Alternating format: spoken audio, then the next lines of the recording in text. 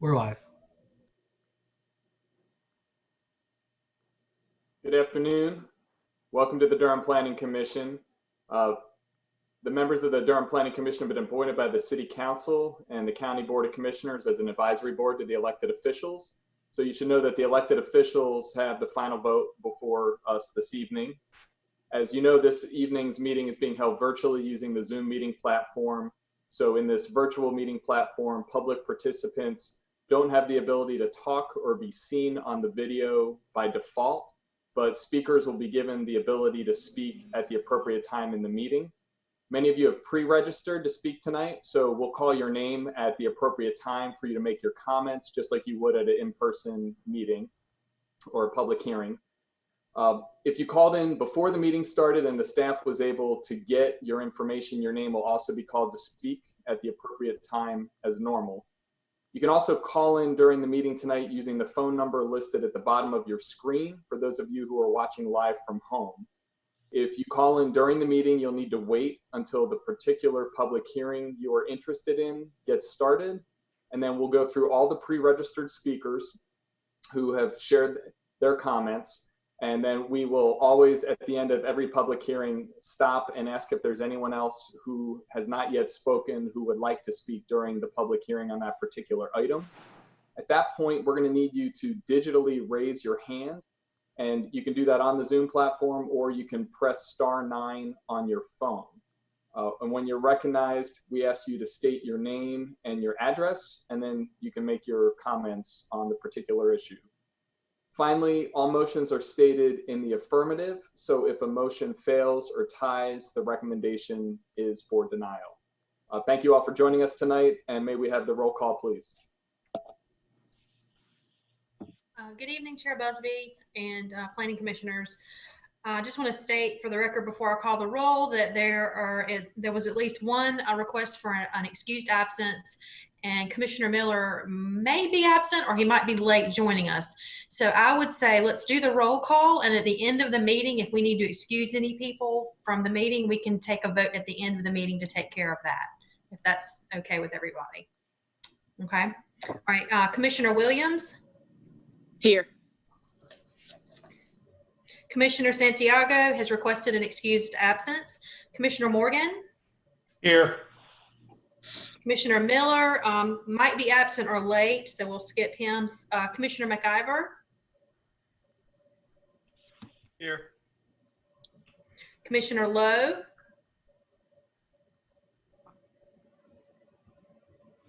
Present. Here. Okay. Commissioner Lanfred? Here. Commissioner Kinchin? Here. Commissioner Johnson?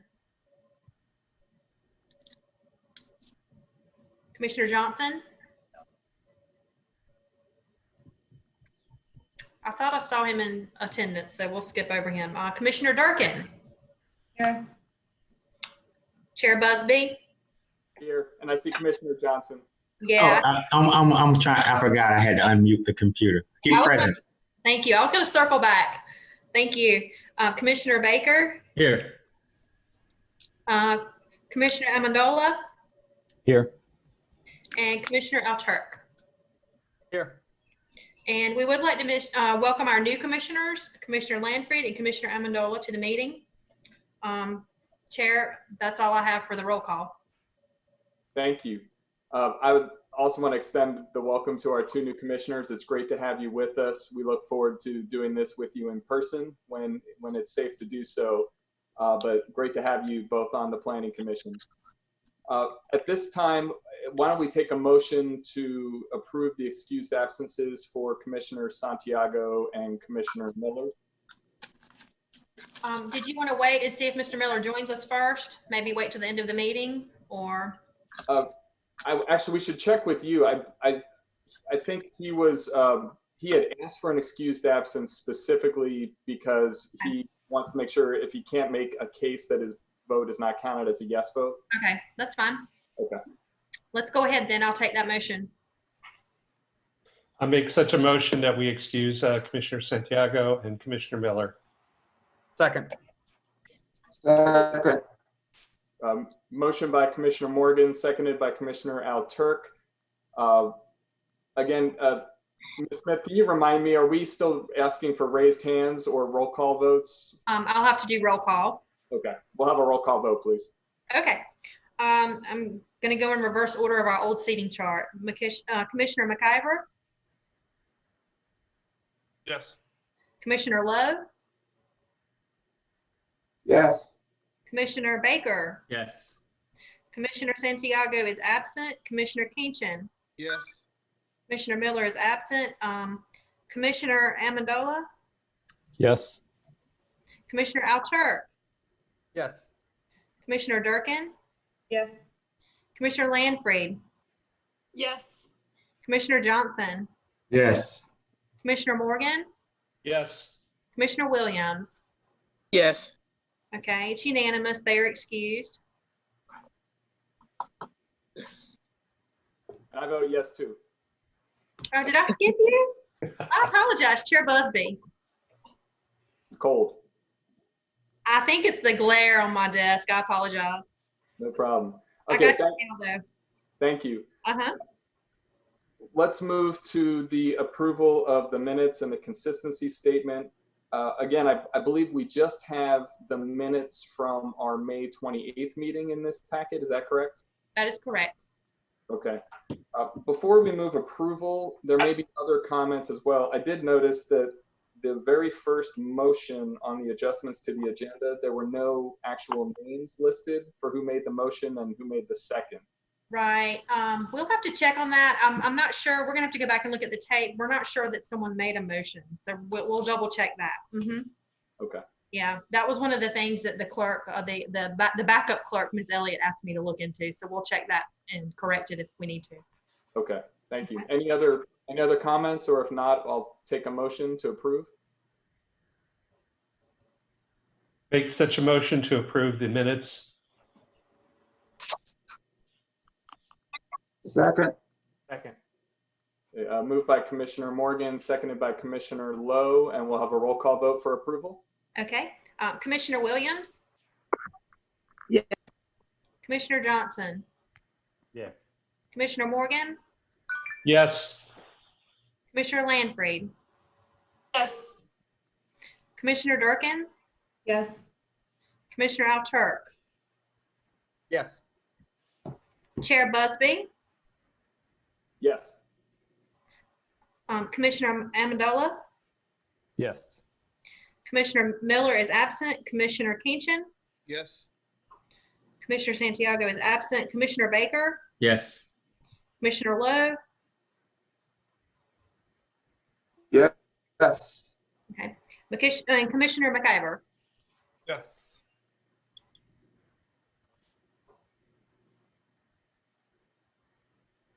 And just, Chair Busby, for the record, we wanted to remind the commissioners that there is, because this is virtual, if someone drops from the meeting, your vote is not counted as a yes. You're counted as out of the meeting and not voting. Okay. Okay. Great. Thank you. Mm-hmm. So that we've approved the minutes. We'll go to adjustments to the agenda, Ms. Smith. So staff would like to offer one adjustment to the agenda and add one item under new business, an additional item under new business after the work program. We need to take care of the vacancy of the vice chair. Our rules of procedure state that in the vacancy of the chair before the chair's term has expired, the vice chair will step up and serve as chair automatically. So we need to elect a vice chair this evening.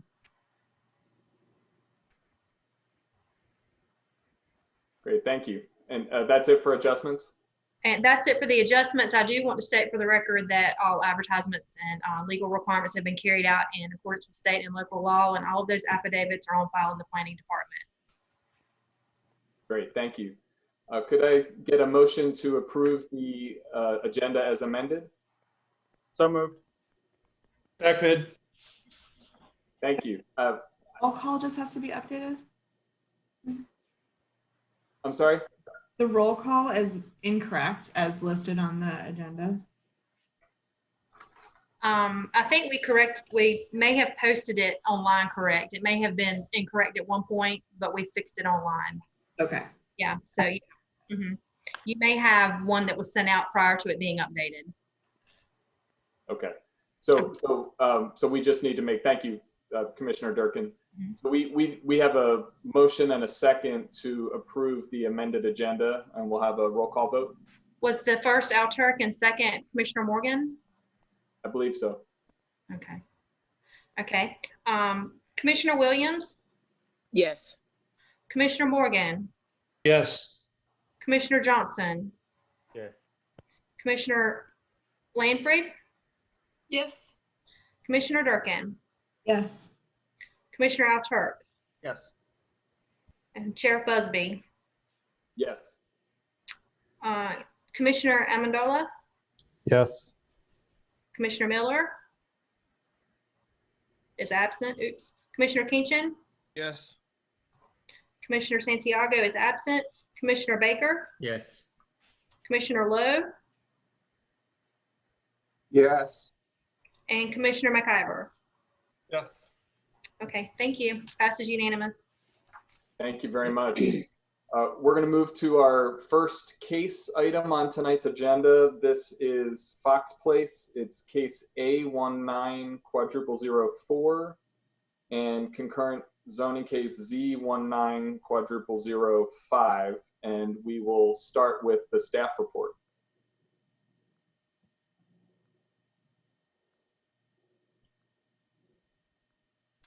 Good evening. I'm Jamie Sonyak with the Planning Department. I will be presenting Foxx Place. It's a consolidated land use item. First slide, please. The applicant is Cliff Cradle from Cradle Engineering. The property is located at 8705 NC Highway 751. The property is currently located within the county, but there's a pending annexation application. The property is about just under 3 acres in size. It's located within the suburban tier. There is a request to change the zoning to residential suburban multifamily with a development plan with up to 11 single-family detached homes. In addition to the zoning map change, there's also a proposed change for the future land use map designation from recreation open space to low residential, low density residential. So there's a typo on that slide. Next slide, please. The aerial map shows the property highlighted in red. It's located on the east side of NC Highway 751.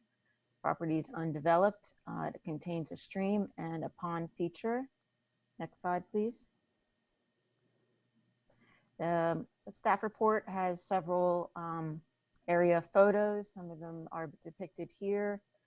The property is bordered by the Chancellor's Ridge development just east of the site. Other residential developments nearby include Huntington Ridge, Eagles Point, and Kensington residential development to the north. It is also abutted by state-owned lands to the north, west, and south, which are within the recreation open space future land use designations. Next slide, please. The site is located within the suburban development tier and falls within the Falls Jordan District B watershed protection overlay. This slide shows the existing zoning on the left with the property in rural residential, and then the proposed residential suburban multifamily on the right in orange. Next slide. This shows the future land use map designation. Again, the property is currently within recreation and open space, and the applicant is seeking a change to low density residential. Next slide. Here is the development plan that has been included in the staff report, which highlights the access points, the building and parking envelope, riparian buffer, and 10-foot no build, the tree coverage areas, and the project boundary buffers. Next slide, please. In terms of a summary of text commitments, which have been included on the cover sheet of the development plan, there's a restriction in terms of single family residential units as being the permitted building type with a maximum number of 11 units. There's a restriction of a right in, right out at the site entrance on NC Highway 751, as well as other graphic commitments included on the plan. Next slide, please. As noted, the proposed zoning is not consistent with the existing future land use designation of the site, and as a result, the applicant is seeking a future land use map amendment, which would then be consistent with the rezoning request. The proposal is consistent with the other comprehensive plan policies included in this list on the screen and further detailed in the staff report. Next slide. Staff determines that these requests are consistent with the comprehensive plan and other applicable policies and ordinances, and I will be happy to answer any questions that you have. Thank you, Ms. Sunyak. Appreciate it. We will move to open the public hearing. And just so fellow commissioners know, the advance number of folks who signed up to speak on this item at the moment is 19. And so there are 2 signed up in support. The rest are signed up in opposition. There are a couple who didn't tell us which way they were speaking on the issue, but there's a fair amount of people who have signed up to speak this evening. Normally what we do, and we allow each side 10 minutes under our normal rules of procedure. I would recommend, as we often do, to extend that to make sure that we give everyone time to share their thoughts. I might recommend 2 minutes per person. That's often what we do, but I'm open to thoughts from other commissioners and would entertain a motion for how we would go about the public hearing process tonight on this item.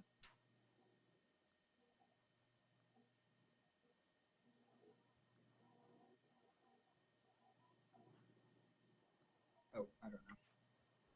Commissioner Alter? Yeah, thanks, Chair Busby. I'll remember to use the raise hand function in the chat, or but I was thinking that I think it makes sense to give folks more than just 10 minutes on each side. So I like 2 minutes each.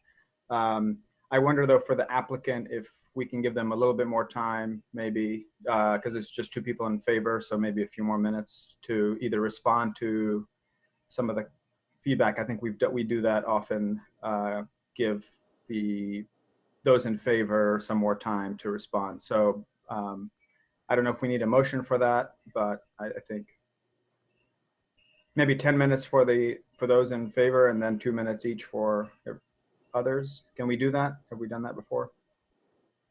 I believe we have. We can check with Ms. Smith on staff, but I would agree that the proponents may have put together 10 minutes worth of time, and we will certainly then allow everyone then to share their thoughts. Ms. Smith, is that appropriate? Yes, we can do 10 minutes, allow the applicant 10 minutes to make their presentation and 2 minutes per speaker on the other side, considering how many are signed up. I mean, we've done that in the past. So Commissioner Alturk, if you want to put that in a motion, we can vote for approval. Sure. I move that we give the applicants a total of 10 minutes and those and opponents 2 minutes each in the public hearing. Do we have a second? Thank you, Commissioner Lowe. We'll have a roll call vote. Second. Did Commissioner Lowe second? Okay. Yes. All right. Yes. Okay. All right. So Commissioner McIver? Yes. Commissioner Lowe? Yes. Commissioner Baker? Yes. Commissioner Santiago is absent. Commissioner Kinchin? Yes. Commissioner Miller is absent. Commissioner Lanfried? Yes. Chair Busby? Yes. Commissioner Alturk? Yes. Commissioner Durkin? Yes. Commissioner Amendolia? Yes. Commissioner Johnson? Yeah. Commissioner Morgan? Yes. And Commissioner Williams? Yes. Okay, passes unanimous. 2 minutes for each speaker proponent and 10 minutes, opponent and 10 minutes for the proponent. Great, thank you. So we'll start with the two proponents. We have Mavis James and Trans Perry have signed up to speak in support of the proposal. Yes. This is Trans Perry. Can everyone hear me? Yes. Okay. Yes, I'm the property owner of 8705 NC Highway 51. My name is Trans Perry, spelled Trans. Last name Perry, P as in Paul, E-R-R-Y. I'm born and raised in Durham. Just to give a little background about myself, I'm born and raised in Durham. Lived here pretty much my whole life except when I went to college in New Orleans. I went to Hillside, local product of Hillside, played sports there. And after college, I worked for Walgreens, and I came back home around 08 and started renovating and building houses. Started primarily in the downtown district, around Cleveland Holloway, Moorhead Hills. And I've renovated and built over 30 houses, probably close to about 35 houses here in the Durham area since 2009. I'm very excited about this project. I think it's very consistent with the with the area as far as like what's proposed as far as like single family residential.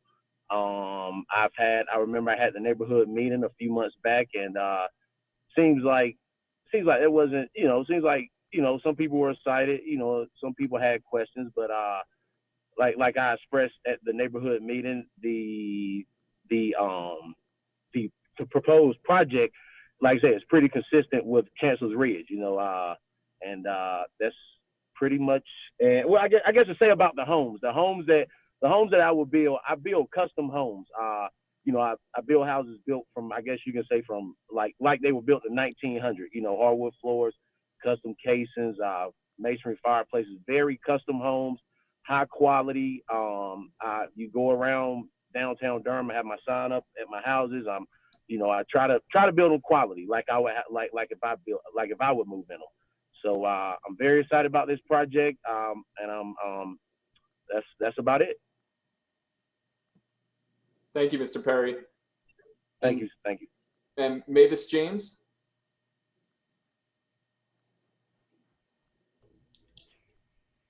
Chair, I do not see Mavis James. This is Chris Peterson from Planning Department. I do not see Mavis James on our list of attendees. If Mavis is joining, please use the raise hand function so that we can properly identify you.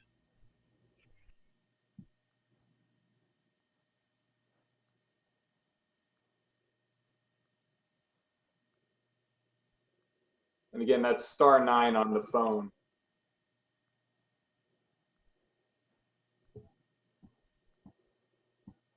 Okay. Well, I'll propose that we move forward hearing from other folks who have signed up to speak, and if Mavis James joins us, we can hear that later. So we're going to move to folks who signed up in advance as opponents of the project. We're just going to read.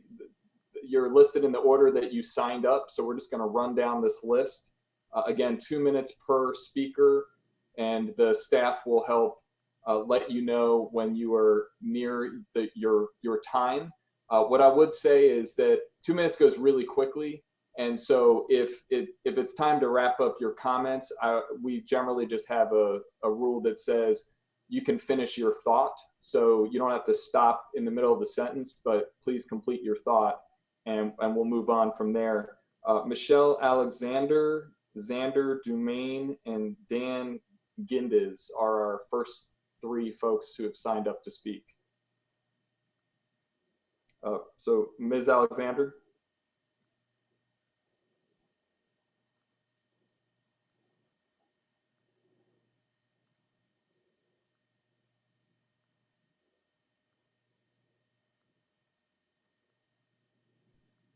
You might be on mute. Yeah, I see Michelle Alexander is on here, but is on mute. So if there's a way to come off of mute.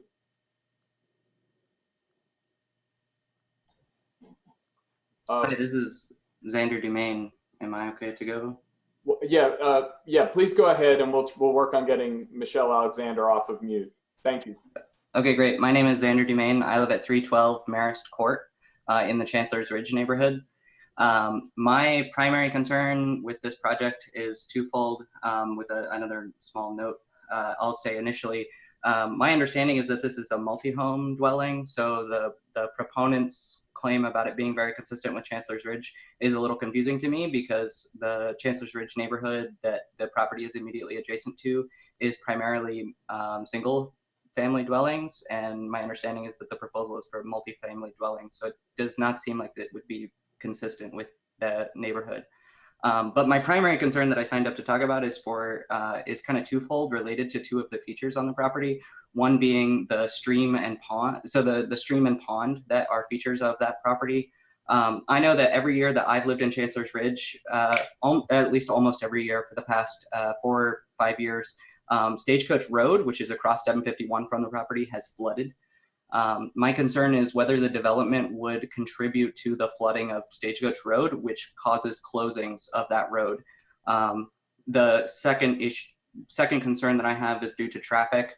That intersection is notoriously bad for traffic. Even though there's a restriction for right in, right out, I'm concerned that the additional traffic for 11 multifamily units would be almost prohibitive to people going in and out of that, going through that intersection.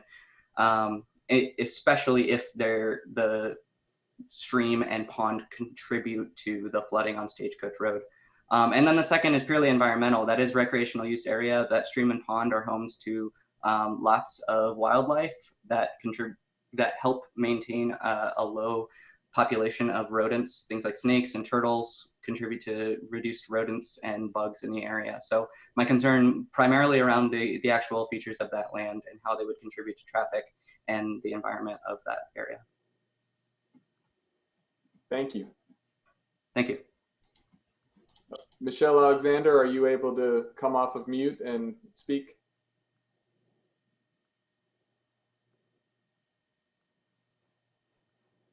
We'll move to Dan Gindiz.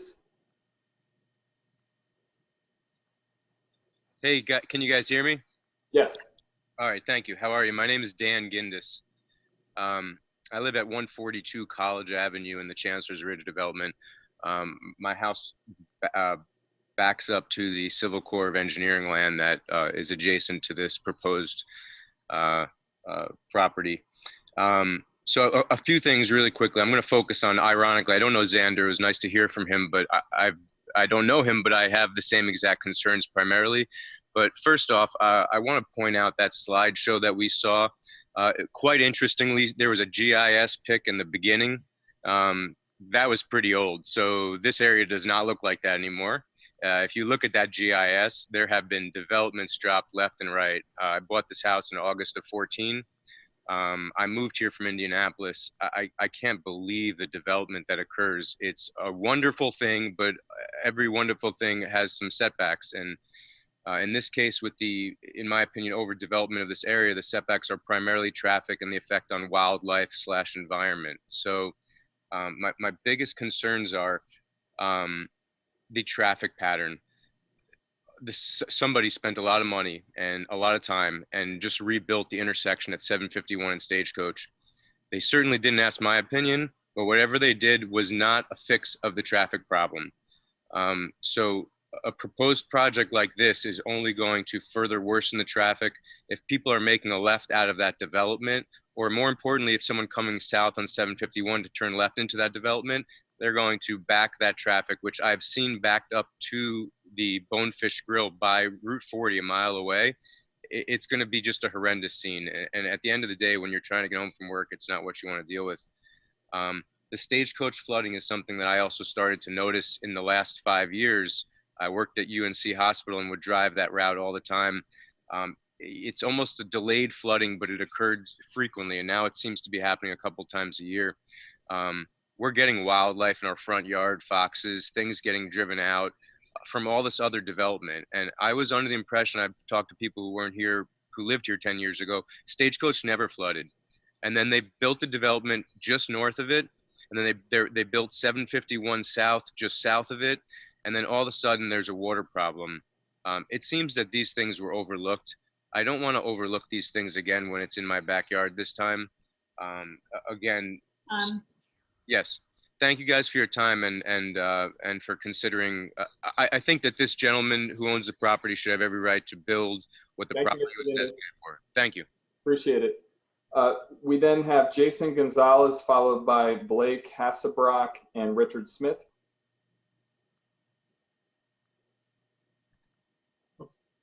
Can you hear me? Yes. Hi there. So my name is Jason Gonzalez. I also am coming from Chancellor's Ridge at 1134 Scholastic Circle. I'd first like to second and third the points already made by Xander and Dan in regards to traffic and certainly the environment. These were points that I had already hoped to make, but I won't hammer those in again to use up that time.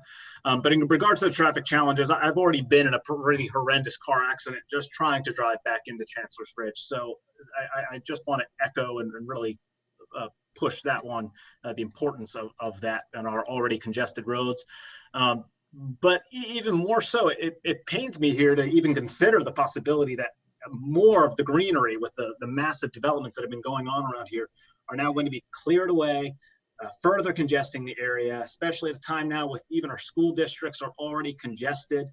There are talks of requiring additional schools, no longer accepting some students at the ones that are existing that we moved here with the intention of being a part of. Roads bogged down, as we've already said. I mean, I recognize our population here in the South Durham area is growing as it is throughout the triangle. But there's got to be a more sensible way to address this growth and this land without stacking houses on top of one another. Up to 11 houses and less than 3 acres is hardly what I'd call value, high quality value for that area. While I have no doubt that Mr. Perry intends to build high quality houses, and it certainly sounds like he tries to stay true to that, I have to believe the value of those homes, as well as the homes and the areas around this proposed development, will significantly be diminished without this greenery for not only aesthetic reasons, but also, as Xander and Dan have pointed out, for environmental and safety reasons as well. Great, thank you. Blake Hassebrock.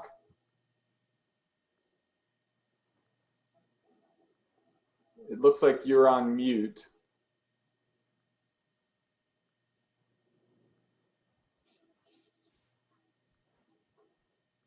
So you can, if you're on the phone, you can press *9. Looks like you're good. There we go. Can everyone hear me? Yeah. Great. Thanks everyone for your time. My name is Blake Hassebrock. I live at 212 Graduate Court, and our home's along the northern border of this parcel in question. Just a little background, I'm a 31-year-old father of 2, born and raised in the Carolinas. My wife and I have invested in this community. We purchased and fully renovated our home about 2 years ago, and we do aspire to spend the next 20 years here in Chancellor's Ridge. So when we purchased our home, we did rely on the future land use map designation, as many other of the neighbors have, to decide what the future looked like for our family. And so the first point is that I would like to trust that that future land use map is reliable on one hand, but then on the other, I feel we all need to consider how this affects not only us, but the generations to come. So the parcel in question is very low and slopes into a gully or a stream that flows beneath that 751 into the Army Corps land on the opposite side. So because of this, I oppose the proposal to change the future land use map from open space to low density residential. The staff says it's in the report that the open space designation for the property must have been a mistake, but they don't explain why they say that. So I don't think it was a mistake at all. And if you drive along the 751, you'll instantly see that the land contains a drainage feature directly reaching into the Jordan Lake watershed. So to me, this is an unusual request to take land out of the open space recreation designation to accommodate the development. I've noticed in being here a long time, the city's made minor boundary adjustments here and there, but never anything this vast in my experience. So Jordan Lake is currently a drinking water source for several cities, including Durham. And today we get our water from other cities that use Jordan water. So we do plan in the future to put our own straw in there. And then you may argue that 2.8 acres might not matter much, But I argue that 11 single-family residences can't be so important that we should strip another parcel from the highest protections we can give a drinking water source. So once the parcel's gone, it's gone, and then the decision's made, and we can't correct that in the future. And so, you know, to look out for the environment and generations to come, that's my stance. Then on the other hand, if we even are to, is that time? It is, yeah. Okay. The other argument I would make would just be that the development plan wasn't thorough enough. So that's all I've got. Thank you so much for your time, everyone. Thank you. Richard Smith?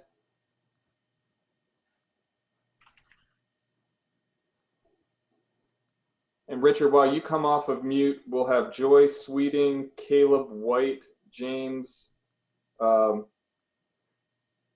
P-S-I-C-H-O-S. I'm just going to spell it because I'm going to do a terrible job with it. Those are the next few folks to speak. But Richard Smith, if you can come off of mute, and love to hear your public comments. And again, *9 if you're on the phone to unmute yourself.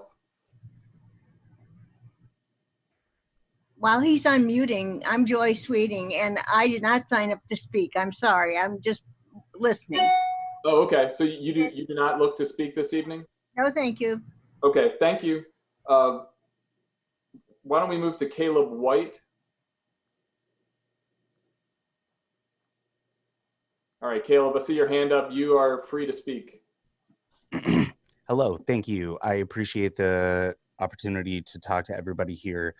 So first off, I would like to give a lot of respect to everybody here. I appreciate that we're all here and talking about this issue. But I do have a lot of concerns about this. I am a member, I live in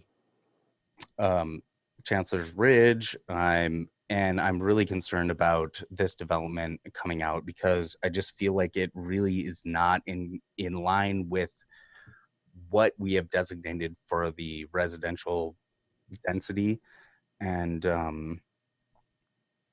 just generally speaking, I was looking for a little bit more information on what was going to be happening with the water feature, because by the looks of the plans, it looks like they're going to somehow develop over like a giant water hole in the ground. So I just think that there maybe should be some more discussion about how that even is going to happen. But generally speaking, I'm really concerned with the traffic that's going to be coming into the community based on this development. Again, I don't think it's in line with the actual the density of housing that's in this community. And I really am worried about that environmental impact based on that pond, based on the watershed, and also the flooding aspect. Actually, it was very interesting that people were bringing that one up because I think that's also a very interesting point. And it does seem like the flooding has gotten a little bit more poignant in the later years. But anyways, I will cut myself off there. And thank you for giving me the time to speak. Thank you. Richard Smith, are you able to speak at this point?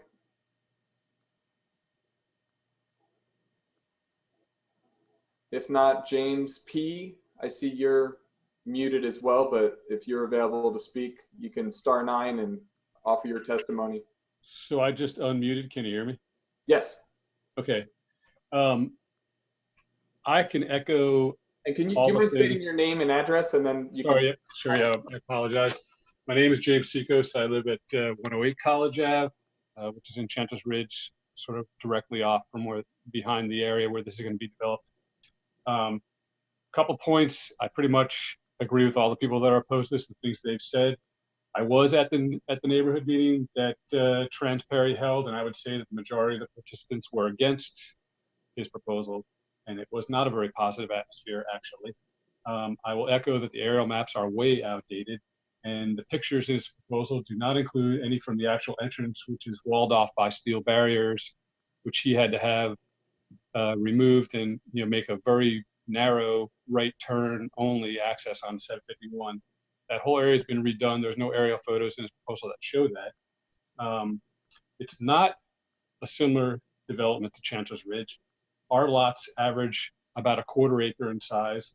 And if you take away the area that he can't develop on that property, he's looking at probably between 0.13 and 1/4 of an acre for each unit. And that doesn't even include the road and cul-de-sac he's going to put in to turn around.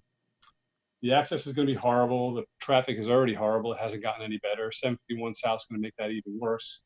And the Jordan Lake runoff is going to contribute to that as well. Happy to let him develop it as it is right now with the 3 or 4 homes that he can put there. That's probably a nice, valid use for that piece of property. But I will say that, you know, all the points that have been addressed are valid points. And I'm kind of disappointed that really none of that was brought up in the staff's, you know, rebuttal of his proposal. It's almost kind of looks like it's rubber stamped, which kind of bothers me because I feel like that's what happened with 751 South.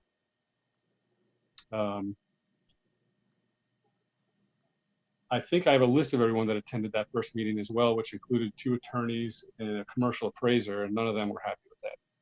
So, and they do live in the neighborhood. Thank you, Mr. Seacos. Yep. Sure, yep, thanks. Richard Smith, I'm going to circle back. It looks like you might be available to speak.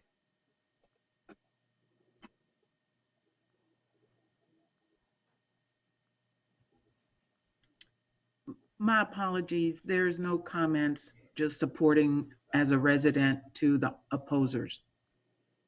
Okay, thank you. Ben Kunkel, followed by Elizabeth Scalco and Jackie Beatty-Smith. Hello, can you hear me? Yes. Okay. My name is Ben Kunkel. I'm at 206 Graduate Court. Grew up in Durham, North Carolina. I've been here for over 40 years. I've had this property for the past 11 years. Things are getting real crowded down here in this area. I agree with everything everybody has said thus far. The traffic has been an ongoing issue. The expansion and addition of turning lane at 751 South and Stagecoach has not really alleviated any of the traffic issues. Having 11 more homes in this property with the right in and right out, there's no way that's going to be helpful for anyone, I would say. The Stagecoach flooding has definitely gotten worse in the past several years. The flooding, I mean, it shuts things down for weeks at a time at various points in the past few years. The 751 development, 751 South has definitely made that worse. I can't imagine adding 11 homes here in the sort of drainage area is going to help that at all. The wildlife impact, I mean, you're talking about directly paving over what is a very large pond right there. And that's going to cause a lot of wildlife to have to flee the area or turn up in other people's yards. It's not going to help with rodent control or the bugs and pests in the area. Yeah, I don't have anything significant to contribute other than agreeing with all the points that have come before me, but I don't understand how this would necessarily help. The maps seem wildly out of date. And I mean, 11 homes on that small parcel of land is not going to be a particularly, regardless of the quality of the homes, like it's just not going to be a lot of very effective use of the land. It's going to be very small areas for the development for the actual houses. Yeah, I have pretty much nothing else to contribute other than I would strongly oppose this measure. Thank you for your time. Thank you. Elizabeth Scalco. Hello, my name is Betsy Scalco, and I've lived in the Chancellor's Ridge neighborhood since the first year was built in 1999, before South Point Mall and much of the development on Highway 751 and Fayetteville Road. Over the past 21 years, I have watched as lots of retail development, 2 apartment complexes, 3 hotels, 3 big churches, an auto park, and 5 large neighborhoods, including the 751 assemblage monstrosity, have been built on 751 in Fayetteville. In 1999, Highway 751 had no streetlights between Chancellor's Ridge and Highway 54. Now it has 5. Stagecoach Road had a 1-lane bridge where you had to wait and take turns crossing. Now it's been raised and widened with streetlights at both ends, and it was still closed multiple times last year for flooding. I've never spoken out. I'm not against development. I live in a neighborhood built just 2 decades ago. But all of this growth has affected the traffic on Highway 751 with no widening or significant improvements, and the Jordan Lake watershed and flooding along Stagecoach Road. The land in question for rezoning has an existing pond that is often full. Where will that water go once you have all that impervious surface? Chancellor's Ridge had to build 3 water retainment ponds when it was built, and they have never been full of water. Actually, they rarely have much water in them at all, but this pond does. The land in question has a difficult access off Highway 751, where it would currently be illegal, not to mention very unsafe, to turn if headed south, or to turn north, to turn south if headed out of it. Allowing a right out and right in only addresses the turning traffic, but instead they will turn around in the Chancellor's Ridge neighborhood to go back north. Now, maybe you say it's a small piece of land, less than 3 acres, what does it matter? And I would say that's exactly why it matters.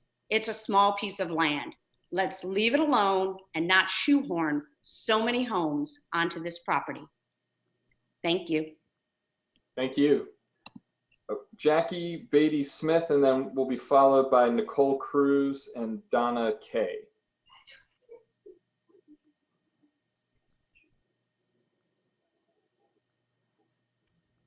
So Jackie Beatty Smith, are you with us and able to speak?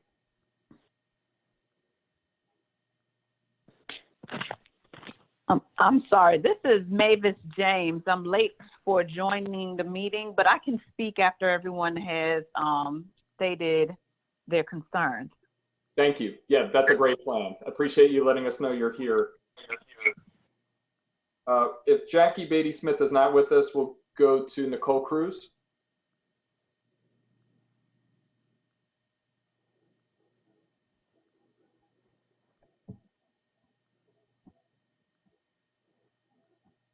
All right, I don't see anyone raising their hand. We'll go to Donna Kay.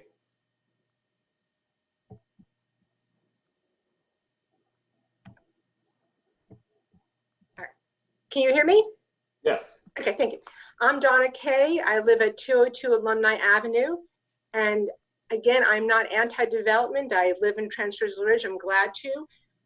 Like many people, mainly concerned about the flooding and the watershed. And I guess my question, because I did not come out as opposed or for, is I do think that there needs to be a study. I understand that the actual site plan review or to do the calculation to see if flooding would occur is kind of a big deal. I know it's expensive, but I think that if this project needs to be considered, that has to happen. It's just not fair to anyone, including those future homeowners in that community, to go forward without that kind of plan. I guess I want to know, is the city prepared to, if you do go through with this, are you prepared to request that kind of study to know what we're dealing with? Because I think that's my main concern, is moving forward without all the information. Great, thank you. And is the developer willing to invest the money for that? Last question, I'm confused about, it says it's multifamily homes, but then I heard it's 11 individual homes. So are these individual townhomes? Are they single family homes? I wasn't sure about that either. Great, thank you very much. And just so you know, during the public comment period, this is your opportunity to make your statement and raise questions. When we close the public comment period, the commissioners have time to ask the staff or the proponent or anyone else any questions and make comments. So it's helpful to hear your questions, and commissioners may raise those on your behalf during the discussion phase of the hearing. Because I want to be open-minded and hear what the data has to say, and I'm just not clear what is there. And I understand that that work has not been done yet. It's not the appropriate time to do it, but that I think it really needs to be done. So thank you. Thank you. Kristen Sherman Servati.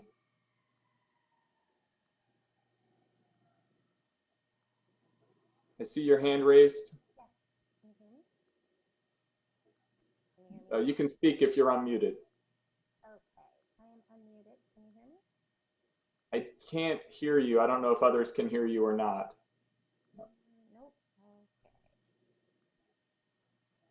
We will circle back to you. There seems to be an audio issue on your side. We've got two more folks who are signed up to speak. We have Betsy Weatherhead and Ashley Gonzalez. So Betsy Weatherhead, if you want to speak.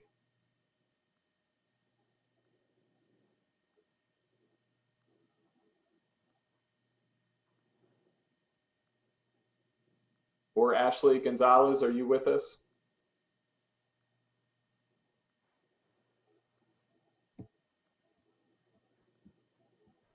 Okay, I don't see any of those folks. I do see a few hands raised. Kristen Sherman Servati, do you want to try again and speak? Yes, I do. That's better. Can you hear me? Speak up, it's still quiet. Right, I will speak really loudly. I'll try my best. It's a little different from other Zoom meetings. So I live at 214 Graduate Court. Property next to me is Blake's, and I see the pond that we've talked about that floods very frequently. I have been here for 16 years, and well before all the development that has happened that I know Betsy talked about. I don't know all my neighbors, but I do echo most of the concerns here. My major concern is that this land is designated for recreation open space on the future land use map. I remember when there was an actual resident in that very small house on that 2.5 acre parcel. And one of the reasons I moved here was because Army Corps of Engineer land backed up to my property. And I know that we all, at least Chancellor's Ridge has had considerations for the way that it was developed in light of and in compliance with the storm water planning for Jordan Lake. The flooding is a major issue. Flooding happens down behind my property, just in the Army Corps of Engineer land as it is. And so I'm really concerned about utilizing that small space and having a lot of impervious land or impervious space taken over on what is pervious. Great, thank you. Thank you for your comments and your persistence getting through to us. So we have finished. I'm just going to read the names who are on here who didn't reply, just to give you one more chance, and then we'll go to Mavis James and any additional folks. But Michelle Alexander, Jackie Beatty Smith, Nicole Cruz, Betsy Weatherhead, or Ashley Gonzalez, are any of you with us this evening and wish to speak?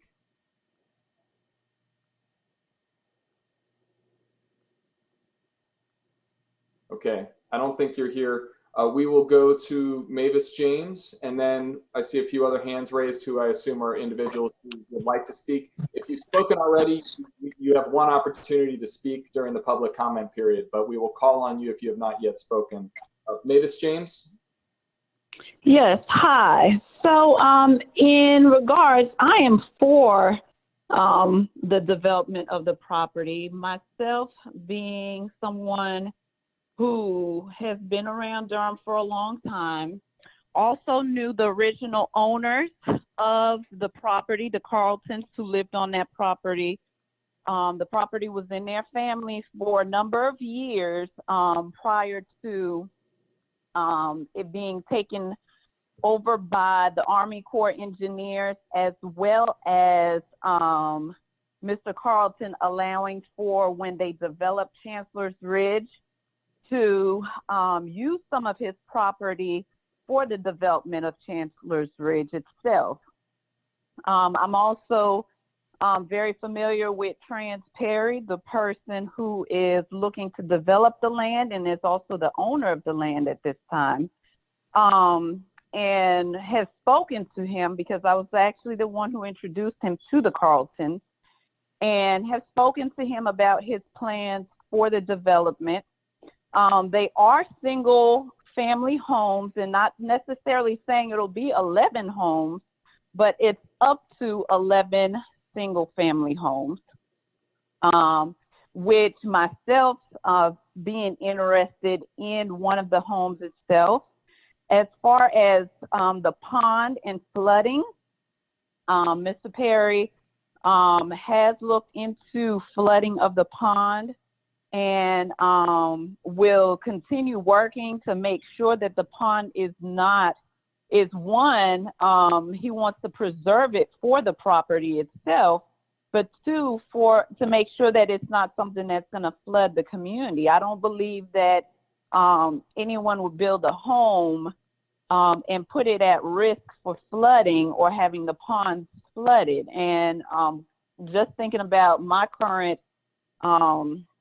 neighborhood now, there's always a reservoir for the water to go into. So no one who's going to develop a plan is going to go in knowing that these homes may potentially flood. So I think that's something that realistically we need to go ahead and look at the bigger picture. No one's going to build a home that's going to flood. Mr. Perry actually has a very good reputation with the homes he's built around Durham. And I actually don't think that the homes would, or the residents of the homes would actually cause any issues with traffic. You have 11 single family homes. As far as adding to the traffic, I don't see how that would change. That would change the actual traffic pattern that we have right now on 751. I don't feel that those cars would those people who live in that neighborhood would cause more traffic than what it is already on that road. Great, thank you for your comments. Thank you. We are going to move to the individuals who have raised their hands, who have not spoken this evening, and I'm just going to call you in order. If you would like to speak, this will be your 2-minute public comment opportunity. Audra Slavin. Hey, my name is Audra Slavin. I'm at 126 College Avenue, and I'm an original owner here as well. Most of the comments have been said, but when I did buy here with the future land use, the Corps of Engineer property and no building behind it, I actually paid a premium for this lot. So I paid more to live here with the understanding that we would not be developing behind there. And so now what we're saying is we're going to develop behind there. You're going to fill in that creek.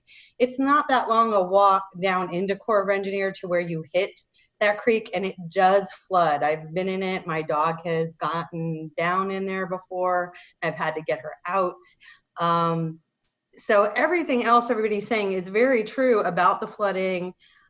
When we developed the farmland off of 751 onto Stagecoach, it never flooded before then. As soon as you did that, that's what created the flooding 5 years ago that we continually experience.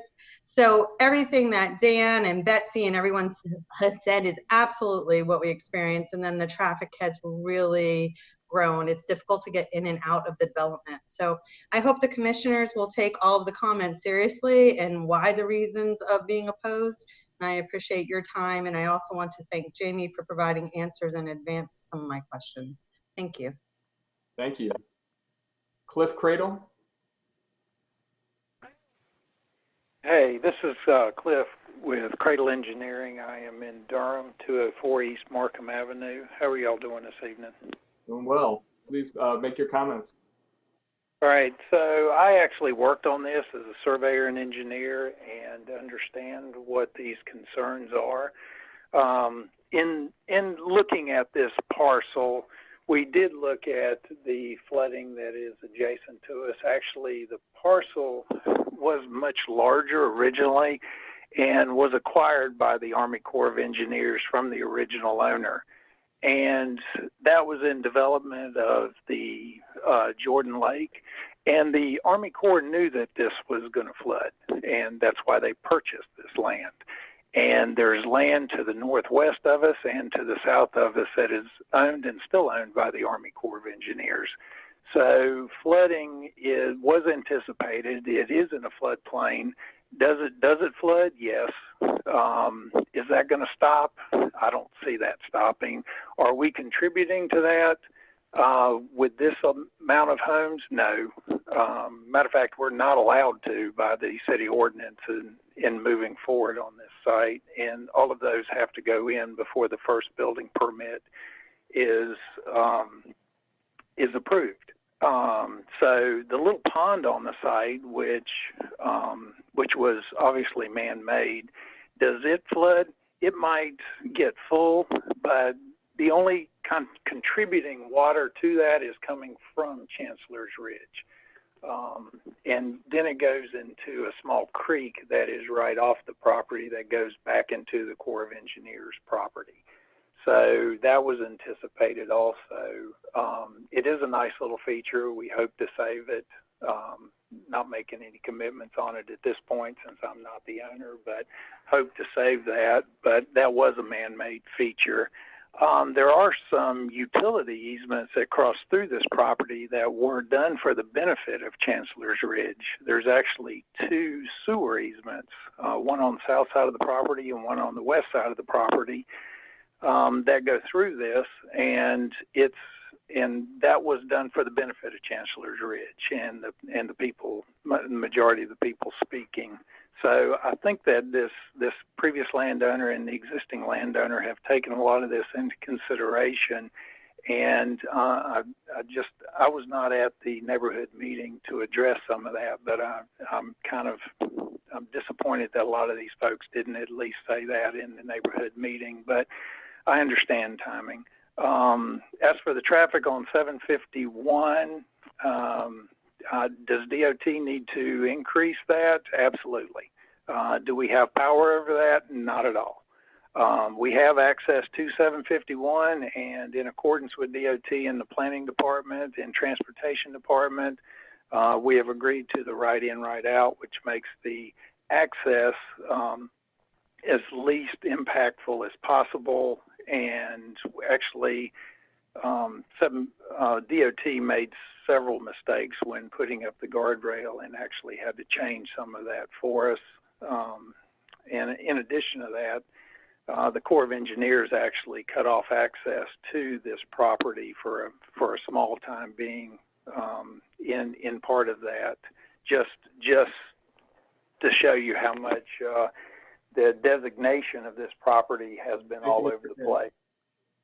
All right. Should it have been open space? No, never should have been. It was always residential, and it was taken as part of the building of this dam. Thank you. Thank you for your comments. And then finally, we have John Paul Schick with his hand raised. Yeah, can you hear me? Yes.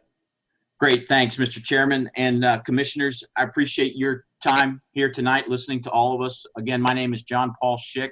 I live at 308 Alumni Avenue, which is in Chancellor's Ridge. I've lived here since 2014 with my wife and my 2 boys. I've lived in Durham since 1997. By day, I am a real estate attorney with the firm of Ortiz and Schick. I did attend the neighborhood meeting where the presentation was put on about this development, and having practiced real estate and commercial real estate for many years, I can tell you that I was thoroughly unimpressed with the presentation. But specifically, the reasons I oppose this application are the following. The number 1 reason is safety. This driveway on 751, so close to the traffic light at Stagecoach, so close to the entrance at Chancellor's Ridge, even with a right in, right out, I think is going to be a safety problem. Not only the turning in and out at that driveway, but as somebody else mentioned, people that are going to want to make U-turns around whatever island is installed in front of that. 751, as you've heard other people mention, is an issue, and I think that the safety of this entrance is huge, is paramount. 11 homes may not be a lot of cars, but all we need is 1 car to turn in or turn out wrongly, and then who knows what could happen. The other reason I oppose this is it's a bad idea. to the extent that we need new homes in the area, we've had over 100 units open north of this project at South Point Trails. And of course, whether it's 1,000 or 1,200 or how many ever it is coming at 751 South, these 11 homes are a drop in the bucket, and I don't think we need that. The Army Corps of Engineer property, yes, it does flood. I too have been down there with my boys. I would like to address this idea that we at Chancellor's Ridge are benefiting from easements. I can almost bet you donuts to a dollar that those easements were required by some of your predecessors from the city in building Chancellor's Ridge. So that although, yes, we benefit from these easements, I don't think Chancellor's Ridge had a choice in that matter. And then finally, I've heard the hope that the pond will be saved and not paved. I've heard that hope in many, many, many other projects, and the cost of paving over it, when you can put another house or two on it, usually loses out. So I think the downside to this project, the many downsides far outweigh the upside of this project. And with that, I'll thank you once again for your service to our community. Thank you. If you have not spoken yet tonight, I see Caleb White's hand is up. I believe you've spoken already, but if you have not spoken and you wish to speak during this public comment period, please raise your hand and we will give you your opportunity.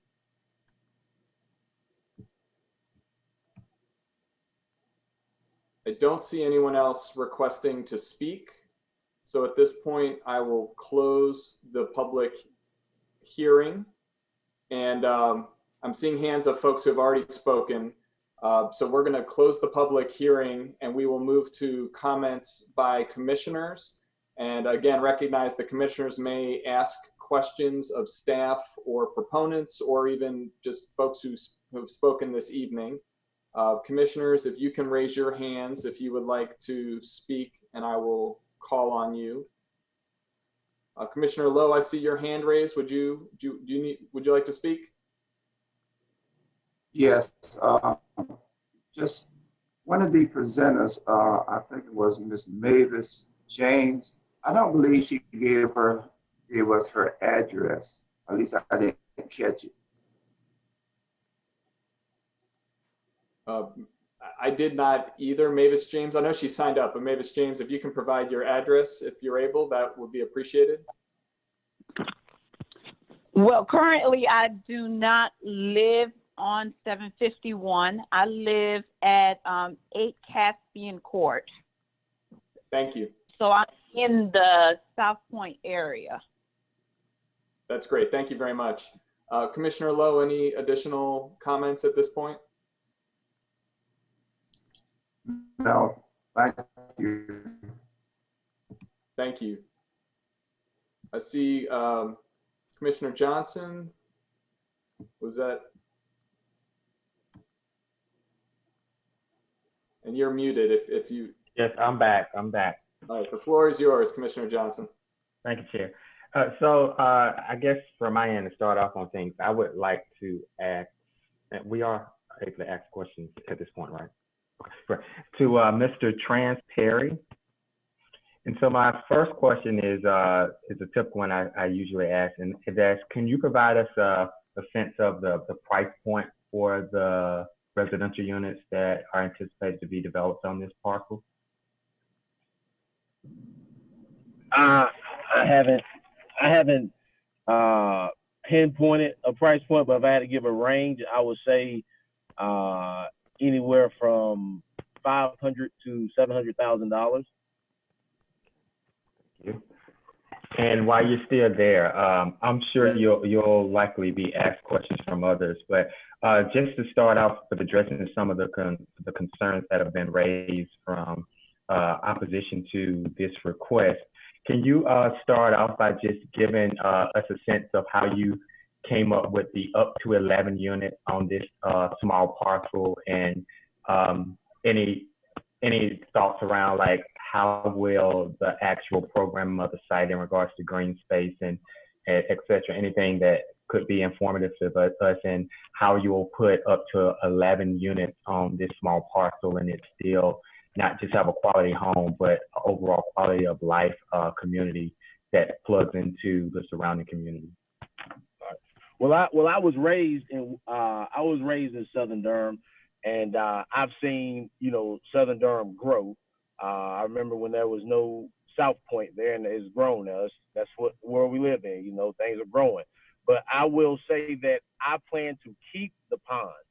I think there'll be a nice feature. I have a little recreational area just to the, my boundaries right, just to the south of the pond. Have a nice little recreational. Keep the pond. I just think the up to 11 homes, to answer your question, sir, that came from just working with Mr. Cradle.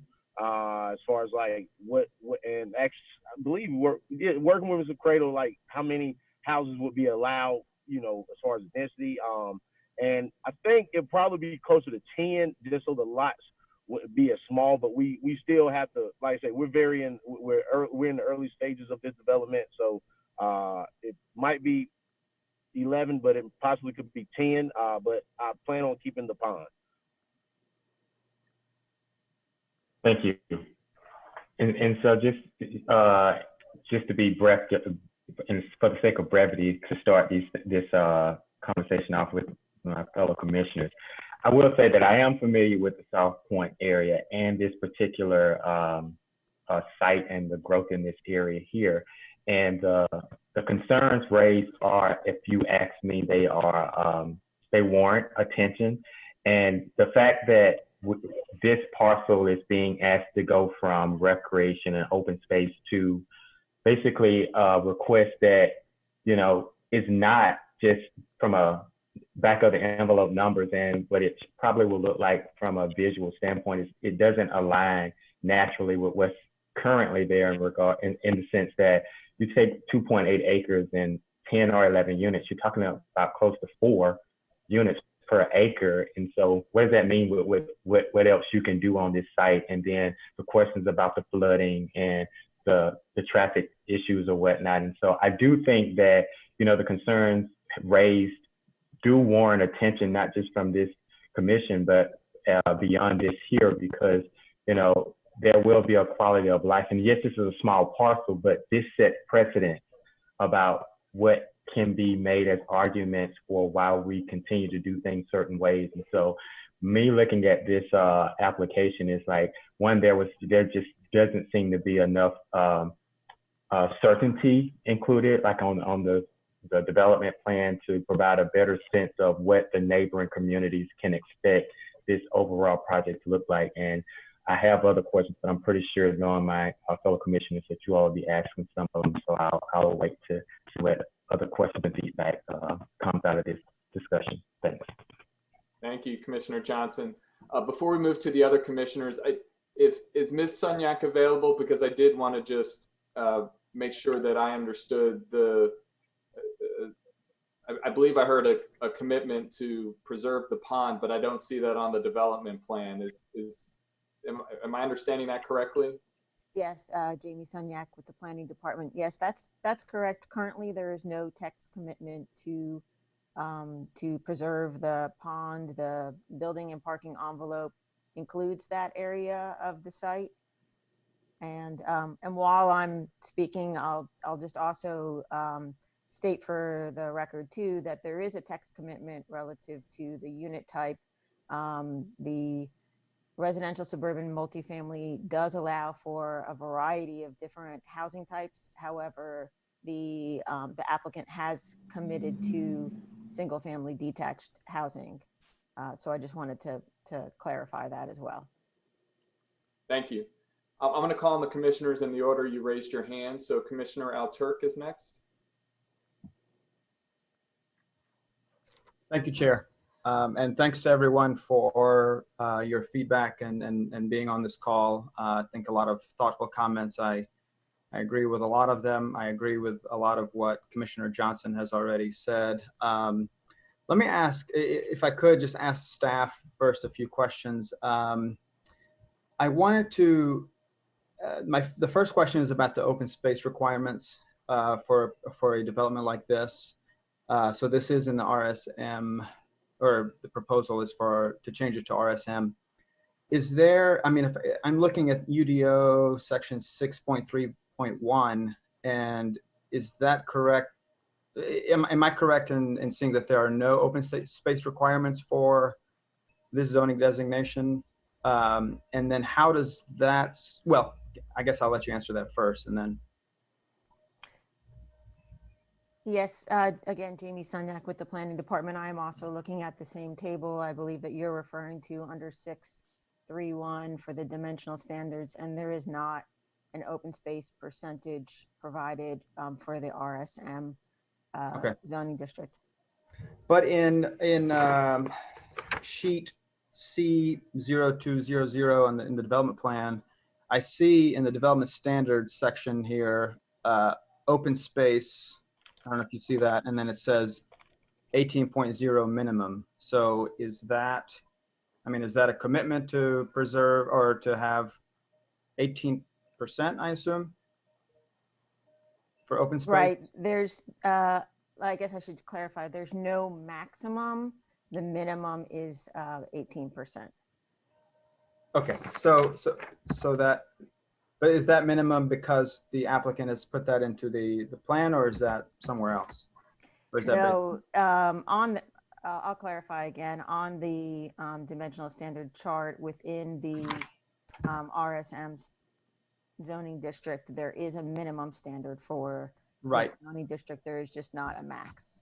Okay, I see. So that's the minimum, and that's what the applicant is committing to, I guess, right? Okay, so the second question I had in that same section of the UDO 6.3.3, I see that there is a in section B of that 6.3.3 a density bonus for RSM. Do you think that that would apply, because this is on a major roadway? I would assume that would be designated a major roadway. Do you think that would apply here? And is that a site plan thing, or is that, would that have to be approved in a development plan? So we have not done an analysis to see whether or not that density bonus is applicable here. However, if it is applicable, they do not have to identify that on their development plan, and that is something that they can take advantage of at the time of site plan. Okay. I mean, from what I can tell, I mean, I guess I haven't done the analysis either, but okay, so it seems like it might be possible.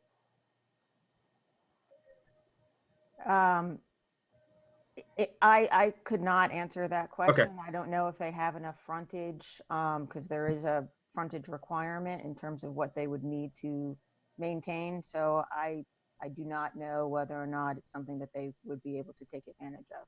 Okay, thank you. So another question back to the open space requirements, or you know, this is currently the FLUM here is open space and rec.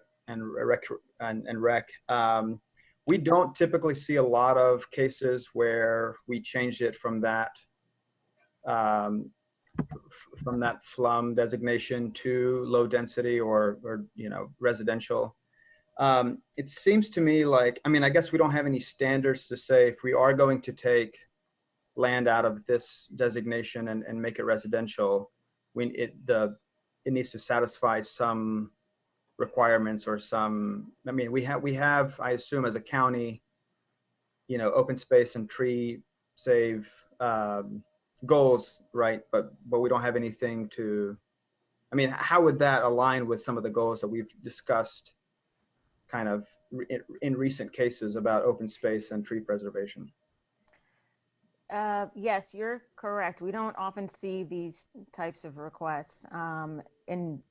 In fact, in many areas where we have the recreation open space designation, and we as staff, when we see the application, indicate that no development or certain types of development can't occur within that area. When this application came in, there was a request to change the future land use designation, and staff reviewed that request. Typically, we'll look at our GIS layers in terms of the environmental constraints on the site. And in this case, when we pulled up the data, there was not the FEMA floodplain area that would coincide with what we normally see as the recreation open space area. In addition, the property was privately held. So staff came to the conclusion, because the mapping in some cases with respect to the future land use designation is done at such a large scale level, that this was considered a mapping error. With that said, the applicant, the property is currently residentially zoned, so they could develop for the property for residential purposes under the existing zoning. However, with the request that came in, with the application seeking higher density than what's there right now, we reviewed the FLOM and felt that modification made sense. Okay. Yeah, because currently it's zoned as RR, so they could build up to 3 single-family homes there. Correct. Right. I had a question for transportation as well. So transportation has requested in attachment 8 for the applicant to provide an off-site sidewalk, and I guess the applicant has decided not to do that. Could you tell me exactly where you are requesting that? Is that, I mean, I see that it's along 751, but it's, I guess, not, it is not fronting their site, their parcel, or so can you clarify exactly where you're requesting that additional off-site sidewalk? Correct. Berlin Thomas Transportation. So this request was for the frontage of parcels, I believe, just to the south to avoid a gap in the sidewalk system. Okay.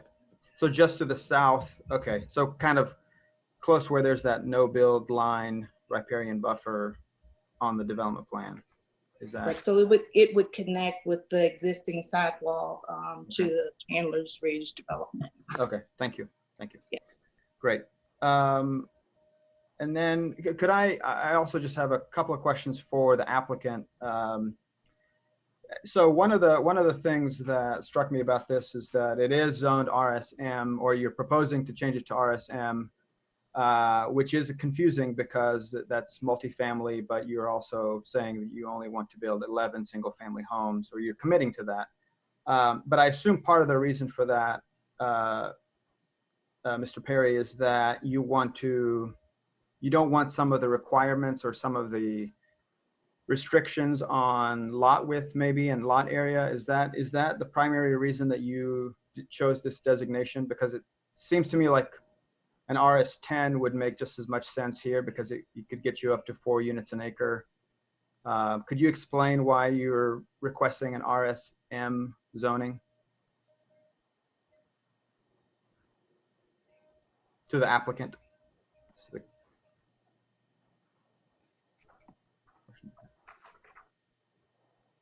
So, Mr. Perry, if you are able. Oh, okay, unmute. Okay, yeah, I'll unmute it. I'm sorry. Yeah, I was, this is my first development. Like I said, I just done primarily residential in the downtown area, a lot of infill lots. And I was just going by the recommendation of Mr. Cradle. Originally, it was 16 townhomes, but I have not done townhomes, and I've only done single family homes, and that's why I changed it during the during this whole process, that I committed to just single family homes, because that's what I know, and I don't want to step outside my comfort zone, if you will. Okay. And you've said that you want to commit or keep the pond. Are you willing to make that a commitment on the development plan? Yes, I believe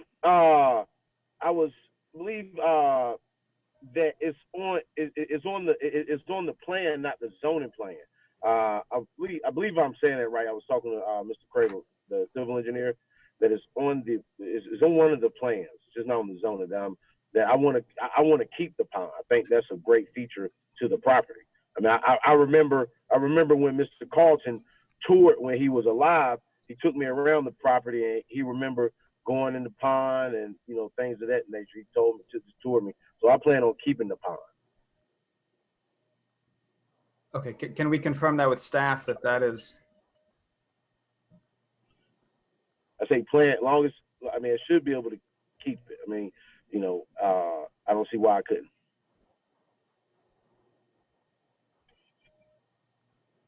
Sorry about that. Yes, Jamie Sunyak with the Planning Department. We will accept a text commitment that will allow the applicant to offer committing to the fact that the pond will not be removed or modified. So I guess we would need some more specific language in terms of what exactly they're committing to. Okay. Thank you. I guess we can see if the applicant wants to come up with more specific language. I guess I can wrap up. I've spoken a lot. I initially didn't like the RSM zoning here, but I thought about it, and one of the things that I don't like about RS20 and RS10 is that the requirements for big lots. Some of the neighbors said that this would not be in line with the character of the area, but in my mind, smaller lots are good in the long run because they can help us increase housing density while potentially protecting and saving open space. So I don't have quite an issue with maybe the smaller lots or even the number of units. I'm not. I think 3.9 units an acre is not wildly out of character with the area. However, having said that, I feel like if this was zoned and as an open space piece of land, and I feel like there should be a little bit more environmental protection, something above and beyond what is just required from the UDO. And so I feel like if the applicant would potentially, put in some more environmental protections, which I think is what a lot of folks have discussed tonight, I would be a little bit more prone to vote for it. Right now, I'm still on the fence, and I'm interested in hearing what others say. But I kind of wish that there were some more environmental protections here. And I would also love for the applicant to be able to build sidewalks off-site. I think that's especially when the Transportation Department is echoing what the Bicycle and Pedestrian Advisory Commission is asking for. And so I'll stop there. Thank you, Chair. Great, thank you, Commissioner Alturk. Commissioner Morgan, you had your hand raised earlier. Do you have comments? And you're muted at the moment. Yeah, I know. I'm just trying to find the right button and mute. No, I think Commissioner Alturk asked some of the same questions I had in mind, so that's why I lowered it. Great, thank you. Commissioner Durkin? Yeah, I just wanted to clarify. I'm confused about whether there is actually a proffer regarding the pond. Planning to do something is not quite the same as committing to it. So if Mr. Perry can confirm whether or not it was an actual proffer or if it's something that he needs to confer with his engineer about, then it's either something we're bringing to the table now or not. So I just wanted to make sure everyone was on the same page on that. Is that a question to Mr. Perry? It is, yes. If it's actually a proffer or if it's just an intention, but not a commitment. No, it is a commitment. I don't see. I mean, I'm not. I think that'd be a better question for Mr. Cradle, but I've expressed him that I want to keep it. I'll let him answer if we can keep it. I don't know. It might be some regulations with the city. I'm not sure, but I'm sure. I think Mr. Cradle's still on. Yeah, he's there muted. So if you could answer that question, Mr. Cradle. That's a good question and concern. We will have to look at the actual outlet to the pond. Since this was man-made, we have to make sure that the outlet is safe for for this kind of development, and it meets all of the state standards. Typically, these older ponds do not, so I don't want to commit to not modifying the pond, but if Mr. Perry wants to keep the pond, then we will commit to the pond. Also, part of the designation of this being RSM was to keep these environmental features that are all over the site and give us the flexibility of the houses as opposed to the RS20 or RS10 designations. Because we do have tree coverage area on this site, we've got stream buffers on this site, we've got boundary buffers against both the core land and the open space that's associated with Chancellor's Ridge. And that kind of tucked everything into what would be smaller lots. But the purpose of this was to build the houses so that we kept all the environmental features in addition to these two large sewer easements that go through the lot. Thank you. Thank you for that clarification. So just we're not putting, there's not a proffer on the table for tonight, which I think is the right move because it seems like a big commitment to make right now without really factoring into the feasibility of that. And I did have a question for staff, for Jamie. One of the concerns, well, many of the concerns were environmental related issues. And one question that came up that I wanted to make sure was answered was what kind of environmental requirements or testing are required at the site plan stage? Since this is just the development plan, it doesn't lay out the actual footprints of the houses or anything with a whole lot of great detail. So at that stage, what is required that the developer will have to undertake and pass with whatever requirements are set forth? Jamie Sonyak with the Planning Department. In terms of the testing, I'm not sure what you mean. Are you referring to something specific? If there's an EIS or if there's what they can do with the pond and with the sewer easements and the concerns about flooding, if there are things that will be done at the site plan stage that would address some of those concerns. Okay. I believe if the commission doesn't mind, Mike Irwin and others from Stormwater may be on the call to better help answer questions related to stormwater at the site plan level. Yeah, that would be really helpful. Okay.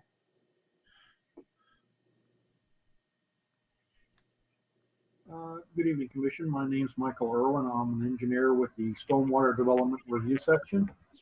In regards to this parcel, they are going to need some sort of a stormwater control measure. So I would recommend that this pond be available for retrofit without, having any more engineering survey data from Mr. Cradle. I wouldn't know what the current situation of the pond is. There's also sections of the site that are down slope from this pond because there's a ridge in the middle of the property. So I don't know how they're going to get the water from the south side of from the west side of the development back up to the ponds. And we'll need some other sort of a stormwater control measures on the site. But keeping the pond right now appears to be a viable alternative for stormwater treatment. Okay, just so it's clear for everybody, for the attendees, that there are stormwater abatement measures that have to be undertaken at site plan that are not reflected on the development plan because. Oh, most definitely, yes. Mm-hmm. Sorry? Yes, most definitely, yes. They have to go through the site plan stormwater impact analysis where they talk about the peak flow runoff, any total suspended solids treatments, or any other of our regulatory requirements. And it's usually a document that's greater than 60 pages long for all sorts of engineering details. Okay, thank you. That's it. Thank you, Commissioner Durkin. Before I recognize Commissioner Kenshin, I did just want to note that Commissioner Miller has joined the meeting. Good to have you with us. Thank you, Mr. Chairman. And we are on the Fox Place agenda item, and the Commissioner question and comment section. Commissioner Tension? Yeah, thank you, Chair. Most of my questions have been answered already. I did have a couple more for the owner, Mr. Perry. I'm curious, it looks like there's no other access points other than 751. Is that correct? That's the only access to the property, 751. And then also, Mr. Cradle in his letter to the city said the price point will be $325 per unit. But I think I heard you say 500 to 750, which is a pretty big difference from what we saw. And then lastly, why no sidewalks? I mean, you're asking a lot from us in terms of making concession to turn this space into something that works for you, but you said no to sidewalks. I'm curious about what the rationale is for saying no to the sidewalks. Those are my three questions to Mr. Perry. Mr. Perry, you're welcome to answer the questions. What was the first? Well, all right, the side. I forget the first question. I was. The first question is I don't. There doesn't appear to be any access points other than 751. Oh, no right. way to connect to the other neighborhoods. So Yeah, you've only got the one way to access the property, which appears to be a really tough turn from my vantage point, at least. So I was wondering about that, if that's correct. Am I reading that correctly? If I missed that's something? correct. That's correct. One entrance, and the sidewalk is, I think it's, I don't have the map in front of me. I think it only have about 60 or 70 feet of frontage. So, I mean,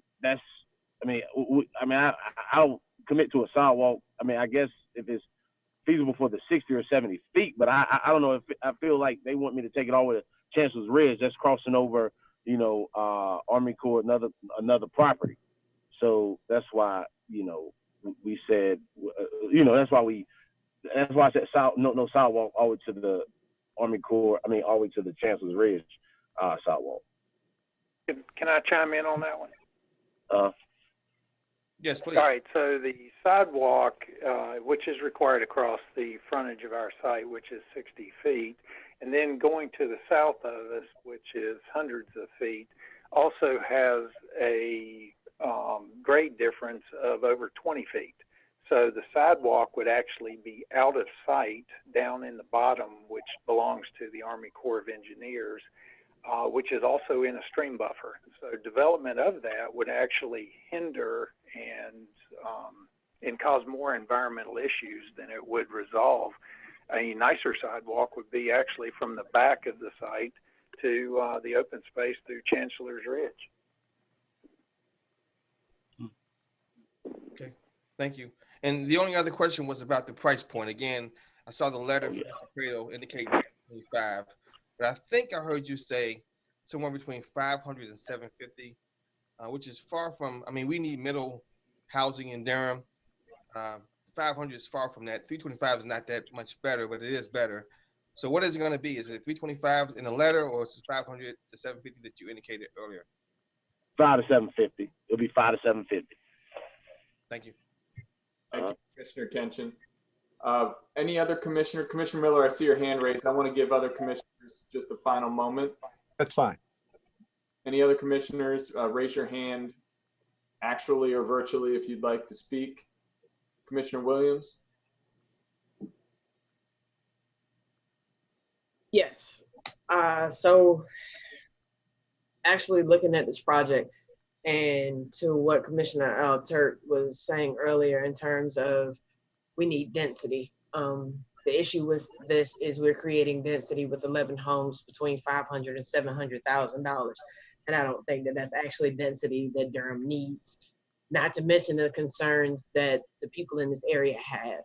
Because they live there daily, I don't think anyone can necessarily say whether or not their property will or will not flood. And because these people aren't just 5 or 6 year residents, most of them that spoke are 15 to 20 to 30 year residents. I have concerns, as I always have. Impervious surfaces always create way more runoff than grass surfaces do. My other concern is there seems to be a little bit of disconnect between the engineer and the owner. So I've got an engineer saying that he doesn't want to commit to saving a pond. It's man-made, but I have an owner that wants to save the pond. So I think that there's a miscommunication there, which may present further hurdles with this project going forward. I have issues as far as the runoff, how that will be contained, whether or not watershed will actually be an issue within our UDO. A retention pond is mandatory for new construction. And there's a concern of how the water will move uphill by nature without some type of mechanical unit. Water tends to flow downhill. So if there is any possibility that less properties could be developed on this same lot, I think it would be met with less resistance, and there still could be an addition to the area. I definitely have Commissioner Kinch's concerns with a letter stating $325,000 and then a price point of over $500,000 to almost $750,000, a major difference. But that didn't seem to be the concern of the residents, was the price point, whether they were unaware or not. It was more so about the traffic, the safety, and what that's going to look like on the impact of those that already live there. And if nothing else is shown up, is that the community has a greater voice than the few. And there's a lot of resistance to this, and the commentary or the resistance to this appears to be consistent in the flooding issue. Flooding has gotten a lot worse. The majority of Durham is built in a floodplain, and some homes have managed to escape that. But over time, with us building in consistent areas and adding on to infrastructures that cannot support certain structures or overbuilding, I think we're continuing to add to the issues of flooding. In 751 Jordan Lake, what happens when there's massive rains and the Army Corps of Engineers or, different aspects have to release rates from Jordan Lake? Like, what does that look like? I know specifically growing up in Southern Durham, I know exactly what that's like. I've traveled 751, and it's not much different than traveling Highway 54 heading into Chapel Hill on a busy day. So even though 11 homes may not seem like a lot right now, the continuous structure of what Mr. Perry traditionally builds are quite a few homes in a seemingly small area with short driveways. And I would assume that these people would entertain, so traffic will definitely increase right in, right out. And just looking at the overall plan, Mr. Perry does exceptional work. But I do think that the concerns in this area are valid. And I think that they go well beyond just looking at the number of lots and looking at density. I think that the concerns of during construction building, construction equipment in this area during the course of building the entire subdivision, I think those are all very valid concerns, at least as far as I'm concerned. I definitely have issues when it comes to flooding and runoff. That's my comments. Great. Thank you, Commissioner Williams. Commissioner Miller, I don't see any other hands raised. The floor is yours. Thank you, Mr. Chair. This is Tom Miller speaking, and I apologize to everyone for being late. This is my actually first time ever to be late to a Planning Commission meeting in the last 6 years. I have met with the neighbors here, and I've studied the staff report, and I've looked at the development plan, and quite frankly, in all my time on the commission, this is the only case that I can remember where we've been asked to pull a property entirely out of land designated open space and recreation on the future land use map to make it available for development. We have from time to time been asked to adjust borders here and there, and in some of those cases, for really good stated reasons, I may have supported that. But this is extraordinary to me. And I will acknowledge that all around the Jordan Lake watershed, we have allowed development that wise planning says we should not have allowed. Some of it we have been compelled to do after resisting mightily. And I was part of that resistance in one capacity or another. I am disinclined to, even for 2.81 acres or for 11 single family homes, so small a change, to vote in favor of reducing land designated as open space and recreation in the future land use map for a property that is so close to the reservoir, which soon we will be drinking from. And quite frankly, our ability to grow and develop as a community in other places more suited for growth and development is dependent upon our ability to keep Jordan Lake the best drinking water source we can. It has not been so long ago that the newspapers covered the ridiculous efforts by the McCrory administration to float devices in the lake to help remediate some of its dreadful problems with water quality. It seems like this is just a little project, and what difference can it make? But we are killing Jordan Lake using the death by 1,000 cuts. I will not wield the knife even for so small a cut. I'm going to vote against this. Even if we were to approve the future land use map change, this is a development plan with so few commitments. I don't have a very clear vision of what this development's going to look like. And although I'm sure you have covered it in my absence, why we're using a multifamily designation to build 11 single-family homes, I'm deeply troubled by that as well. Thank you very much for the opportunity to speak, Mr. Chairman. I'll be ready to vote when. Thank you, Commissioner Miller. This is a final chance. If any commissioners would like to speak, if you can virtually raise your hand. While we wait, I will just also echo the concerns raised by many of the commissioners, and I plan to vote no when there are motions made on this item. I don't see any additional hands at this point, so I would ask for entertain a motion. If I may then, Mr. Chairman, Tom Miller speaking. You may.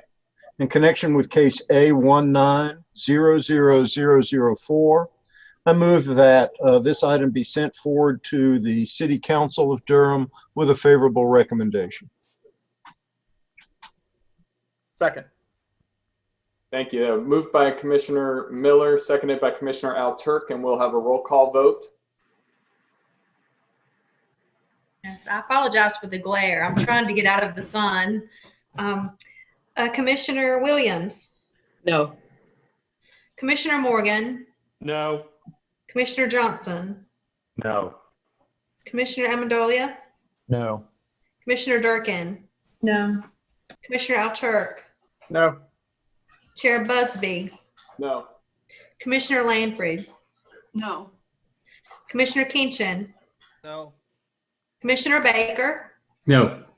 Commissioner Lowe? No. And Commissioner McIver? Yes. Okay, the motion fails 11-1. I'm sorry, 1-11.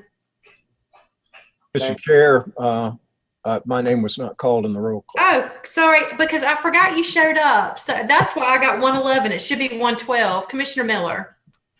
No, please. Okay. I knew my math wasn't adding up correctly. Thank you for calling me out on that. So it failed 112. Thank you. She skipped me earlier this evening, Commissioner Miller, so you're I on good know. job. I'm falling out on my job. I apologize. And I'll entertain a motion on the zoning case as well, please. Mr. Chair, in connection with case Z1900005, I move that we send this item forward to the City Council with a favorable recommendation. Second. Moved by Commissioner Miller, seconded by Commissioner Al-Turk. And we'll have the roll call vote, please. Yes. Commissioner McIver. Yes. And Commissioner Lowe. No. Commissioner Baker. No. And Commissioner Kinchin. No. Commissioner Miller. See, I wasn't ready. No. Sorry. Commissioner Lanford. No. Chair Busby. No. Commissioner Al-Turk. No. Commissioner Durkin. No. Commissioner Amendolia. No. Commissioner Johnson, No. Commissioner Morgan, No. Commissioner Williams. No. Okay, motion fails 1 to 12. Thank you. Ms. Smith, before we move to our next item, you had mentioned an interest, given the length of tonight's meeting and the large crowd assembled, a potential break at some point. Yes, this might be a good time to take a quick recess and start back up at 7:30 if everyone is okay with that. We don't need a vote. We just need a consensus. Okay. I Okay. would agree. All right, we'll see you at 7:30. And commissioners and attendees, you can just go mute and go off video and come back in 10 minutes.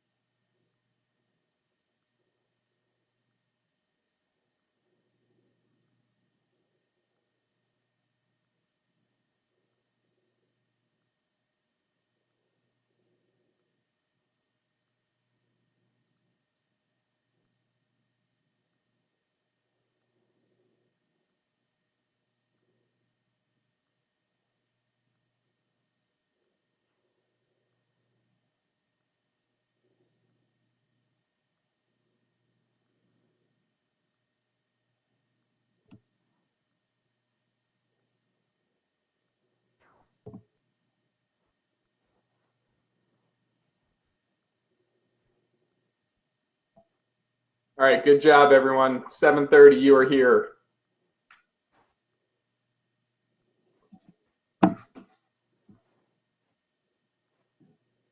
Let me just check and make sure that the staff is here so we can keep records for the minutes. Okay. We will move to the next item on our agenda, and next up is the Chin Page Road case.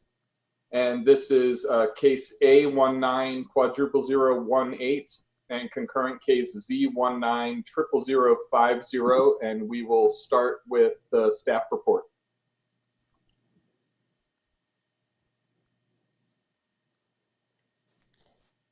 Good evening again. It's Jamie Sunyak with the Planning Department. I will be presenting the consolidated land use item for Chin Page Road.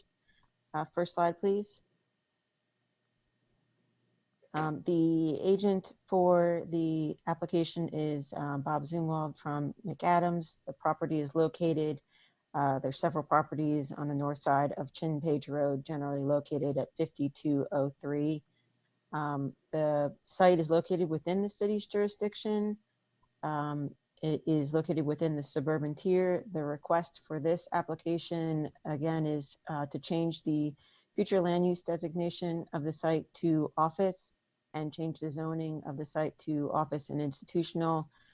There is a request for a straight zoning of the property. There's no development plan associated with this site. Just as a little background, which has been included in the staff report, this property is a remnant tract that remains after the adjacent property, which is about 37 acres in size, was purchased. That 37-acre tract is subject to a development plan, which is legacy case Z07-21. That requires the construction of Crown Parkway along the eastern property line. That development plan was for the FedEx facility to accommodate that site. And my understanding is there was a land swap between ownership groups, and this property resulted in that. Next slide, please. The property is highlighted in red. It's roughly 8 acres in size. The next photos depict the context of the area and site to the north, appearing to get to the site. Next slide, please. There is, just to give a context of the area, there's the Republic Services Recycling Facility, a church, an approved office park, again for the FedEx, as I mentioned before, and an auto repair service facility to the west. Directly to the north and east is the Creekside at Bethpage residential development. Across Chin Page Road to the south are additional residential developments which extend to Page Road. Along to the west along Chin Page Road and Chronicle Drive is Bethpage office, which includes a pending zoning map change from ILD to OI with no development plan. Next slide, please. The context map shows the property, the existing zoning on the left, and the office and institutional zoning on the right. Next slide, please. Future land use designation. The property is currently industrial, and the applicant is proposing to change it to office to coincide with the zoning request. Next slide. In terms of the comprehensive plan policies, the proposed zoning is not consistent with the future land use designation of industrial, but the applicant is seeking a modification to be consistent. Staff has reviewed the industrial land use study and determined that this property is not suitable for the industrial designation, given its size and the proximity to the residentially zoned land. As shown on the context map and then described in the staff report, the current industrial future land use designation does not serve as an appropriate transition between the residentially zoned land to the north and east. Staff has determined that the office designation is more consistent and more compatible with the adjacent land uses. and that the requested office will allow for more complementary transitional uses to be developed on the subject site, resulting in more compatibility with the surrounding properties and allowing for a more cohesive overall development with the Bethpage community. Staff did express concerns in the staff report that without a development plan, however, there is no way to address any potential impacts or mitigating factors associated with being adjacent to an industrial or low medium density future land use designation. Staff also wanted to note that the site will have access through adjacent lots, therefore it does not meet the intent of policy 252E. Next slide, please.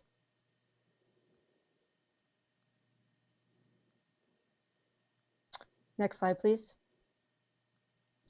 The staff determines that the requests are consistent with the comprehensive plan and applicable policies, except where have been noted. I will be happy to answer any questions that you have. Thank you, Ms. Sunyak. We're going to open the public hearing. We have 4 people who signed up in advance. All are proponents. And so I'll just read their names off and then we'll provide, since they're all proponents, they can have a total of 10 minutes unless we determine to change the rules, and then we can see if there's anyone else who would like to speak on the item. Ms. Smith? I can keep time. I was just letting you know. I can split it into 2.5 minutes each, or just they can just talk and I can track it as they go. Either way. Okay, that's great. Thank you. I'll just read off the names. They may have a plan on how they'd like to proceed. We have Patrick Biker, Rob Griffin, Kevin Walls, and Bob Zumwalt.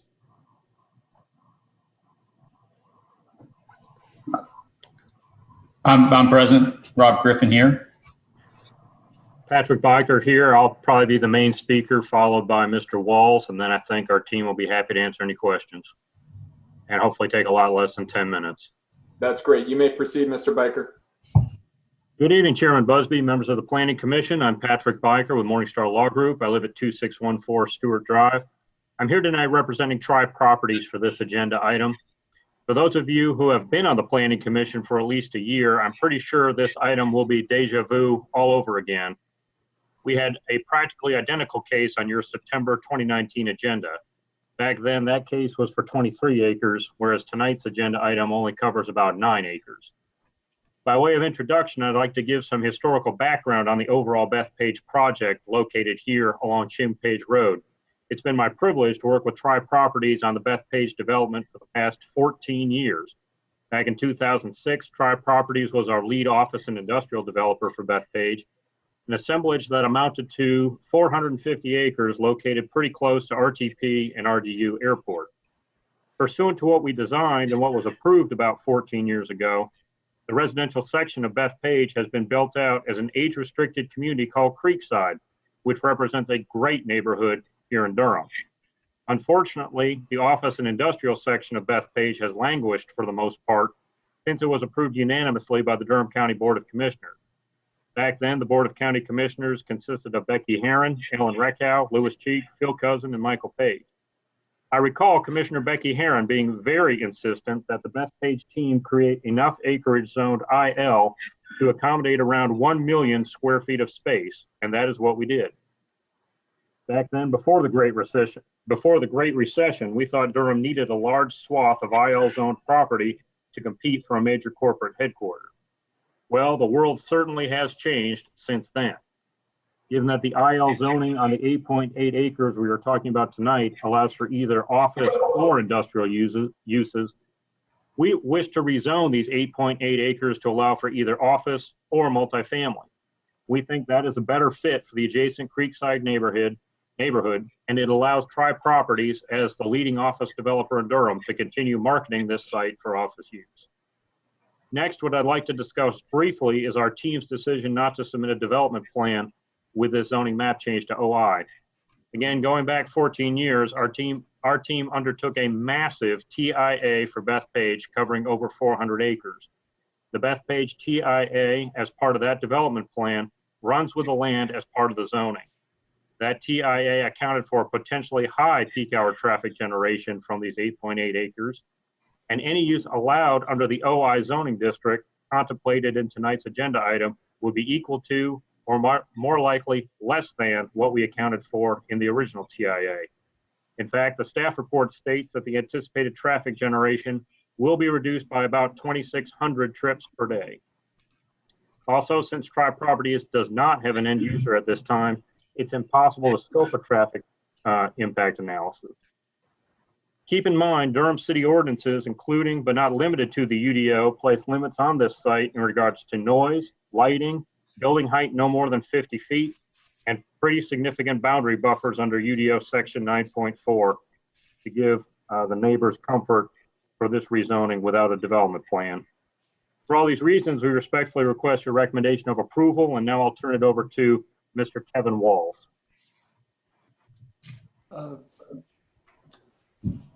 So I'm kind of representing a lot of the residents of Creekside at Bethpage.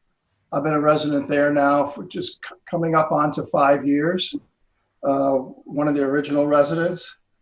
And we've been speaking positive to change all these sundry parcels around us from industrial to office industrial. We understand the uses. We've covered that several times. And multifamily or even office fits in the design as was originally presented to us when we purchased here in 2015. So that's why I'm here to just speak positive to that. I'm on several committees and councils here within the subdivision, and I think that the majority of the people here is who I'm speaking for. So that'll be the end of my statement. Mr. Walls, could you give us your mailing address, please? Oh, I'm sorry about that. Kevin Walls, 1027 Branwell Drive, Durham. Thank you. And any additional comments? Rob Griffin or Bob Zumwalt? Hi, Rob Griffin speaking. I'm a Raleigh resident, 4901 Glen Forest Drive in Raleigh, representing Tri Properties and the owner of the site. The site has some severe topo issues. If the site were to connect both to the planned Creekside Phase 5 as well as Crown Parkway, it's approximately 30 plus feet of topo would have to deal with over a relatively short distance to connect the two. Going to an OI zoning gives the site a little more flexibility for a smaller footprint, more nimble building footprints. They could be anything from office building to townhomes to be in keeping with Creekside. And we just think it makes the overall site more marketable, provides a much greater transition for the residential between Creekside and the IL zoning, both at Republic and the new FedEx facility going in. It really fits the transitional nature of uses, I think, to Mr. Walls' point, far better than having the IL right up against the current residential zoning. Thank you. And Bob Zumwalt, would you like to speak as well? No, I'm just here to answer questions. I appreciate it. I'll just mute myself. Thank you. Thank you. So those are the individuals who signed up. If you are in attendance and you would like to speak during the public hearing, if you could just raise your hand virtually and we will provide you the opportunity to speak.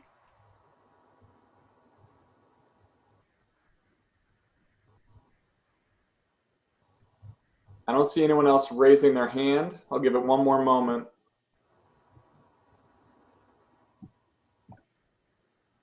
No one else is stepping forward, so we will close the public hearing. And commissioners, if you can raise your hands, I'll call on you. I'll start with Commissioner Miller. Thank you, Mr. Chairman. I have a question for staff, if I may. In a district-to-district zone like this with office institutional against a PDR, what is the base requirement for the buffer in terms of width and opacity. And I realize that there would be alternatives under the interactive buffer model and also using a berm or a hedge.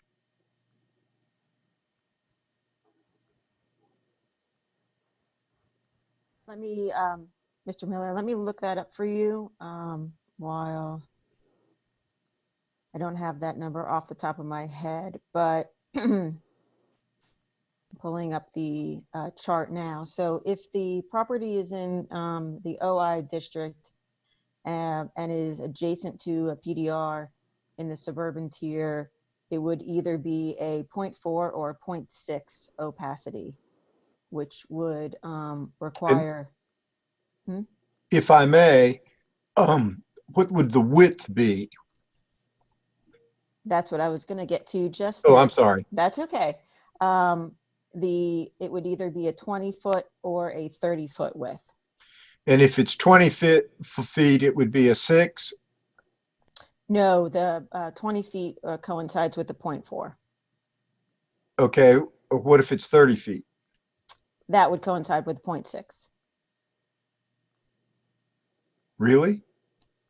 That's correct. In other words, the narrower it gets, the less opaque it has to be? Why would anybody have 30 feet?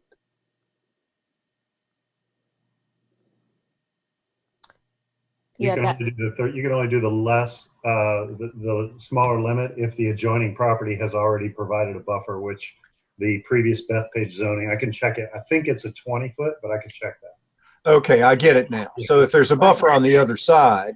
That's right. Right. Okay. But but we're looking at a 0.4 opacity. And what's the height limit for buildings in a straight OI in this situation? I believe I put that in the staff report, but I will. I'm sorry, you probably did. I apologize. That's okay. Just bear with me and I'll pull it up again.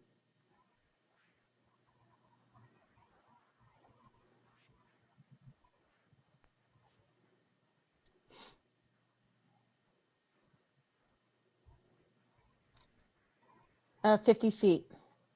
Right. So, Mr. Chair and my colleagues on the commission, I intend to vote for this, but I would prefer to be voting for it with a development plan that had at least some commitments improving the transition quality of this property against the residential next door. I believe that the buffer requirements are really not adequate if we are operating on a property that could have buildings as tall as 50 feet. But since I see this as an incremental improvement over the industrial zoning that's on the property, and because the neighbors actually favor this rezoning, I'll be voting for it. Thank you, Commissioner Miller. My dog seconds your motion, apparently. Other commissioners who would like to speak, you may raise your hand. I don't see any others. I'll also just echo Commissioner Miller. I voted for something similar as Mr. Biker mentioned. I'd rather have the development plan as well, but I believe moving from the current zoning to the proposed zoning is a step in the right direction, and hearing the neighbors are supportive gives me comfort to support this. Any final thoughts, commissioners? Commissioner Baker?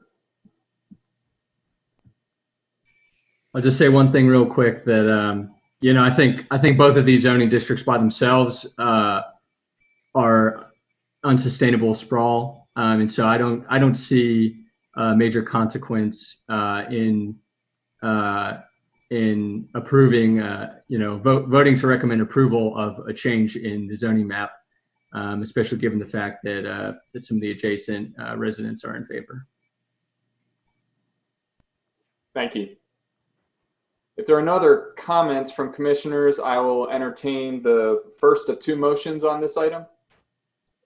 Mr. Chair, I move in connection with case A19-00018, the property at Chin Page Road, that we send the future land use map amendment forward to the city council with a favorable recommendation. Second. Moved by Commissioner Miller, seconded by Commissioner Al-Turk, and we'll have a roll call vote, please. Commissioner Williams, Yes. Commissioner Morgan, Yes. Commissioner Johnson, Yes. Commissioner Amendolia, Yes. Commissioner Durkin, Yes. Commissioner Al-Turk, Yes. Chair Busby, Yes. Commissioner Langfried, Yes. Commissioner Miller, Yes, please. Commissioner Carrington, Yes. Commissioner Baker, Yes. Commissioner Lowe, Yes. and Commissioner McIver. Yes. It passes 13-0 unanimous. Thank you. And we'll take a motion on the zoning case as well. Mr. Chair, in connection with case Z1900050, the property at Chin Page Road, I move that we send this rezoning request forward to the city council with a favorable recommendation. Seconded. Moved by Commissioner Miller, seconded by Commissioner Morgan, and the roll call vote. Commissioner Williams, Yes. Commissioner Morgan, Yes. Commissioner Johnson, Yes. Commissioner Amendolia, Yes. Commissioner Durkin, Yes. Commissioner Al-Turk, Yes. Chair Busby, Yes. Commissioner Langfried, Yes. Commissioner Miller, Yes. Commissioner Kinchin, Yes. Commissioner Baker, Yes. Commissioner Lowe, Yes. Commissioner McIver. Yes. Passes unanimous 13-0. Thank you. We will move to our next two cases, our zoning map change proposals. The first is Carrington Woods 2, and this is case Z1900037, and we'll start with the staff report. Good evening, Jamie Sunyak again with the Planning Department. Cover sheet says Carrington Woods. Let's just make sure it's the correct PowerPoint. Do you want to go to the next slide, please? I believe that's the right case. Okay, great. Sorry about that. The applicant agent is Glenwood Homes, LLC. The property is located at 833 Clayton Road. It is pending an annexation petition.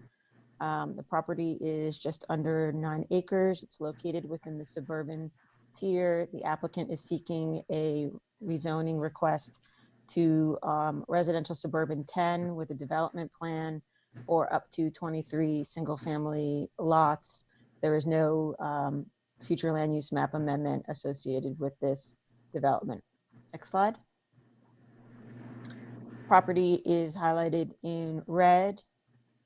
It is heavily wooded. There are a number of easements that are shown on the plan, as well as an existing wetlands on the property.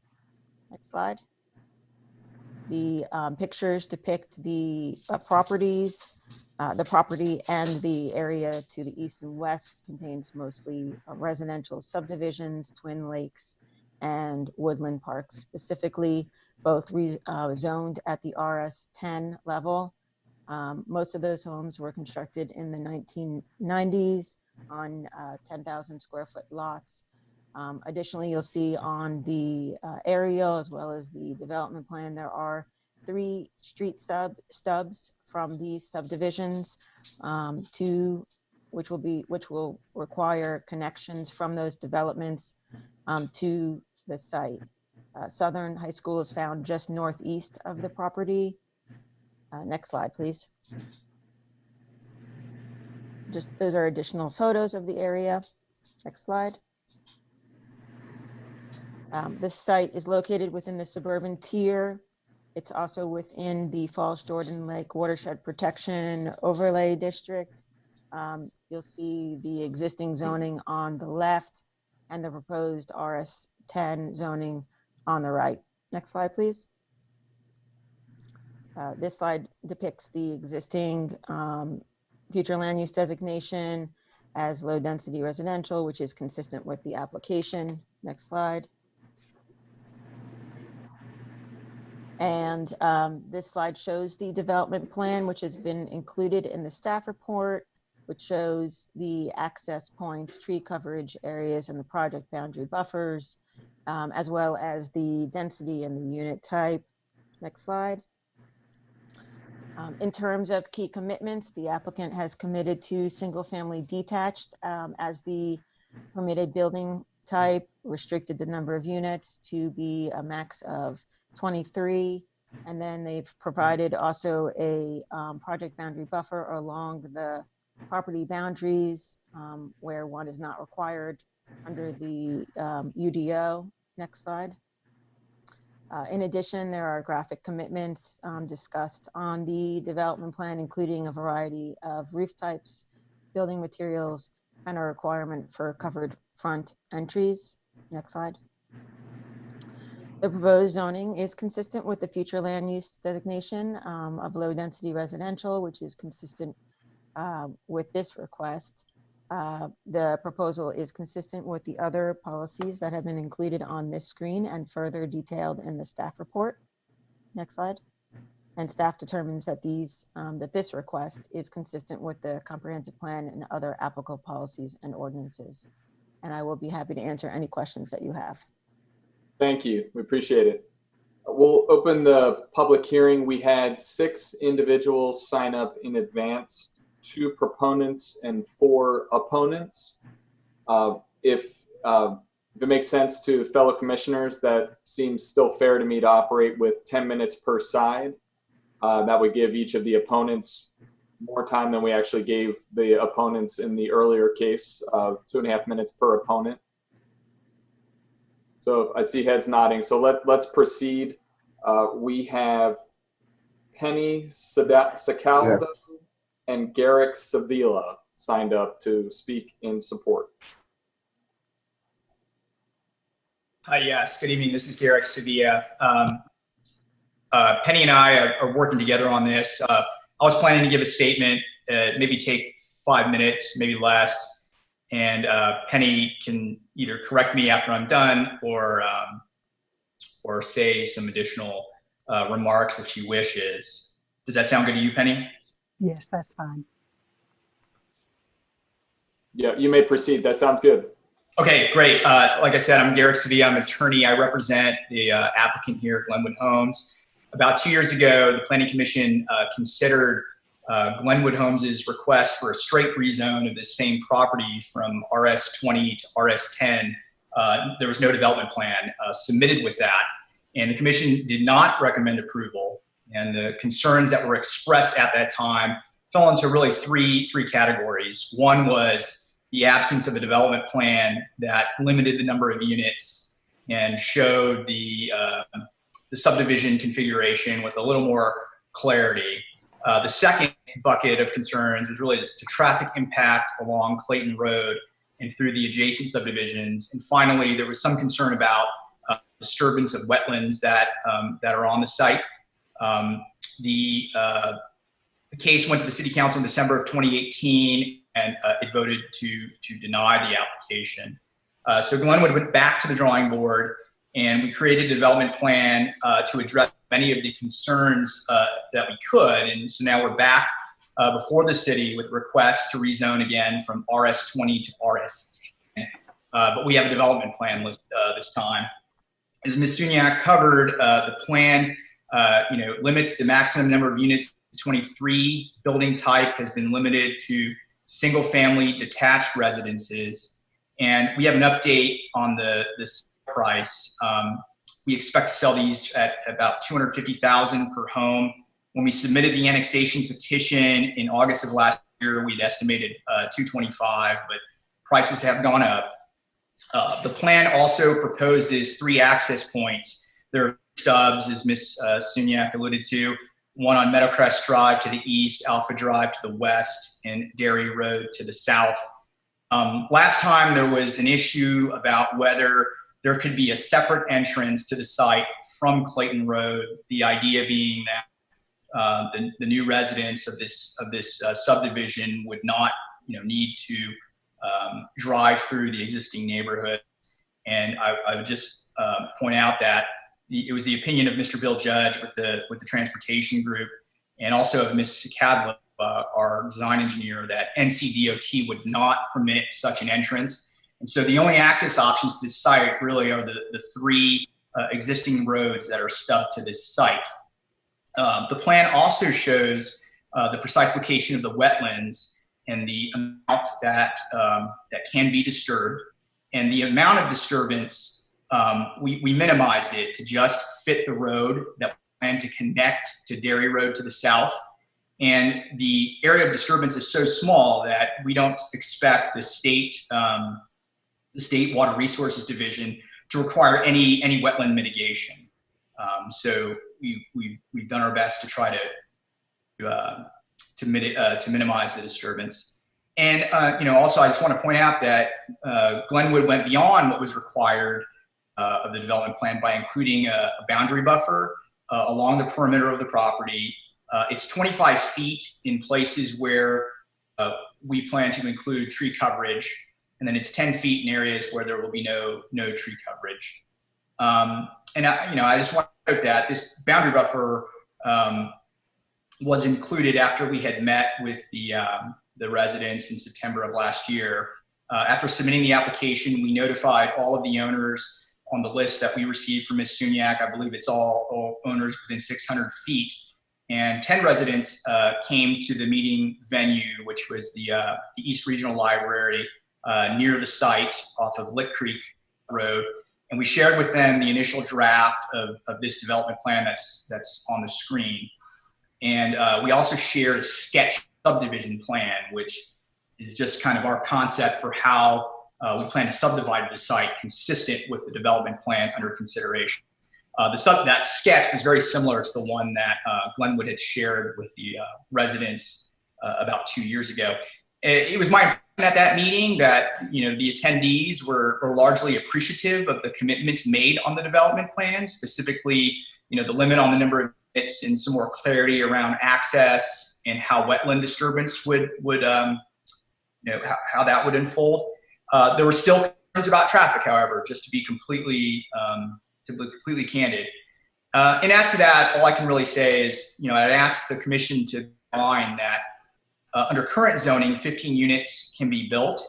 We would still have the issue of interconnection to the three hubs that stub at the property.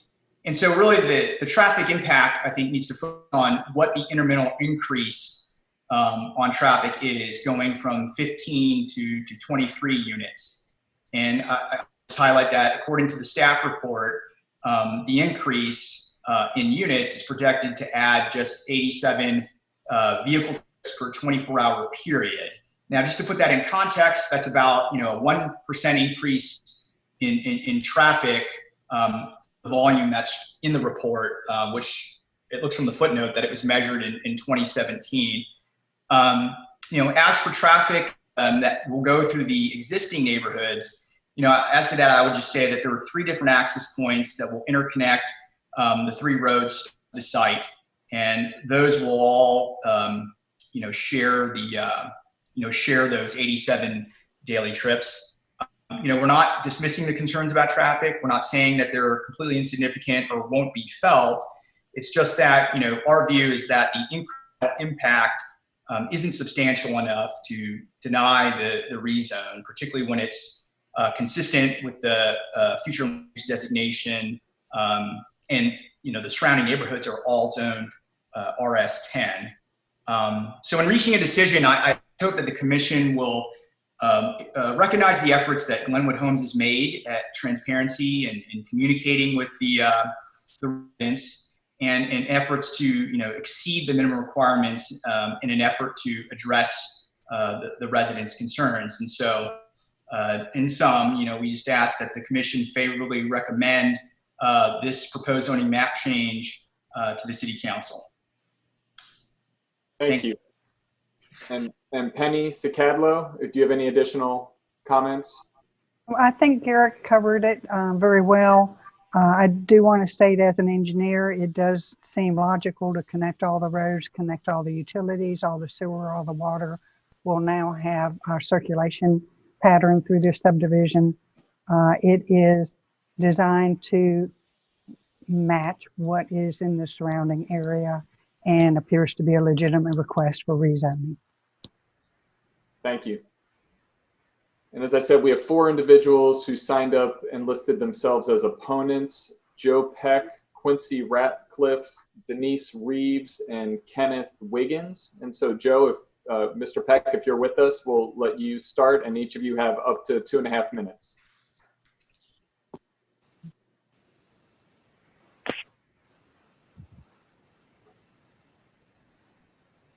Joe Peck, are you with us? You can raise your hand, or you can *9 to unmute yourself.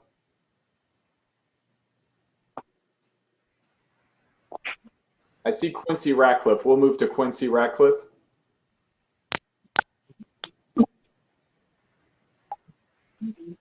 Hi, can you hear me? Yes. Okay. Thank you all for the opportunity to speak this evening. First and foremost, I would like to say to Mr. Sevilla, thank you for the clarity in which you expressed this evening with the site plan that you have. We wish, as the neighbors and the ones who live in these areas, we wish that was shared with us prior to this meeting. But he has done a good job with sharing the information that we have asked for since 2018. Now, I guess you need some background from me. Do you still want that, or just go ahead and move in? We would love for you, if you can share your name, and you've already gave us your name, your address, and please share your thoughts about the proposal over the next 2 minutes or so. Okay. My name is Quincy Ratcliffe. My address is 3219 Woodland Park Road. I live at the corner, which is the main entrance to the Carrington Woods entrance, which is Dairy and Woodland Park Road. My mother built this home in 1991, which she has since passed away in 2017. So I have pretty much been with her since 91, although I moved away and came back. So I say that to say the owners of the property, everyone who is speaking and have participated in these meetings, we have owned our properties for 15 plus years. So we have a great deal of compassion in reference to the upkeep and the growth of the community. So my concerns, along with my neighbors, and some of them will share them as well as I will, initially, they were about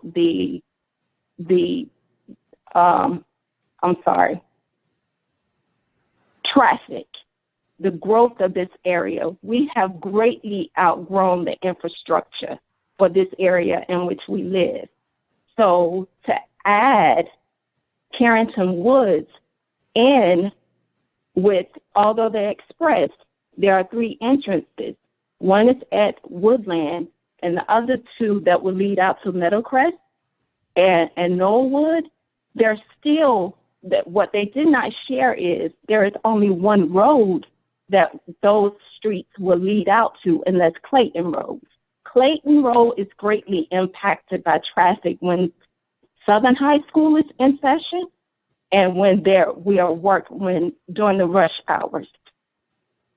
DOT has not addressed what the growth of this area as far as we can see at this time.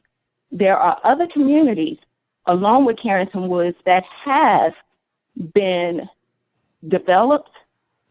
For instance, Copley Farms. Copley Farms has more than 100 homes, single-family homes. And if you add 2 cars per 100 houses, that greatly exceeds the traffic in which we can handle here. We have had 3 fatalities as that I know of. We just want something to be addressed in reference to that. Thank you. And also, oh, I'm sorry. No, if you, please finish your thought, Okay.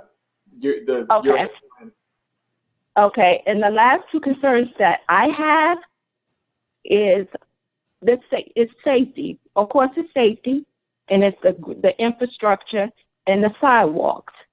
The city, we have met with Ms. Sonyak, the planning committee, city planning. We have met with them. We've done everything that we're supposed to do. So there is a projected date to put in sidewalks along Clayton and Freeman Road. Those dates to start is as August 2020. We don't know if they're still in place.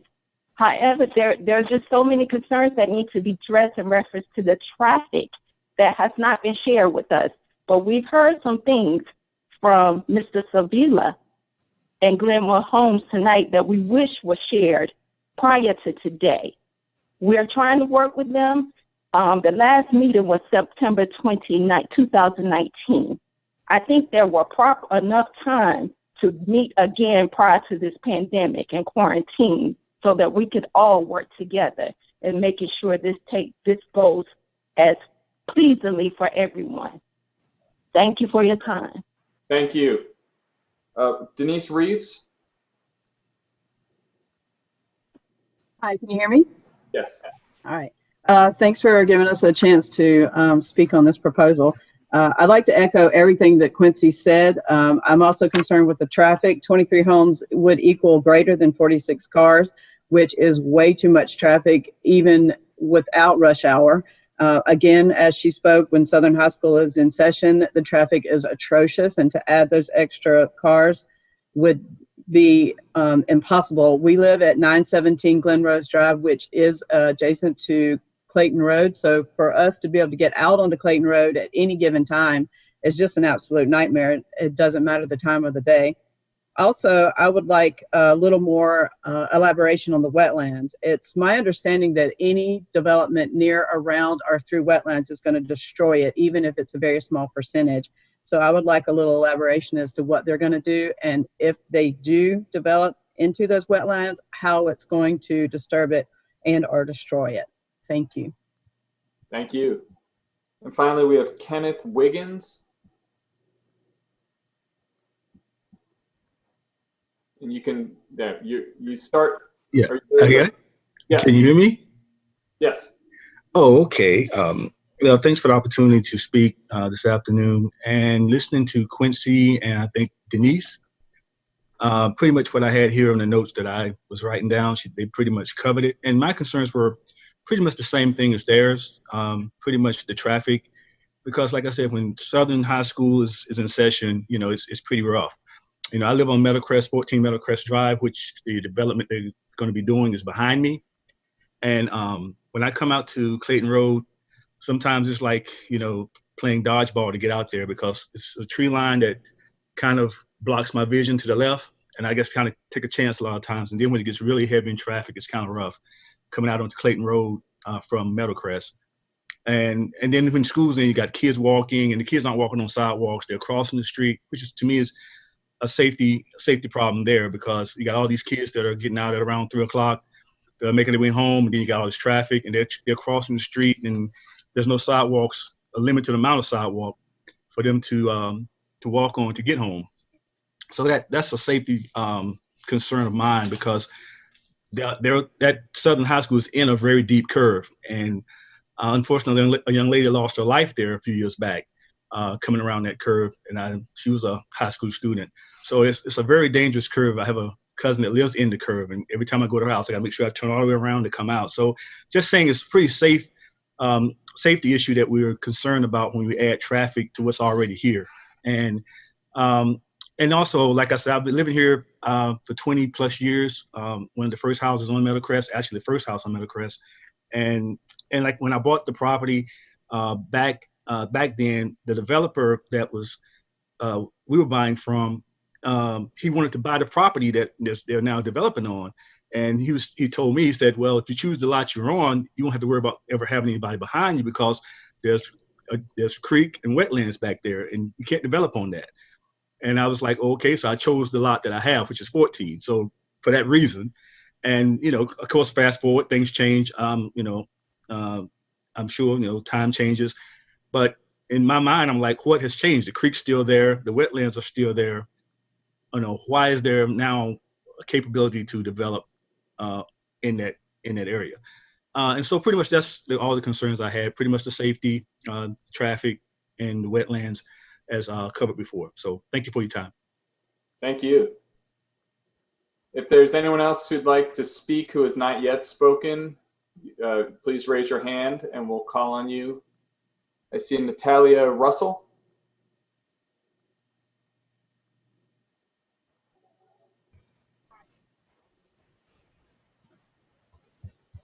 Natalia, are you able to speak?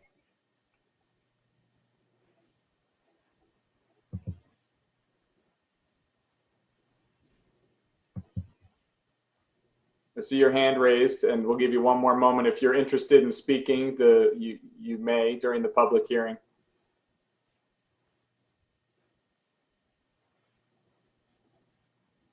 Mr. Chair, is there any way that we can offer these people some suggestions or technical assistance that might make it easier for them to speak? I mean, I'm concerned about having two people who are here and who've indicated a desire to speak but can't.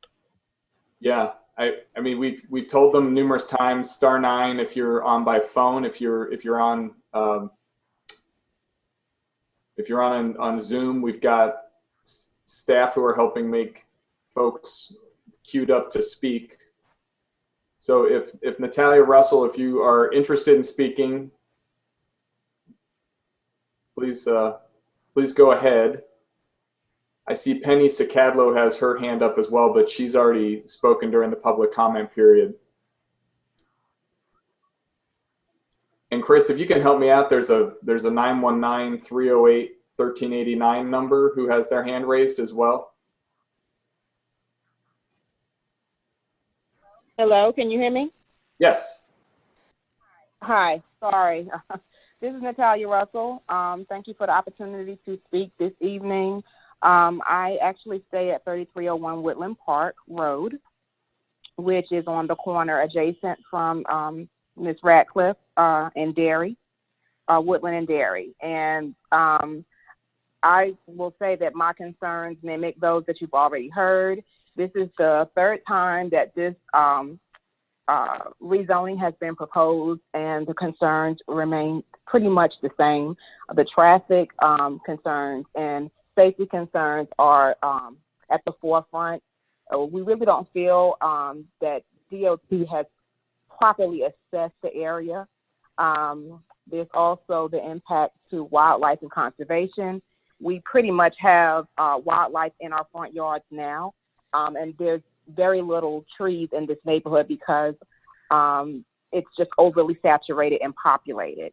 And I would implore you to think about the fact that the DOT, I can't remember who spoke earlier, where they basically advised that a entrance and exit point was denied onto the main thoroughway of Clayton. And that is because this area is overly populated and saturated already. So the additional 23 homes would definitely increase the amount of traffic. The safety concerns regarding the high school students, currently there are no sidewalks. They are walking on the side of the street to and from school. And to be quite honest with the COVID, you have families now walking around the neighborhoods constantly with the traffic that we have right now. And it is very concerning because there's really nowhere for them to walk other than the street. Clayton Road continues to be a bottleneck to Cheek Road. If you are commuting anywhere, you are basically stuck. You are at the mercy of the traffic that we currently have with the existing neighborhoods. And just because there's a patch of land that is between Twin Lakes and Clayton Crossing, it doesn't mean we should wedge in 23 or, to be quite transparent, even 14 homes. because it's just too saturated. I mean, yes, we do understand that there's 3 exit points, but to Ms. Ratcliffe's point, 2 of them, there's only one way in and one way out. So what kind of relief are you really getting? So the main entrance would really be Woodland and Dairy. And Woodland is a very busy street as it is. It connects most of the main street vessels in Twin Lakes. It's just not a good idea. I mean, this is my 3rd time speaking on this issue. My concerns remain the same. We are concerned with the safety of the children in this neighborhood and the overly populated saturation of this part of town. Thank you. Thank you very much. I don't see anyone else raising their hand. I'll give it one more moment. And seeing no one else, we will close the public hearing. And commissioners, this is your time. If you want to raise your hands, I'll start with Commissioner Miller, who has his hand raised. Thank you, Mr. Chairman. I want to make sure I understand by asking some questions.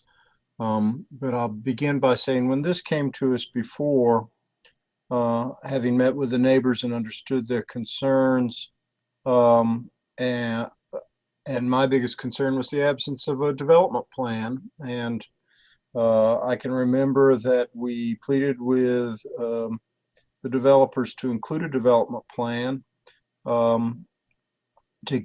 to provide these neighbors with greater level of assurance about what was going to go in here. And the answer was it was too expensive to do a development plan for a project so small and that they wouldn't consider it. So I voted against it, at least in part for that reason. But I want to make sure I remember well from the other case. So I have a question for Ms. Cicaldo and also, or I'm sorry, is it Cicadlo? Cicadlo, and maybe staff can answer this too. This development plan limits the development on this property to 23 single-family detached houses. That comes out to about 2.7 units an acre. If that limitation were not present, or if this was just a straight RS10 rezoning, Mr. Cadlow, you are an engineer. How many single-family homes do you think under the RS10 zoning you might put on this property, given the limitations? Certainly you have played with it and figured that out. I believe that the pure math says it would be 30, but I think that the 23 would be the most that would logically go on it. It looks like it may be less, but it is capped at 23.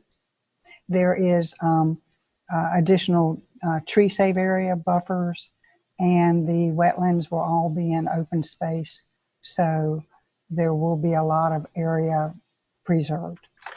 I'm no engineer or land use planner, but as I look at this property and imagine how your internal street system might work, I see the road coming in at Meadow Lane, perhaps turning north to a cul-de-sac or a bulb, and then proceeding kind of in an S shape down to Alpha, and then another road that would run across the wetlands in that area where you say wetlands to be removed in order to access Dairy Road, and that lots would be organized on either side of these roads and that bulb that would go up towards the north. Is that kind of how you saw it happening?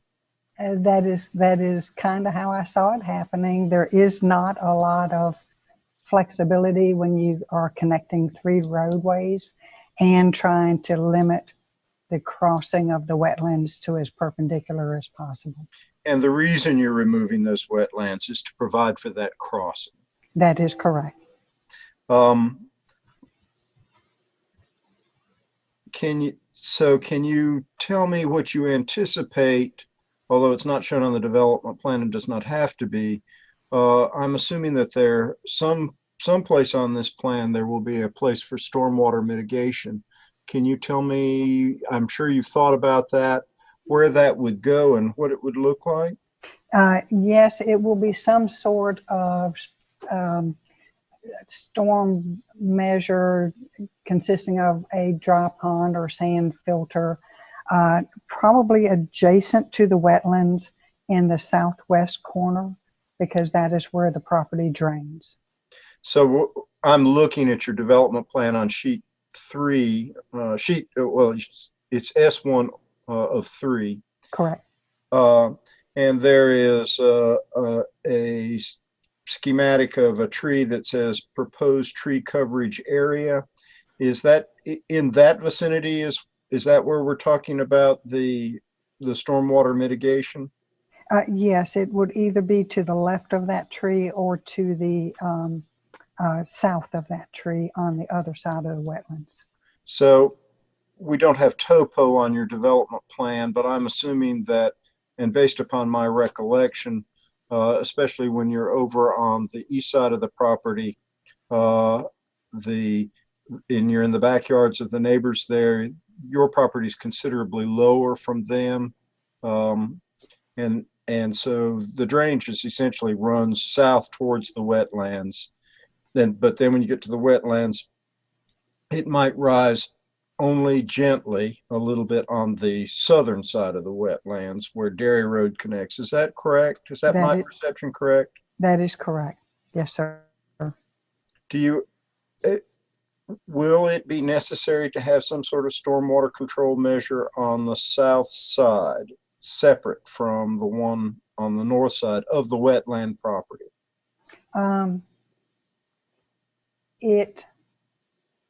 It depends on how much area we use it depends on which device we use. I anticipate it's going to be closer to the tree shape, but I need to allow myself some flexibility on the other side of that wetlands because that's all going to be open space anyway. What's all going to be open space? The area where you have the buffer on the southern border, that's open space. And then going north towards that tree shape is open space. All the wetlands are open space. And going over towards Mr. Wiggins' yard is open space because of the wetlands. Okay. And I mean, I can see where the wetlands to remain, and I know that will be open, but and you envision that your site plan will include even more open space beyond those boundaries. Is that correct? Is that what I understood you to say? That is correct. So those are my questions primarily. Excuse me. Thank you, Commissioner Miller. Actually, I was going to go ahead and just finish my comments. Okay. So I'm usually the neighborhood guy on the planning commission, and I think I still am. However, this time I look at this property and I consider it how it might be developed in the future. I note that it's entirely surrounded with RS10, with single family homes. RS10 under optimal conditions is 3 to 4 units an acre, around there. And this is going to come in at 2.69 units an acre. We're going to have boundary buffers separating single family homes from single family homes, something that the code does not require.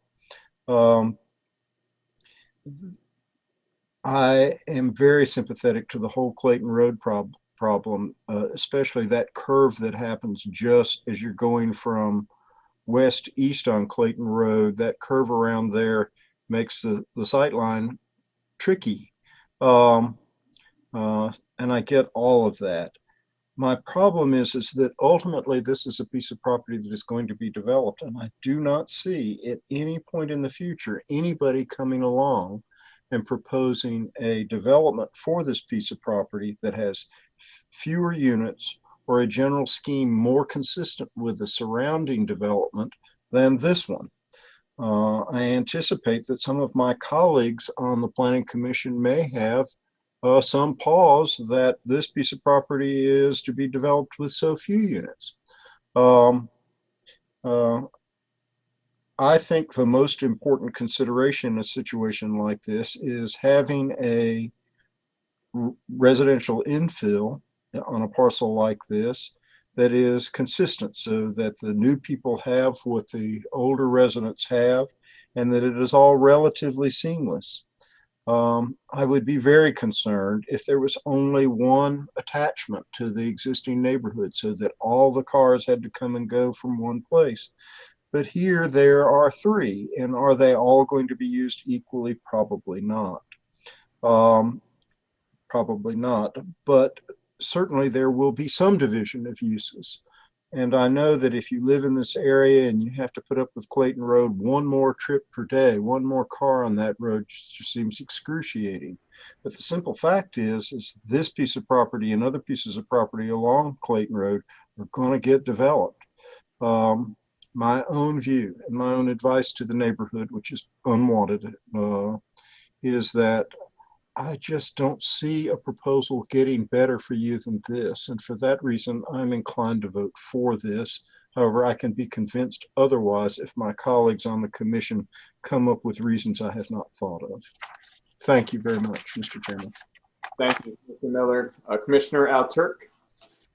Thank you, Chair. And thanks again to the neighbors for your comments. You brought up some concerns about safety and traffic that I think are warranted. I agree with Commissioner Miller that, you know, when he was talking about the curve on Clayton Road, I mean, when I went out there, it was, I mean, it's something that is quite scary. So I can see the concern there.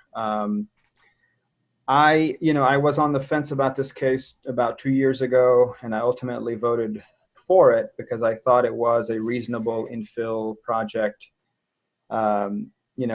Almost everything around this piece of property is zoned RS10. Some things are probably more, it's possible that some of these parcels are more dense than this will end up being. As Commissioner Miller was alluding to and speaking about just now. One of the things that I think that I like about this project as well, and I appreciate what the developer and the applicant have done, is that, they have added buffers that are not required. They have preserved the wetlands or most of the wetlands.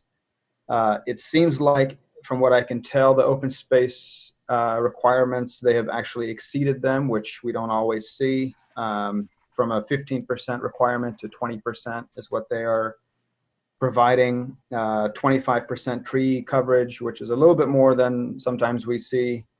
And so I do appreciate a lot of those things. Again, I feel like it is quite reasonable, and for some of the same reasons that Commissioner Miller pointed to, which is that this is now zoned RS20, which means, someone can easily or probably develop 15 single-family homes that will not be considerably different from 23 single-family homes in terms of traffic and impact. So for those reasons, I'm also inclined to support this. I did have because the question of sidewalks came up, I want to ask staff just to clarify for us and for the neighbors, if this is built, the developer would be required to build sidewalks along the frontage of their property on Clayton Road. Is it just on the side, on that side on their side of Clayton Road, or are there other sidewalk requirements? I just can't remember when I went out there. But Berkeley and Thomas Transportation. So they would be required to build sidewalks just on their side of Clayton Road, so on the south side. Okay. Along the frontage. Yes. Okay, great. And while I have you here, the BPAC did recommend traffic calming devices. I guess your comment to them was that it wasn't a specific enough recommendation. I am curious though, because in a recent case, you did actually ask the applicant to provide traffic calming devices. I think because it was a little bit more specific, you asked them to provide them, or I think you may have recommended that they provide them on roads that connect to other neighborhoods, right? So the applicant was proffering traffic calming devices that were more specific with a specific type of measure, which we could then enforce at the site plan stage. In this case, just saying you will provide them, it could just be a stop sign, which is not really getting to the point of what you're trying to achieve. Yeah, but if the applicant was to say, well, we could provide traffic calming devices along or right at Dairy Road, for example, that would be something enforceable and in your mind, something desirable? Along with a specific type of measure, because every measure is not appropriate in every location. Okay. So we would want to evaluate that as well. Okay, and you wouldn't be able to do that tonight, so we couldn't.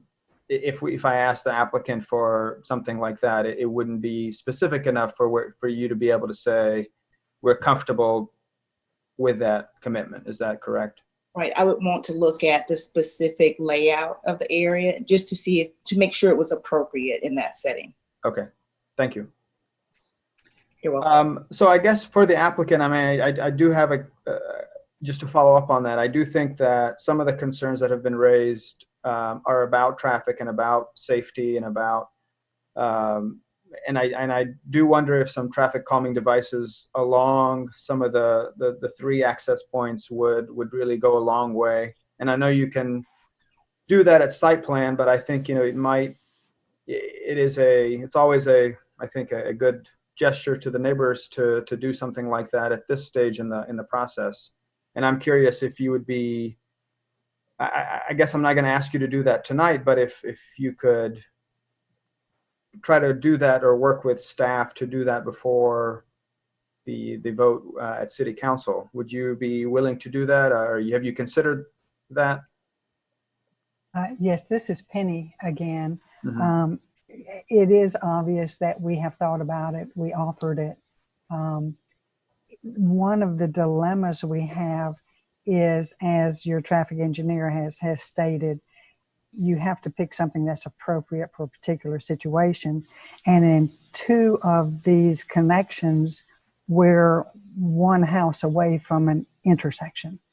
So you have to there's already going to be a stop sign there. So we were thinking the traffic calming would be better suited in the middle of the project to slow things down in the middle of the project, because each end has an intersection within 1 width of a house. And so that's the dilemma we got into. But the short answer is yes, we have thought about it. Yes, we are willing to talk about it. I don't know if we can get as specific as we can without having our subdivision plan completely visible to everybody that needs to approve it. Yes. Okay. Thank you. That's very helpful. Thank you. Okay. Yeah, I guess I will wrap up and say that I think for some of the same reasons as Commissioner Miller, I'm inclined to vote in favor of this. I think it's a reasonable request. Thank you. Thank you, Commissioner Alturk. Commissioner Baker? I have a lot of similar things to say. I had some of the same questions, so I won't ask those. This area really does lack sidewalks, and that's frustrating. And that's because of the past and the current priorities of the North Carolina Department of Transportation. And it's also because in the past, developers were not required to build sidewalks. That is in part because of the persistence of this body that developers are now required to build sidewalks on both sides of the street. And so, the automobile traffic, I also think has incrementally become worse because we are designing virtually all communities to only realistically be accessible by automobile.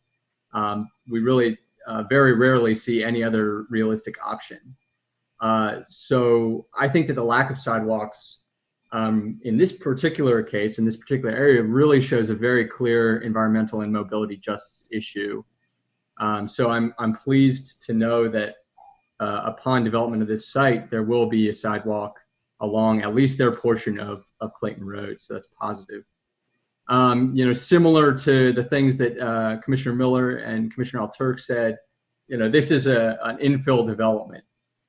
It's within walking distance, again, recognizing that there's a lack of the proper pedestrian infrastructure, but this is within walking distance of a school. And the fact of the matter is that we are a recommending body. The Planning Commission is a recommending body, and our recommendation will move forward to the Durham City Council. And Durham City Council has shown a very strong preference for higher densities, even higher than is being proposed in this proposal. And so I think that the residents should have a say over what happens in their communities. And I'm frustrated by the things that we've heard today. But I also believe that there is a fair balance between increasing density in a neighborhood near a high school and also not causing, additional heartburn and pain to the surrounding community. So while I'm not necessarily enthusiastic about the proposal before us, I do think that it may sort of represent and embody a fair balance, or as fair as we can expect to be achieved. So I would just second to the applicant that I would ask that you work with Erlene and work with staff and try to incorporate traffic calming.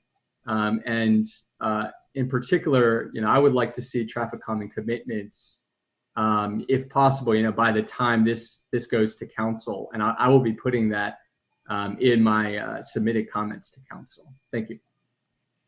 Thank you, Commissioner Baker. Commissioner Kenshin? Yeah, first I want to say I really do appreciate the second time around. I mean, this came before us. I remember it well, and I think it's much improved from when it was presented a couple of years ago. I voted no for it. I'm going to vote no for it again. To me, Clayton Road is a real problem. And not just that, but compounded by the fact that it's a high school that so many students walk to all the time. And it is a real problem. I just can't imagine a scenario where I would vote yes to something that might jeopardize student safety. And next year, in fact, I think, from what I've heard, not been verified yet, but I think the middle school and elementary schools will be using Southern as opposed to high school students. They'll be online. Not been confirmed yet, but whether it's high schoolers or middle schoolers, it is a very dangerous road. I think it's a very good development plan. It's much improved. I really do appreciate the effort that's been into it.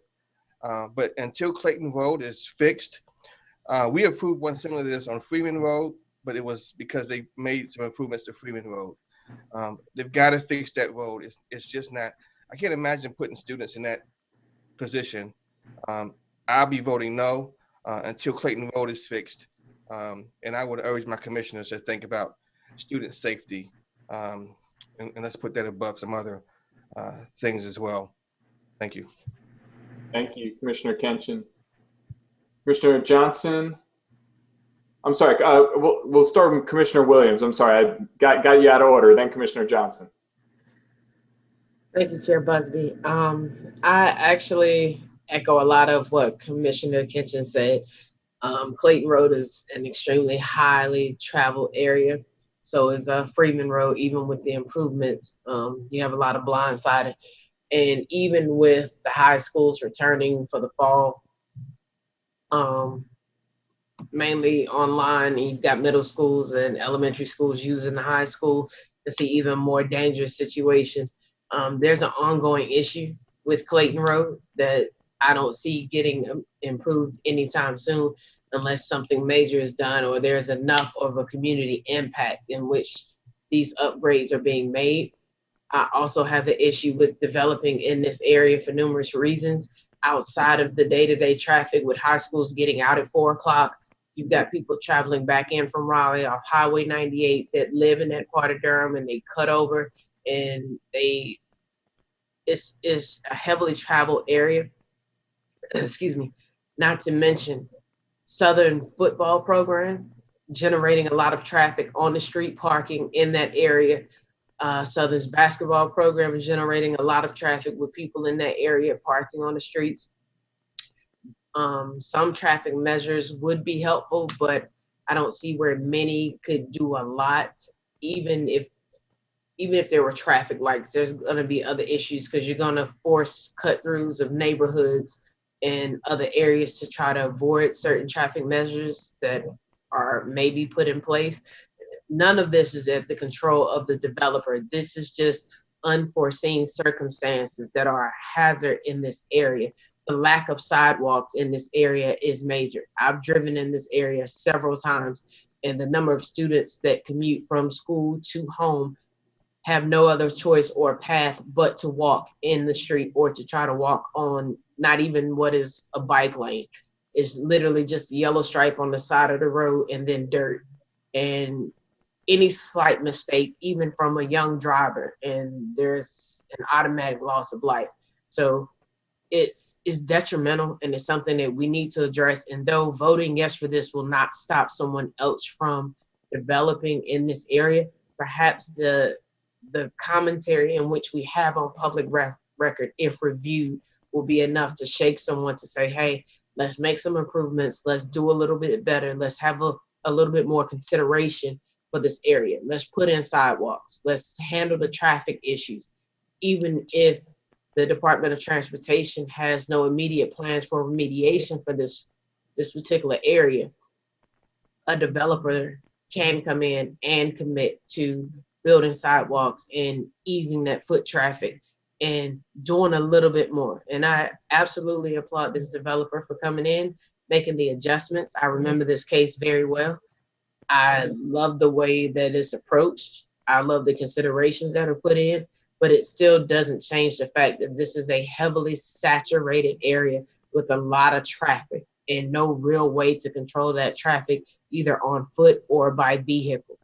Not to mention public transportation is not really a major force in this area that could help lessen some of the driver traffic if it was more efficient to this area. So those are my comments, and I do plan to vote no. Thank you. Commissioner Johnson. Thank you. Can you hear me? So I echo the sentiments of Commissioner Williams and Commissioner Kitchen. And one, I would like to state that I think that the second go round of what we're looking at now is very much improvement for what I voted against with the last vote. But I too remember this case because I spent time driving that area and that site multiple times at different times of the day. And the safety issue with that area of that project site still is the key factor that's driving the quality of life reality of whatever comes to that place, to this site in this area. And again, as Commissioner Williams stated, this is not necessarily the fault or, the onus of the developer. This is just the context in which the developer is trying to develop this site. And I'm not comfortable, and I guess I'm prepared to vote no tonight, even if this vote, the final vote is in favor. I want the city leadership to understand that this is not a clear-cut vote, that, it's an improvement for what we started with. And so it's green pastures ahead, because I think there are some challenges in that area that have to be addressed, because we're literally talking about human lives. When I first drove that site and saw how close it was to the school, my first thing was, there's no way, if I was a parent, I would be comfortable allowing my child to walk around that bend to get to the school. So it's like something has to be done, because this won't be the last project that comes to this area. And, this is the reality. This is a tough vote for me, because, I understand that development will happen. More cars will be placed on the road as a result. But at this point in time, I think that, my vote will hopefully send some kind of signal to the final arbiters of what happens with this project, that, you know, further consideration beyond this particular development is something that has to be thought through, because the city continues to grow. We're going to be, I think, confronted with similar situations in regards to infrastructure and the impact on human lives and the quality of life in these communities. So I just wanted to make sure I was on record with that. Thanks. Thank you, Commissioner Johnson. Commissioner Durkin? Yes, I have a question for Arlene. You can come back online. Yes.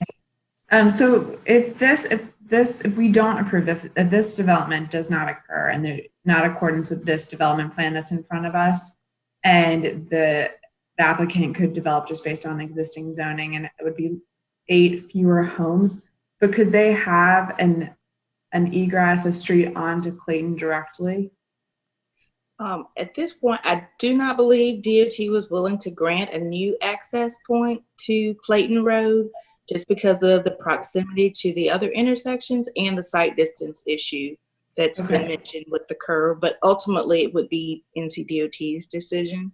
Okay, yeah, I don't remember on the last time we saw this whether or not there had been a street, an entrance onto Clayton. Right, there was not. Okay, that's helpful.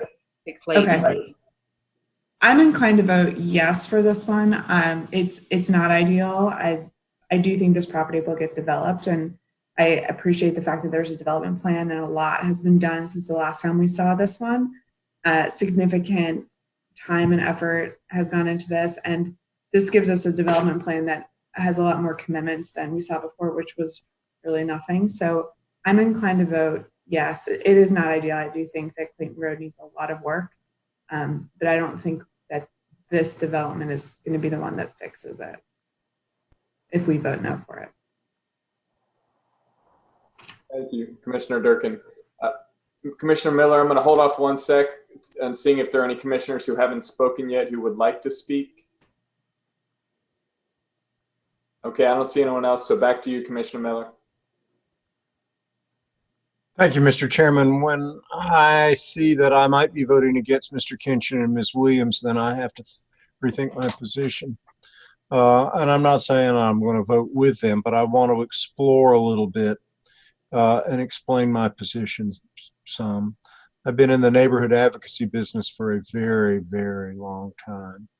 And I have seen cases where neighborhoods have to come down to City Hall over and over and over again on the same piece of property. And eventually there's a calculus at work where you have to pull the trigger and take the best shot for fear that the next one may be much worse. And that's kind of where I am with this, but I don't live in the neighborhood and I don't speak for these people. I have that feeling with the way we're going with density taking such an important part of our policy thinking and what have you. I have just this feeling that the likelihood that we're going to get a better proposal for this in terms of compatibility is increasingly small. But I do get the issue. I mean, I drove out there, and to make a left-hand turn out of this neighborhood onto Clayton Road with that curve is scary. And I can imagine doing it every single day to commute into the city of Durham. I would worry me. I have not tried all 3. I've done 2 of the 3 entrances into this area. And I'm sure that it might function. I might have one way out in the morning and another way in the afternoon. I don't know. But here's what I'm going to ask my colleagues who are inclined to vote no to think about. Under the current RS20 zoning, I think it would be very easy to develop 15, maybe even 16 single-family homes.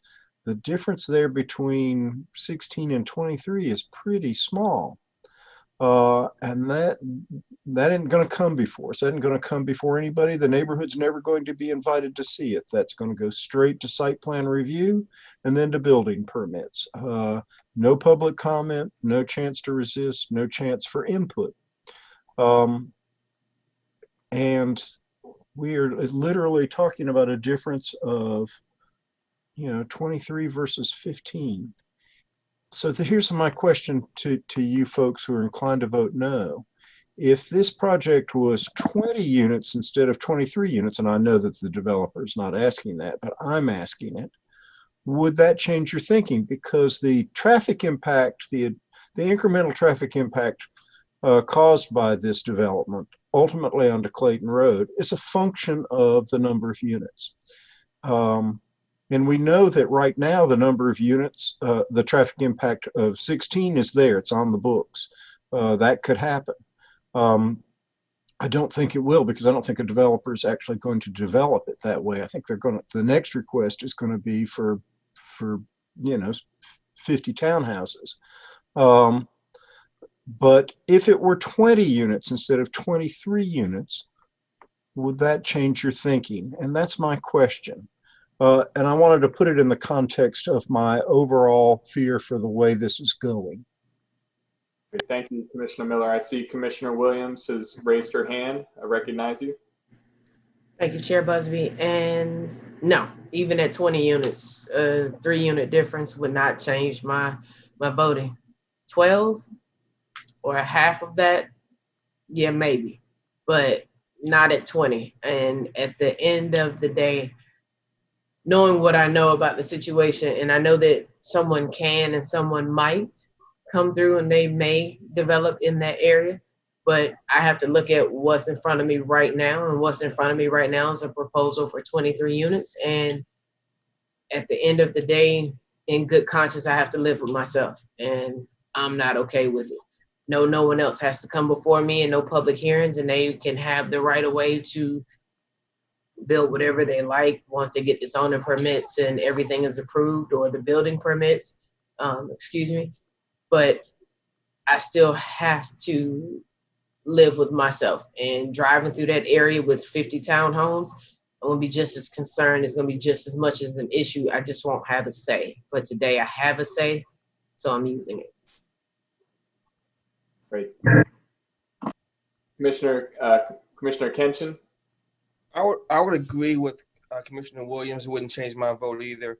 I mean, the neighbors have spoken, and they don't want it, and they feel it's unsafe. I agree. I think it's very unsafe. I think no one can convince me that it's a safe place for students or young people to be walking down the street. And let me add one more thing. I've got to say this: if this was Jordan High School, I don't think this would be. I don't think we would even consider it. I've been on the commission for a while. I've lived in Durham for 22 years. I don't think we'd have this kind of pause if it was Jordan High School, but it's not. It's Southern High School. Got to say it. I'm sorry for saying it, but you're talking about the safety of students. It's a real issue for me, and the community have said they don't want it. I agree with them. I concur, and I know someone can come and do the same thing, but not because I voted for it. They may come out and do 20 units or whatever, but not because I voted for it. So I can't stop that, but I can say no to this one. I don't think it's safe. I think it wouldn't be right to go against community wishes. And our precedent has been opposite of what that would be. So I would say no. So, Mr. Busby, those were my questions, and I really appreciate the heartfelt responses. Thank you. Thank you. Commissioner Lowe, and then Commissioner Lanfried. Thank you, Chair Busby. Evidently, well, obviously, I wasn't part of this planning board meeting when this first came through, but I do appreciate the backdrop information that has been presented here tonight. And for me, the major issue for me is the issue of safety. What I'm hearing tonight, that it is a public safety should be foremost in our minds. And as has been forestated, some of the residents in that area has voiced their opposition against this. So I'm inclined tonight to vote no against this. Thank you, Commissioner Lowe. Commissioner Lanfried? Yeah, I have a question again for Ms. Thomas on the sidewalks issue.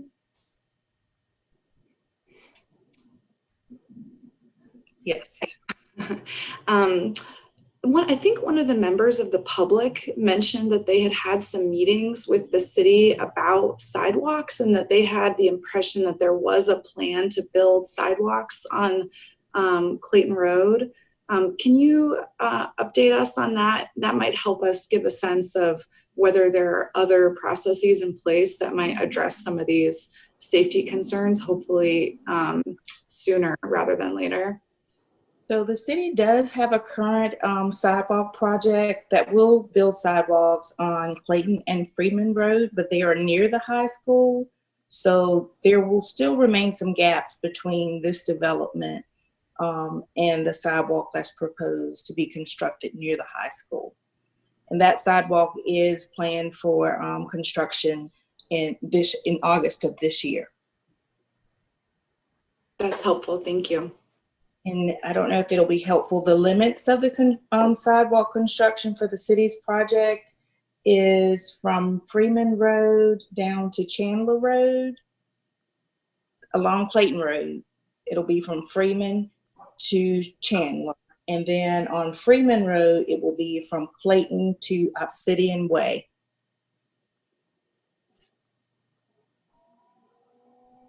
That's great to hear, given everything we've heard. So thank you for that update. Welcome. You're welcome. Thank you. Any additional questions, Commissioner Landfried?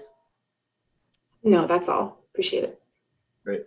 I actually had a follow-up for Ms. Thomas, so sorry to make you jump back in the picture. Thank you. No problem. So the last questions by Commissioner Landfried were really important in my opinion. And so when the sidewalk gets built, and you gave us everything, and I'm trying to look at Google Maps to make sure I have it all correct. So this development is on the other side of the street. You know, what's really interesting about this development, and one of the things that excited me about it originally, is that if you walked through Meadow Lane, which will now connect, you would come up briefly up Meadowcrest Drive to Clayton Road. If I were a student living in this neighborhood, I am less than a half a mile from Southern High School. If I'm living in the neighborhood, going to the high school, in theory, that should be an easy pedestrian opportunity. In current practice, it is incredibly scary, as my fellow commissioners have pointed out. Is there the opportunity, when these improvements are made, is there also going to be some sort of crosswalk or a hawk signal or something that will allow students to get from the west side of Clayton across the street to the actual high school? Is that in the current improvement plan? I would need to look at the sidewalk plan, but more than likely those types of improvements, they are typically included when they are near schools. But I would need to confirm that by looking at the plans themselves. Okay. And do you mind repeating then, coming out of Southern High School, going north on Clayton Road, how far will this current sidewalk improvements go? Where does it end? So the project coming out of, sorry, where was your start point again? I'm basically thinking if you're coming out of Southern High School and you're headed north on Clayton Road. Okay. Where will the new sidewalk end? So the city's project is not along that section of Clayton Road. Okay. So it starts at for Clayton Road, it starts at Freeman and goes south to Chandler Road. And then along Freeman Road, it starts at Clayton and goes east to Obsidian Way, where there's existing sidewalk that's being constructed by nearby development. Okay. Thank you. I appreciate that. You're welcome.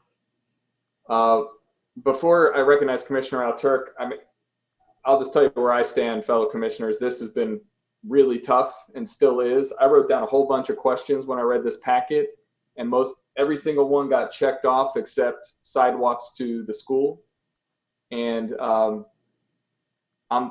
I'm not comfortable voting on this one. I'm going to vote no, but you could blow me over with a feather because I understand this is not under the control of these proponents, but I'm going to stand with my fellow commissioners to hopefully send a message to our elected officials that we got to do better.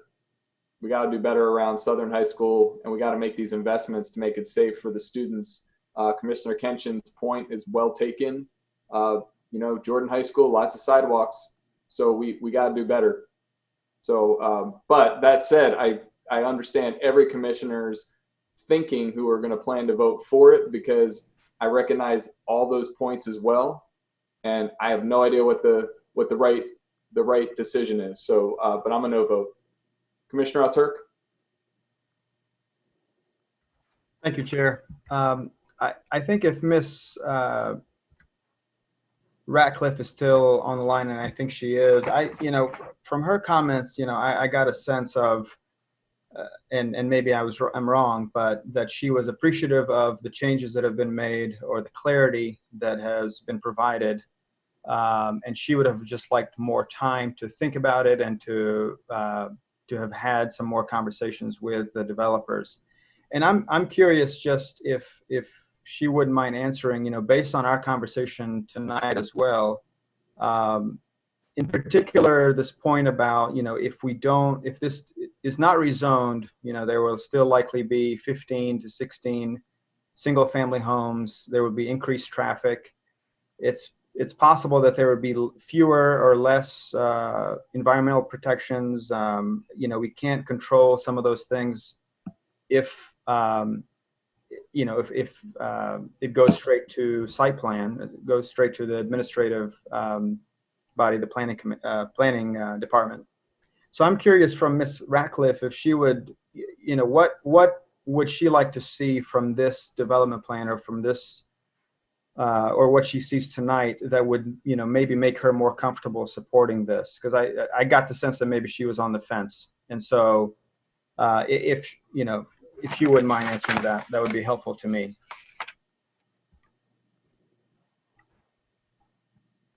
Ms. Ratcliffe, if you are still available to speak, you are welcome to answer Commissioner Alturk's question.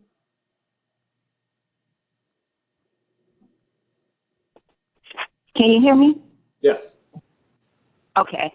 I'm not on the fence. As from all the meetings we've had, I'm willing to work with them, just like my neighbors are willing to work with them. But all our concerns are, as long as our concerns are heard and met, because we live here, we know what happens. We know the traffic zones, the issues that goes on in this area. Everyone that's speaking, they come and go, but we're here every day. So my concern is we would greatly work with them if they will try to accommodate what our requests are. That one meeting they had with us at the library in September, they never followed up. As Ms. Bunyak and Ms. Thomas suggested to us when we met with them, it would be best for us to work as together. And that's what we have tried to do with them. So if they could clearly sit down and talk to us and give us the development plan and let us see what they have, instead of waiting to present something to you all that they have one. They didn't show that to us. As I'm looking at my notes now, from what Ms. Penny explained, it seems like it's still the same plan that they shared with us in September. So I'm not going to say I'm necessarily on the fence. All my concerns are with the traffic and the safety of the children and the pedestrians who have to ride public transportation, our neighbors who walk and exercise. It's ridiculous. But we know that this development, this land is going to be developed eventually. We do understand that. However, if somebody is willing to work with us and hear our demands and our concerns, we will work with them as well. That's all. Thank you, Ms. Ratcliffe, and thanks for clarifying your position and correcting me on that. I guess, I was in favor or inclined to vote for this. I will likely vote no on this now, but I will ask the applicant if they will. I mean, I don't know what else can be done. I do think I am still on the fence about this because I do think this is a decent proposal. And I think even the commissioners who are voting against this have acknowledged that this is a pretty good or not bad proposal. And so I don't know if it can be improved, but I'll just ask the applicant if they would consider a continuance to meet with the neighbors and maybe either present the development plan a little bit more, give them more time to think about it, and to work with them, maybe get that number down a little bit, down from 23 to something else that is a little bit more reasonable, or suitable for the neighborhood. So I will just ask the applicant if they would like a continuance, because I think I will be voting no. Mr. Sevilla or Ms. Sakadlo, you're welcome to answer Commissioner Alturk's question.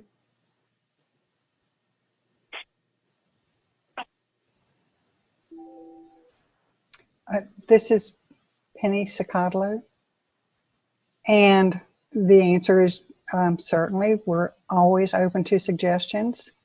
I don't know that this developer is capable of solving Clayton Road's traffic issue. We did hear from Miss Ratcliffe about wanting some more buffer behind her yard. That is on the development plan. We heard from Mr. Wiggins that he wanted some more space behind his lot. That's open space. We have addressed their conditions. But I'm still open to finding out if there's something else short of redesigning Clayton Road. Commissioner Alturk, any additional questions or comments? No, I don't think I will ask for the continuance unless other commissioners feel like it is warranted. I agree, I think, with that comment that I've heard a number of times already tonight, which is that we can't solve the problem on Clayton Road. And so, but I don't know if other commissioners have other, if they think a continuance would be helpful, I'll entertain that option, but I won't ask for it. Okay, thank you. Commissioner Amendolia. Thank you, Chair. I just wanted to briefly say I came in tonight expecting to vote yes for this. It seems to me an opportunity for infill development and affordable units. The applicant cited 250K homes, which to me seems like a step forward for ability, especially in this area. However, the words of Commissioners Williams and Kinchin have moved me to reconsider that. I agree we cannot change the current patterns on Clayton Road with this vote, but I think it is important for us to stand together and show the city that we need to do better in the future. Thank you. Thank you. We're going to pivot back to both Commissioner Baker and then Commissioner Miller. Yeah, I'll be quick. Our votes are not the final say.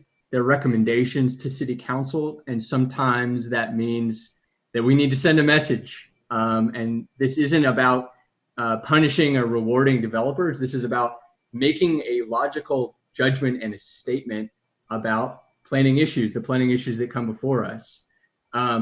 Second, I think that the density is appropriate. But I think maybe the timing is not appropriate, and that is one thing that I heard several commissioners say, and that's planning. That's logical planning. Third, I think our comments to council are as important and sometimes more important than our actual vote, the vote that we take and the vote count.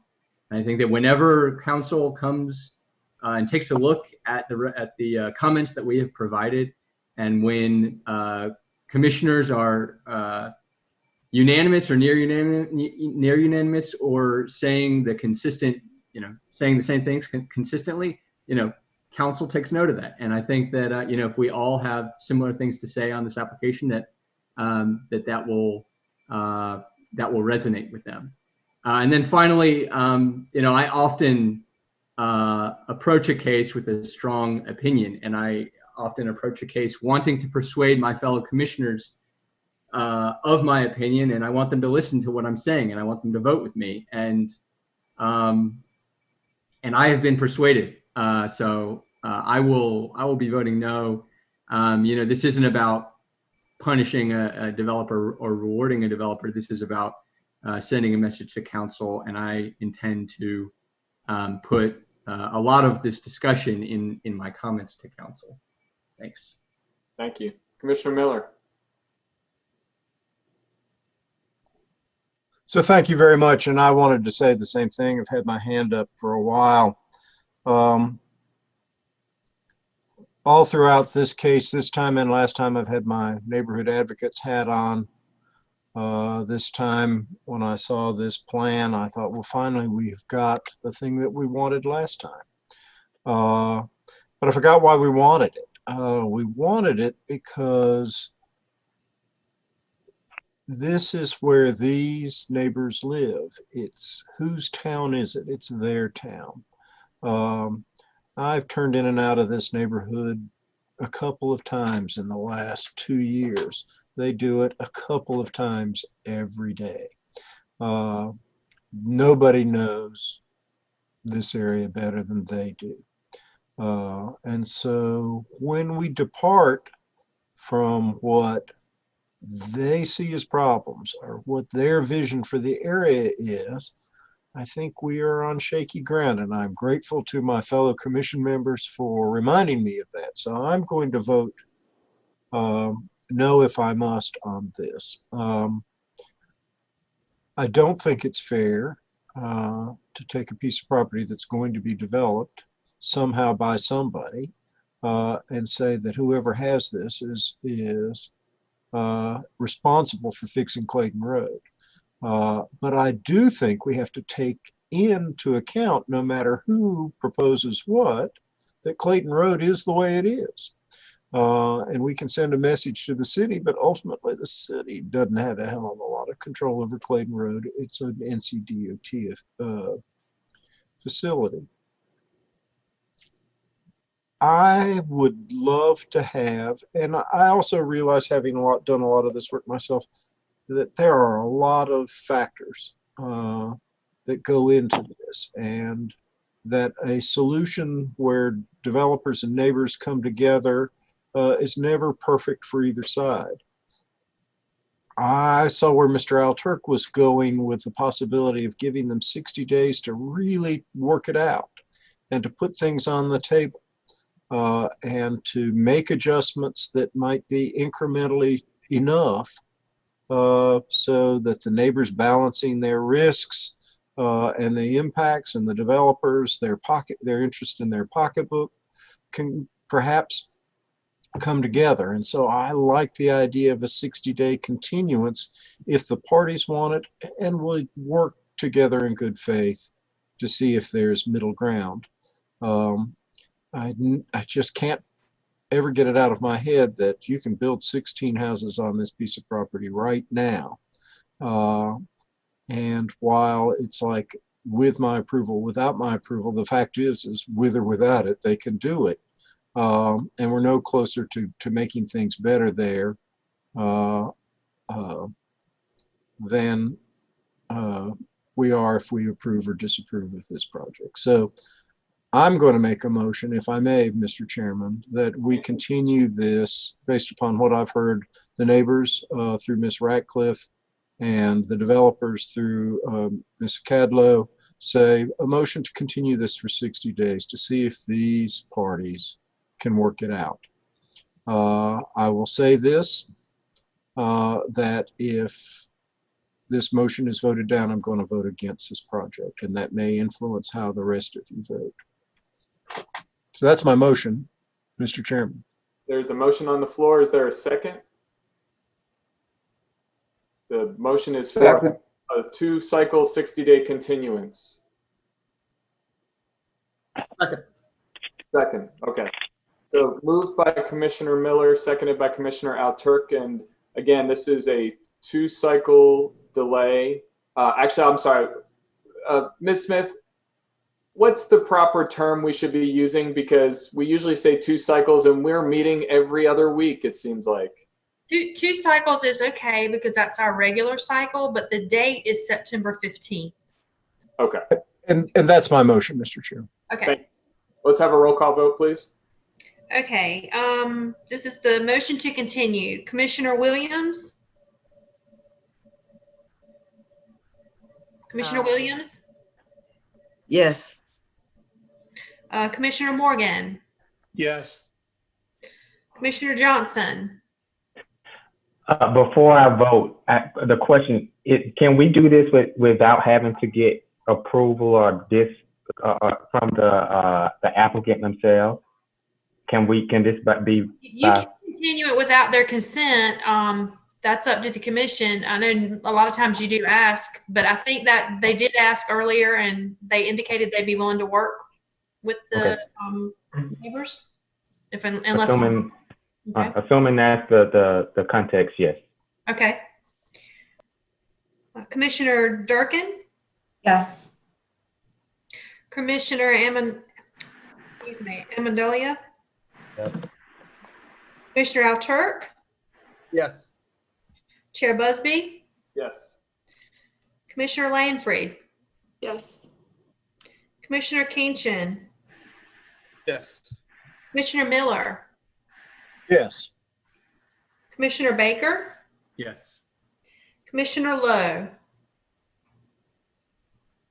Yes. And Commissioner McIver? Yes. Okay, it passes 13-0 unanimous to be continued to September 15th. We'll put it on the agenda. Thank you. And thanks to all of you who spoke on that item. We look forward to hearing about the progress on September 15th. We're moving to our final zoning map change item this evening. This is the Cortez Drive residential proposal, and it's case Z190038, and we will start with the staff report. Good evening, Jamie Sonyak again with the Durham Planning Department. I will be presenting the Cortez Drive residential zoning map change application. Next slide, please. The applicant is Bethesda Associates LLC. The property is located along Andrew Avenue and Cortez Drive. It is roughly 46 acres in size, located in the suburban tier. The applicant is proposing to change the zoning to Planned Development Residential 5.322. There is no change to the future land use designation, which is low medium density residential. And the development plan indicates a development with up to 250 residential units. Next slide. On the aerial, the site is highlighted in red. It is generally undeveloped, heavily wooded. There are wetlands and streams. It has frontage on Andrew Avenue and is separated by Cortez Drive. Next slide, please.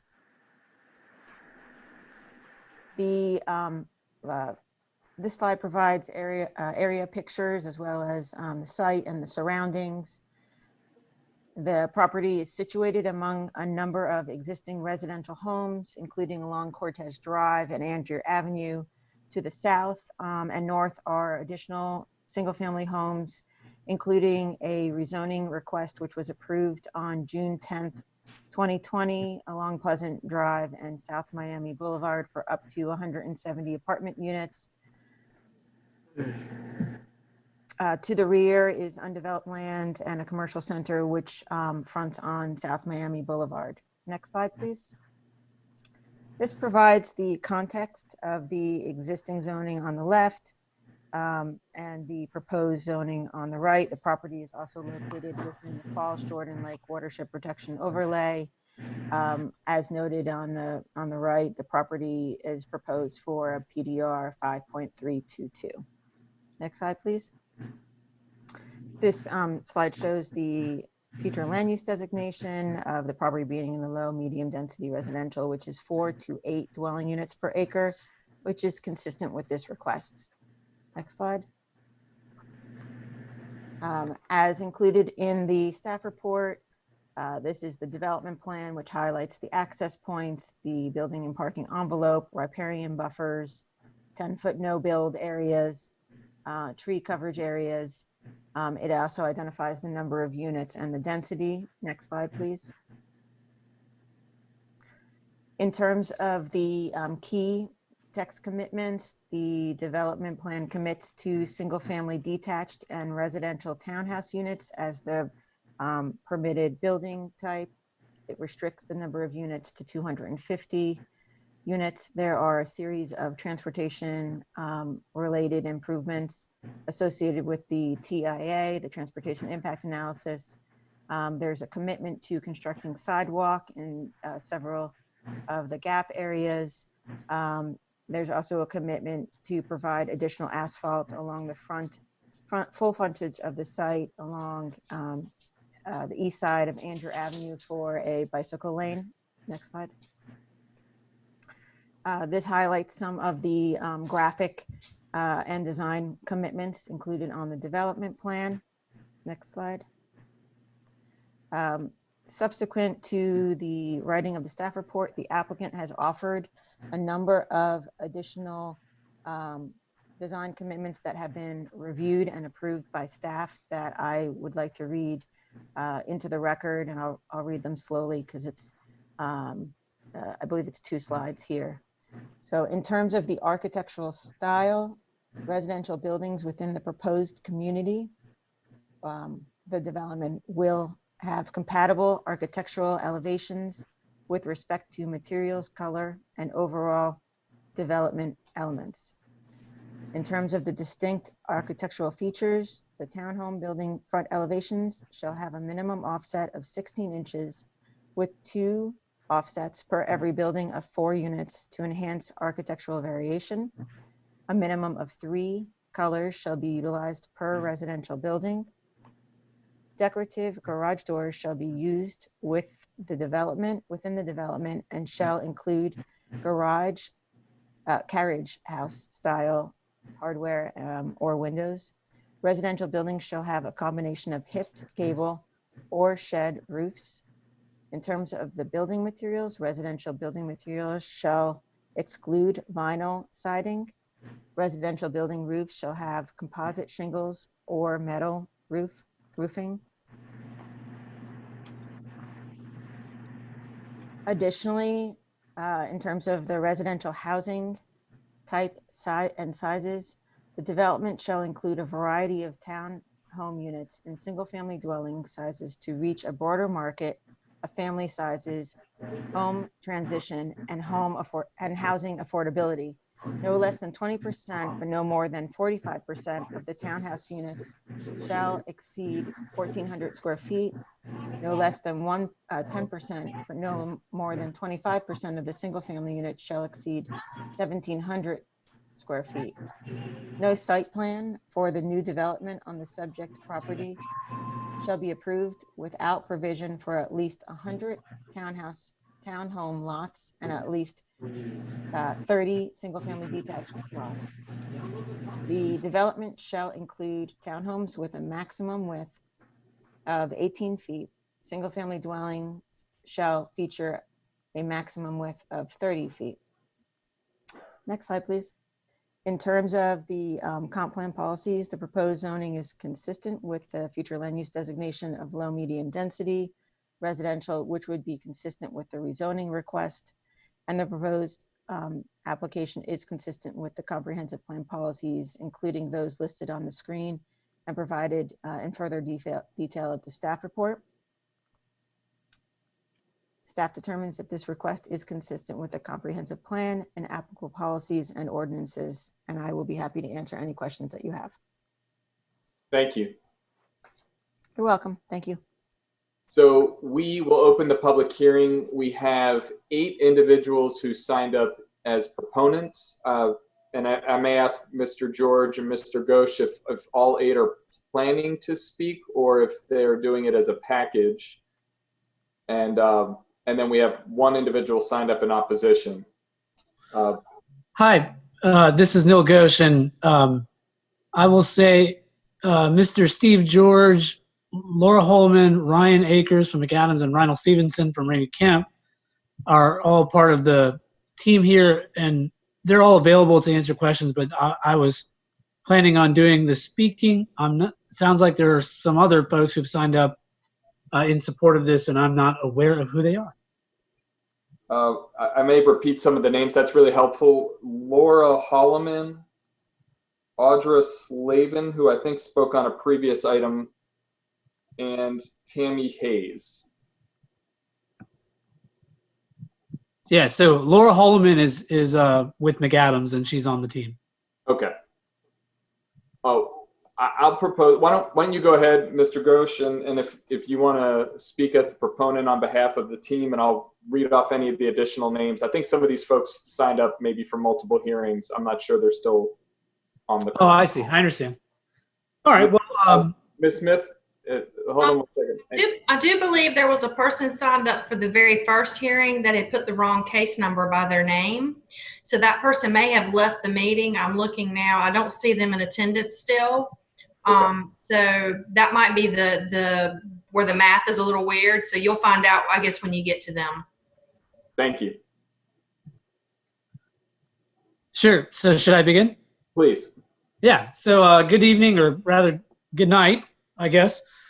Chair Busby and members of the Planning Commission. My name is Neil Ghosh. I'm an attorney at the Morningstar Law Group here in Durham at 112 West Main Street. I'm representing the applicant for this project. As I mentioned, Mr. Steve George is with us on behalf of the applicant. So is Laura Holman and Ryan Akers from McAdams and Reinald Stevenson from Rainy Kemp. Let me start first by thanking Jamie not only for her presentation just now, but also for her guidance and diligent review of the additional proffers which she just presented for this development. Thank you very much for your work on that and working with us on that, Jamie. And I'll start by saying that this is a development that I am personally excited to be able to work on, because I think it is a step in the right direction for new residential communities in Durham. As you can see from the commitments, the developer is proposing a community with a mix of housing types, including at least 2 different townhome options and 2 different single-family options.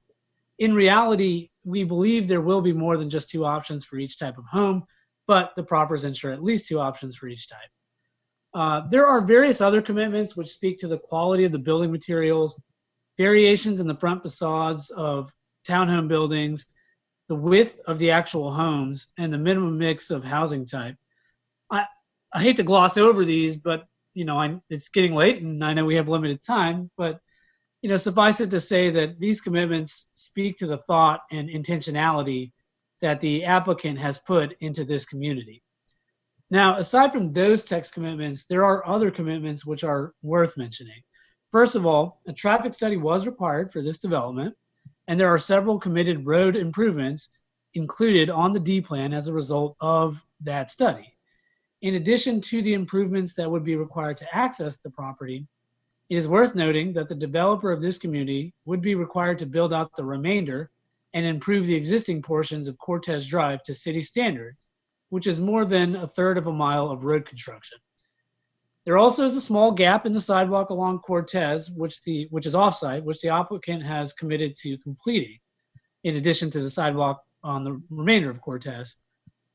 The development plan also commits to installing traffic signals, subject to NCDOT approval, of course, but those traffic signals would be at the intersections of Angier and Pleasant and Angier and Glover. All told, the development plan commits to a significant level of new infrastructure. But wait, there's more. As you can see on the D plan, there is a wetland feature or stream feature on the property, which essentially cuts the assemblage into 3 distinct areas. Of course, this presents challenges to how the property can be developed, but it is worth noting that the developer, in this case, has committed to only 1 stream crossing. And I wanted to point that out because that commitment is quite subtle. It is a graphic commitment, but the UDO requires D plans to show all proposed stream crossings As you can see, only one is shown on this D plan because the developer has taken the time to consider carefully this community's impact on the environment. Likewise, in addition to saving the vegetation within the wetland area, the D plan graphically commits to saving over 2 acres of existing vegetation in the northeast corner of the property. While that land is developable, rather than trying to shoehorn in as many homes as possible, the developer has set that area aside intentionally to provide a meaningful buffer area for existing homes along Shiloh. Overall, the development plan commits to preserving around 9.4 acres of existing tree coverage and vegetation. As I said, I am excited to be working on this community, and as a Durham resident, I hope to see it succeed. This development has been well thought out at the planning stage and will put new home ownership opportunities on an infill basis in an area where bus transit already exists. The developer has made some strong commitments related to design and housing mix, which speak to the needs of the Durham community as a whole. Additionally, the D plan commits to a significant amount of public infrastructure, which will be funded through private means. The project is consistent with the city's long-range plans, but more importantly, it makes sense in the context of the area. So we hope to have your support for this development. We have our team available to answer any questions that you have, and I'd like to reserve the remainder of our time for any rebuttal. And thank you for your time. Great, thank you, Mr. Ghosh. We do have one other individual who signed up as a proponent, and that is Tammy Hayes.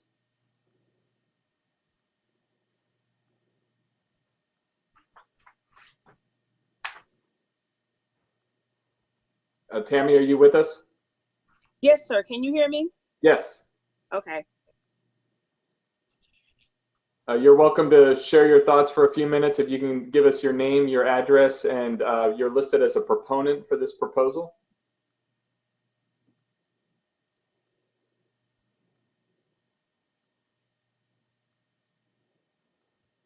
Tammy, are you with us? Can you hear me, sir? Yes, please Okay. share your thoughts. I'm sorry, it kept muting me. My name is Tammy Hayes, and with my husband, Thomas Hayes, and we're at 3601 Anger Avenue. If you notice on the map, we're actually at the corner of Cortez and Anger, and everything goes around us in a sense. We're actually pretty excited about seeing this area developed. It's been a long time. We have lived at this home for about 24 years, and it pretty much has looked the same, except for maybe them paving Cortez. Other than that, there really hasn't been a lot done. I guess we have a few questions because when we met with them last year, Cortez they were saying Cortez wasn't a factor. They were creating another entrance off of Angier on the other side of us going into the development, and now we've noticed that Cortez is now a factor. I like the idea of the turning lanes and the traffic lights, and especially the sidewalks. There have been people that have been hit along Angier. There's no space for people to walk or either ride bikes on Angier. It's just road and grass, a ditch. So we're kind of concerned about how this will impact our property. Now with it being Cortez I'm assuming it's going to have to widen the road, because if they're going to create a turning lane and sidewalk and all this stuff, how does that impact us, our property? And then will this also mean that this area will then become city limits? Because as of now, we're a county. So will that also mean that we will then become city limits based on all these things? And if this goes through, what kind of estimation data are we looking at as far as construction, and how long would it last? Those are just a few, questions or concerns that we have right off the top of our head. Great, thank you very much. Yes, sir. During the public comment period, it's a great opportunity to ask those questions. We can see Mr. Ghosh reserve some time as part of their 10 minutes, so he might answer those in the public comment period, or we as commissioners may ask some of those questions as well. But thank you very much. Thank you. We had one other individual signed up to speak as an opponent, and it's Aaron Hammocky.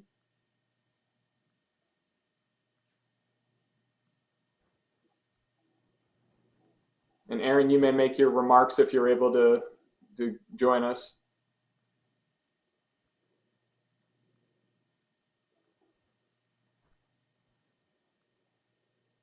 Aaron, I see you you're still attending the meeting, so we'd love to hear your thoughts if you're able to speak.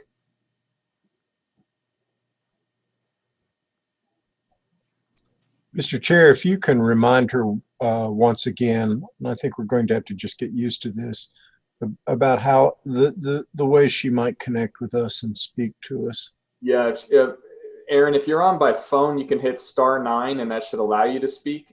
It looks like you should be able to speak. Hello? Yes. Okay, there we go. Thank you for bearing with me.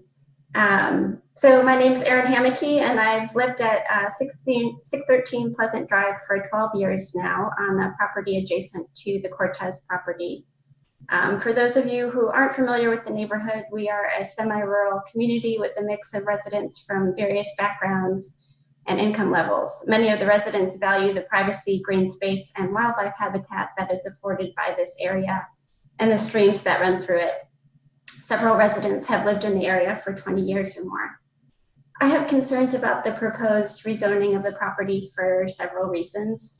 The density seems incompatible with the surrounding area, in my view. It also doesn't seem like a forward-thinking development that considers a balance of housing needs with preservation of green space and pervious surfaces. And finally, I think Anger Avenue simply can't handle the traffic that will be generated by the development, and the current F rating for traffic in the neighborhood will go from very bad to even worse. I visited all of the households adjacent to the property on Shiloh, Pleasant, Anger, and Cortez, and out of 26 homes, I was able to access 16, or 2/3 of them, were opposed to the rezoning request, and 3 households were undecided. 22 residents signed a non-binding petition to protest the rezoning. 2 households were in favor of the development, mostly citing hopes for an increase in property values. And I appreciated hearing my neighbor, the Hayes' comments this evening as well. Just speaking for my household, we definitely understand that Durham is a rapidly growing city with a housing shortage, and that unbuilt land like this will rise to the surface for a proposed development. We aren't opposed to development of any kind. In fact, my partner is a builder, but we'd like to think that we can plan these new developments with a broader vision of what kind of city we want Durham to become. And we'd like to think that it's possible to achieve without compromising the character of a community that's been here for 100 years. We'd welcome developments at the current zoning or at a revised zoning that balances housing needs with open space that would truly add lasting value to the city and neighborhood. It's difficult to imagine traffic getting any worse than it is now, but that's what would happen with this added development. It was truly shocking to see and imagine the 18-minute wait time at the intersection of Pleasant and Anger, and 24 minutes at Anger and Glover that is projected if the development plan is enacted and none of the DOT recommendations are implemented. It's also difficult to see how traffic flow on Anger will be appreciably improved with any measure, as the railroad tracks limit road widening and the neighboring train yard will continue to present an issue as trains frequently block traffic access at Ellis Road and cause backups onto Anger Avenue. Finally, I don't feel that the 6 days that we had to review the development plan and text amendments prior to the meeting is an adequate amount of time. I know that several of my neighbors expressed confusion about what the plans were. Many of the residents in the area are older, do not have access to necessary technology, or they speak English as their second language and face significant barriers to actively participating in this process and tonight's meeting, which may explain why there aren't other opponents speaking tonight. Unless y'all are willing to vote against the request tonight on the basis of traffic information alone, I hope you'll consider postponing making a decision so that residents can have more time with the development plan or just speak with the developers. If the commission intends to move forward with recommendations, I hope you'll consider recommending development at a density less than proposed or with limited higher density housing balanced with substantial protection of trees and wildlife habitat. Thank you so much for your time. Thank you very much. I see 2 other attendees have raised their hands. I assume that means they may also be interested in speaking. I'll call on you one at a time and you can unmute yourself if you would like to speak. Paul Joffrian and then we'll get to Mark Welker. Yes, thank you so much, all of you. The hours are growing late.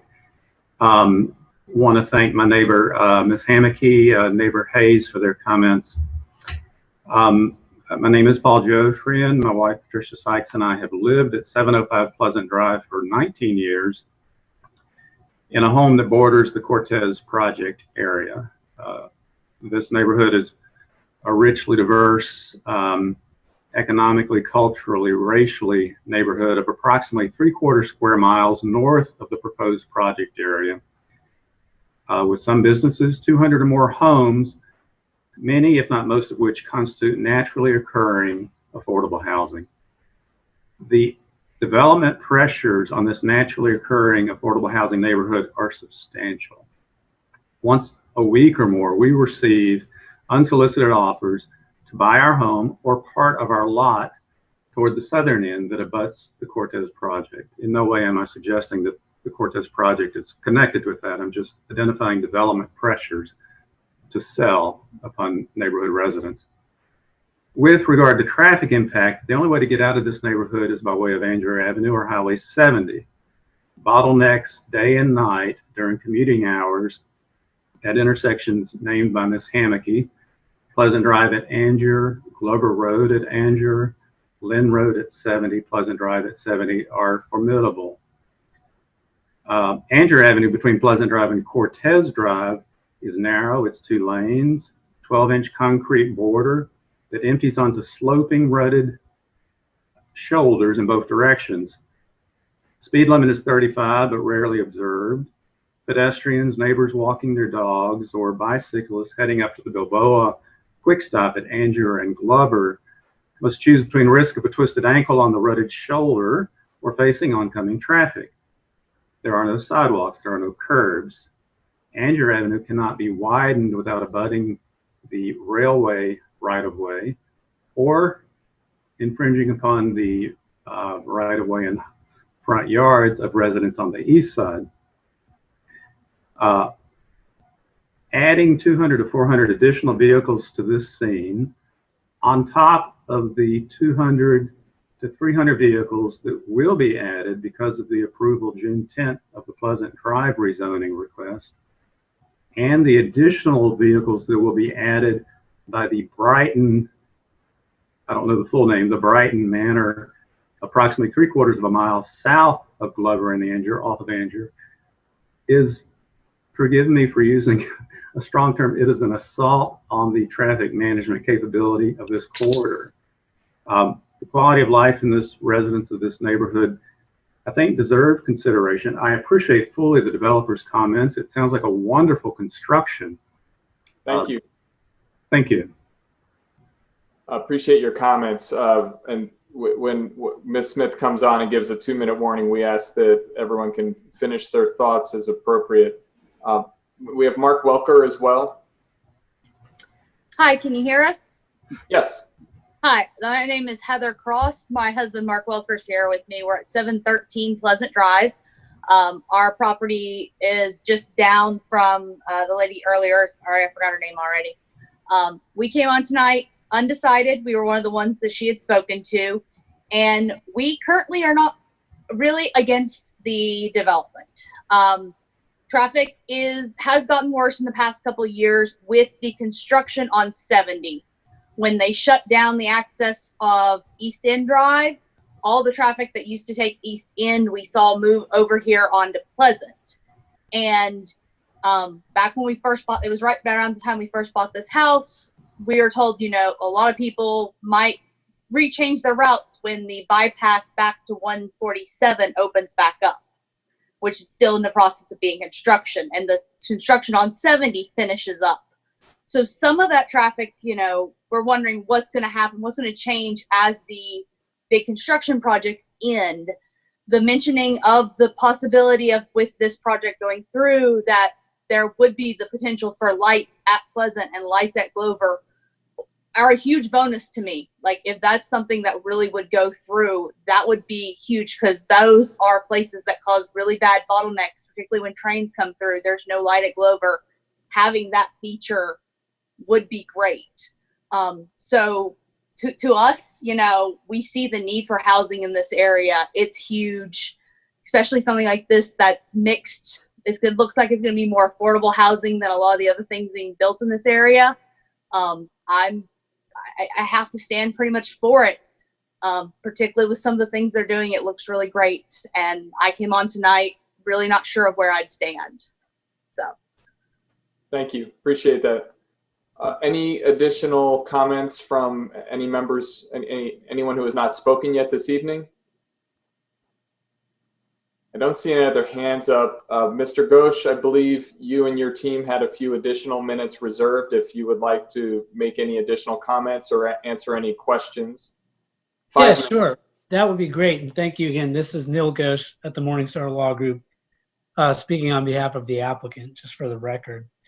I did want to touch on a couple things. So one, you know, as I mentioned, a traffic study was required for this development. And the developer here is taking the traffic, I mean, there are traffic commitments on the D plan, and the developer does not, you know, dispute that there are traffic concerns in this area. Just to give you an idea, and I'm not suggesting that the price of any of these improvements does necessarily play into your decision, but each one of those traffic signals, 2 of which are committed, generally are going to, on the low end, cost about $250,000 to install. I have no idea why that is, but that's what it is. And there are 2 that are being considered or being committed as part of this development plan. Whether they will be installed ultimately, as with any traffic light, is going to depend on whether it's warranted per NCDOT. But given the level of traffic in this area already, you know, you might expect that it would be, and the other developments going on, you might expect that they will be warranted when the time comes to evaluate them. The other thing to be aware of is that one of the main pressures on traffic here is the existence of that rail corridor there and the rail yard. So the trains that come in this area often will come in at a very slow rate because they essentially park there, and sometimes they park in the wrong place and block traffic, and there's no doubt about it. But there is a funded NCDOT project to grade separate, so to bring the track above the road at the intersection of Anger and Glover. No, I'm sorry, Ellis and Glover, and that is calculated not by us, by NCDOT on an already funded project. It's project P5706. That is calculated to alleviate a lot of the traffic concerns that this area experiences already, essentially because it is getting those trains out of the flow of traffic of regular vehicular traffic. So in addition to that improvement, this project is committing to additional road improvements. As far as the points of access, because of the number of units that are being proposed with this development, the UDO requires at least 2 points of access. So on the development plan, you can see that there is a point of access proposed along Anger Avenue, and there also is a point of access on Cortez. Those are the 2 points of access that are being considered for this development to make it UDO compliant based on the number of units. Cortez right now is not at a city standard, and I think I mentioned before, the developer here is going to be improving Cortez to a city standard for its entire length. That right-of-way is already dedicated, but if you've been down to the site, then you know you can turn from Anger onto Cortez, and then you can turn left onto the rest of Cortez as it is today. That right-of-way actually continues all the way down as a paper right-of-way. It's not been improved, and that's the portion that the developer will be improving across its frontage. You know what? It is getting late, and I think I have addressed a lot of the things that we have heard from the neighbors today. I'd be interested to hear any questions and comments from the planning commissioners. So again, thank you for your time. Thank you. I don't see any other hands from the general public raised to speak. I'll give it one more moment. Seeing none, we will close the public hearing And commissioners, I see a few hands up. I'll start with Commissioner Durkin. Sure. So I have a question for the applicant on price points. Can you, for the record, state what you're expecting the single family homes and the townhomes to go for? Sure. And we thought a lot about this. And if you'll give me a little latitude, I'd like to speak to it in depth if I can. So I want to make clear that we're not committing. Given the late hour, if you could be late in the evening, if we can make it brief, that would be appreciated. Well, sure. So I just want to make clear that we're not committing to any particular price point. No, just expected. Sure. Yeah. The builder believes that the townhomes will start at around the 204,000 mark and will sell at a top range near 229,000. And for the single family detached homes, the builder intends to start selling those at a price near 250,000 with the top end around 290,000. Okay. Thank you for that. That seems high to me for this area. I don't think that would qualify as additional naturally occurring affordable housing, as was mentioned by one of the participants that spoke. I agree that there is a naturally occurring affordable housing in that area. I don't think it's new construction for sale at those price points. One other thing related to affordability that I wanted to raise was the additional design commitment. The first one that says the development shall include a variety of townhome, unit, and single family dwelling sizes to reach a broader market of family size home transition and housing affordability. I have no idea what that means, and I have no idea how it will be implemented and how someone will confirm that the development is in compliance with that commitment. So my question is really more to staff. Was this vetted? Like how do you prove that this was in compliance? How would you monitor this at all?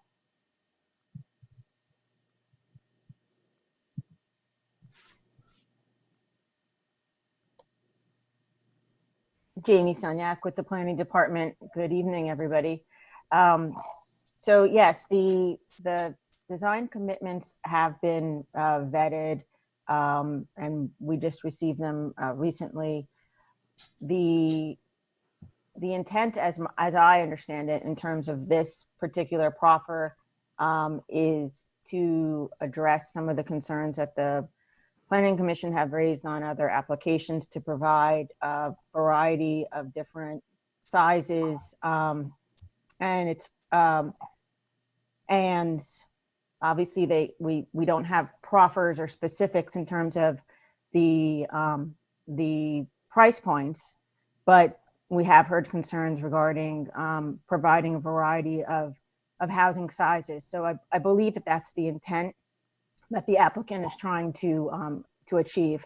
The design commitments are our commitments, and so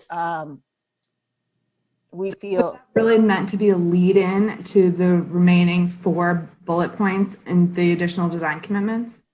Because if that's the case, it should be deleted. I think it's very confusing and just provides lip service to the Planning Commission as if they're giving us what we've been asking for. I don't think it gives us anything except for vague language that I'm not sure how you would enforce that.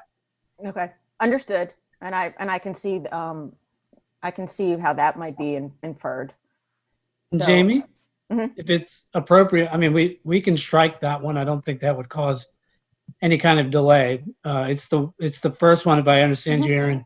The first one listed under the residential almost every development I ask you, have you used the affordable housing density bonus? Have you considered it? And everybody says no.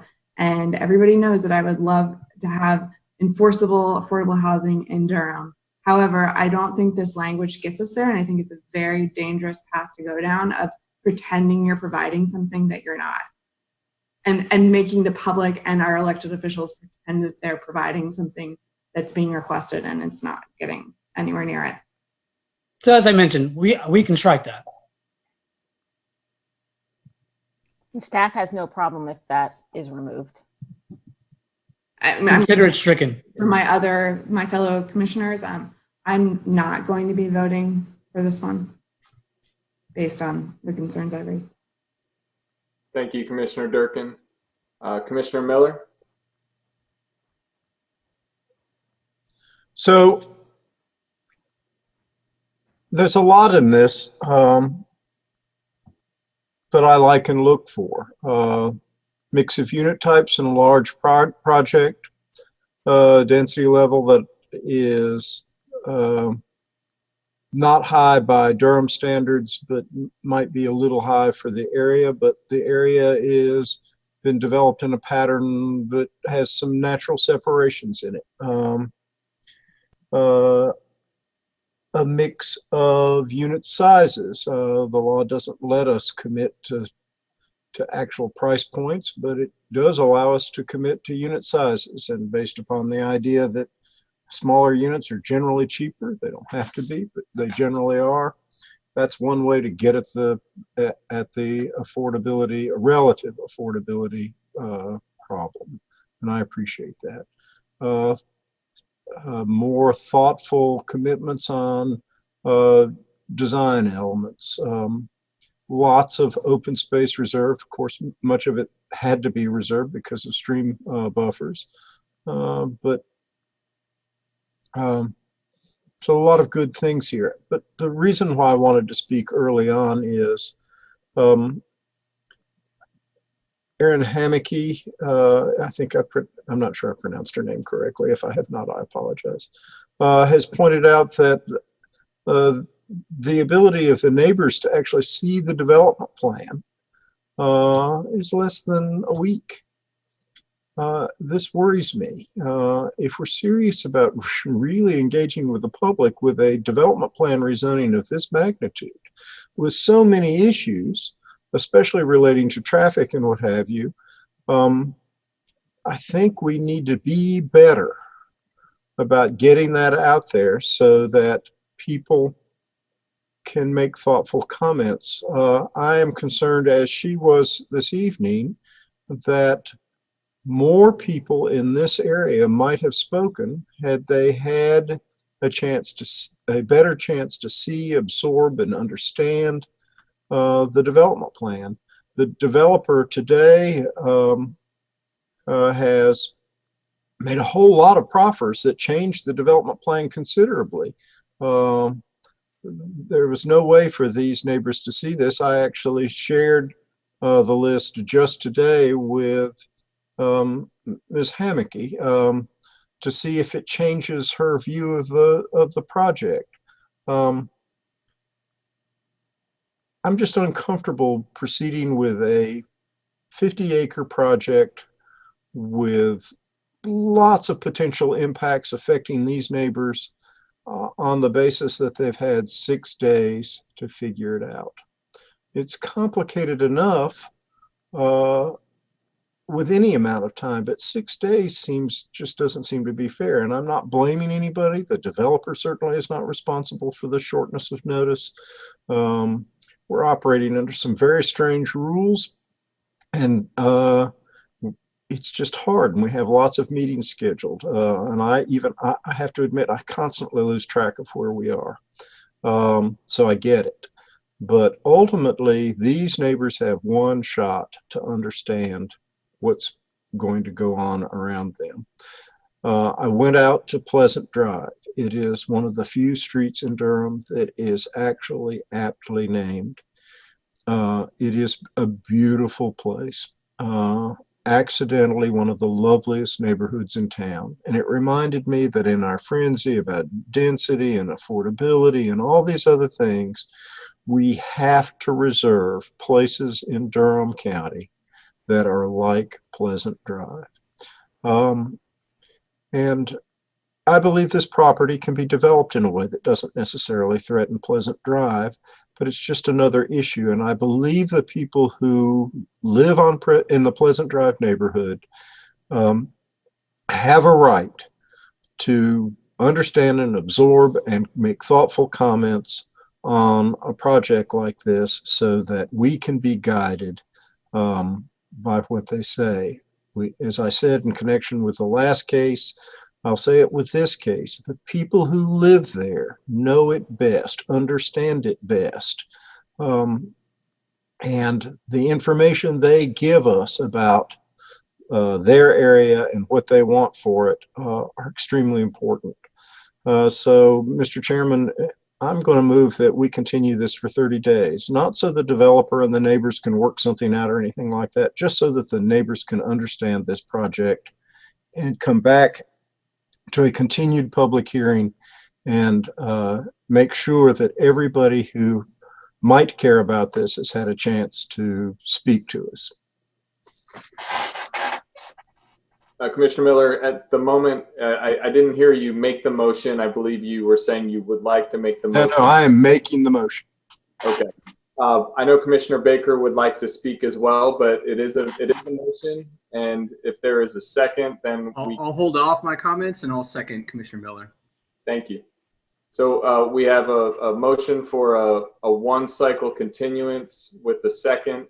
We can, if someone wants to speak on the commission to the vote, to the amendment. Commissioner Alturk, I see your hand up. I don't know if that was from before. No, that's on the motion, if you don't mind, Chair. Nope. The floor is yours. Thank you.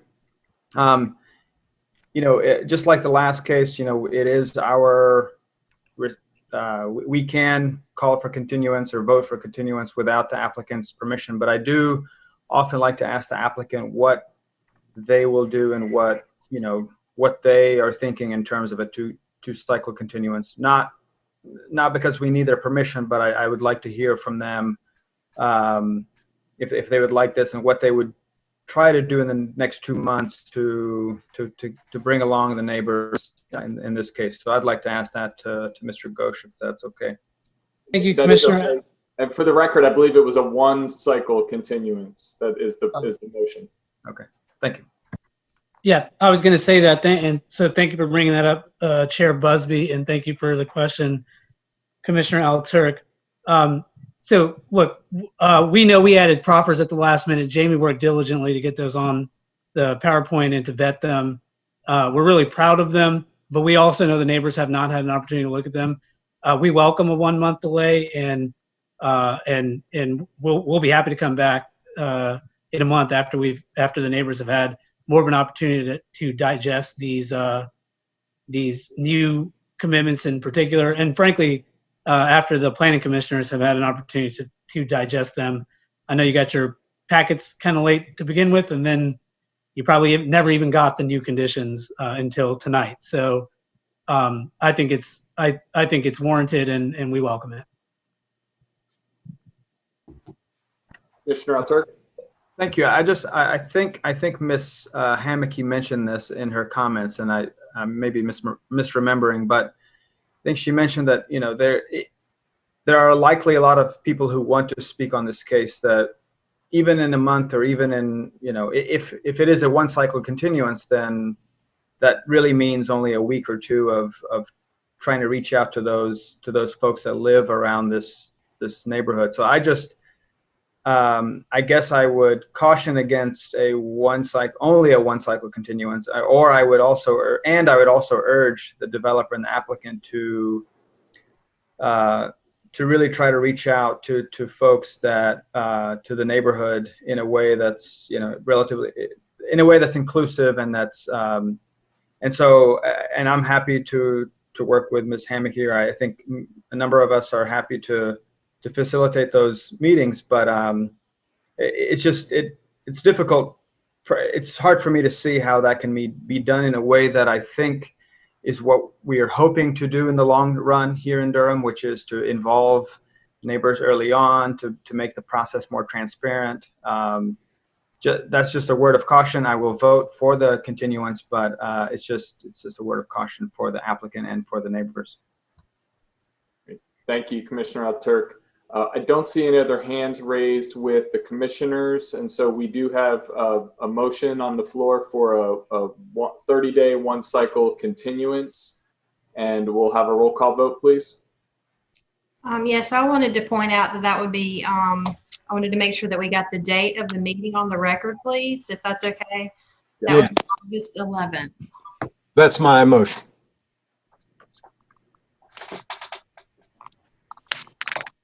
Okay, Commissioner Williams? Yes. Commissioner Morgan?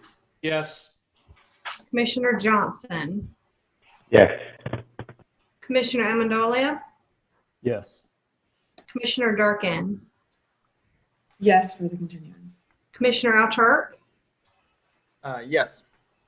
Commissioner Chair Busby, Yes. Commissioner Landfried, Yes. Commissioner Miller, Yes. Commissioner Kinchin, Yes. Commissioner Santiago. Excused absence. Oh, sorry, he's absent. It's late and I forgot. Commissioner Baker, Yes. Commissioner Lowe. Yes. Okay. And Commissioner McIver. Yes. Okay. It's unanimous 13-0 to continue to August 11th. Thank you. See you next month. Thank you very much.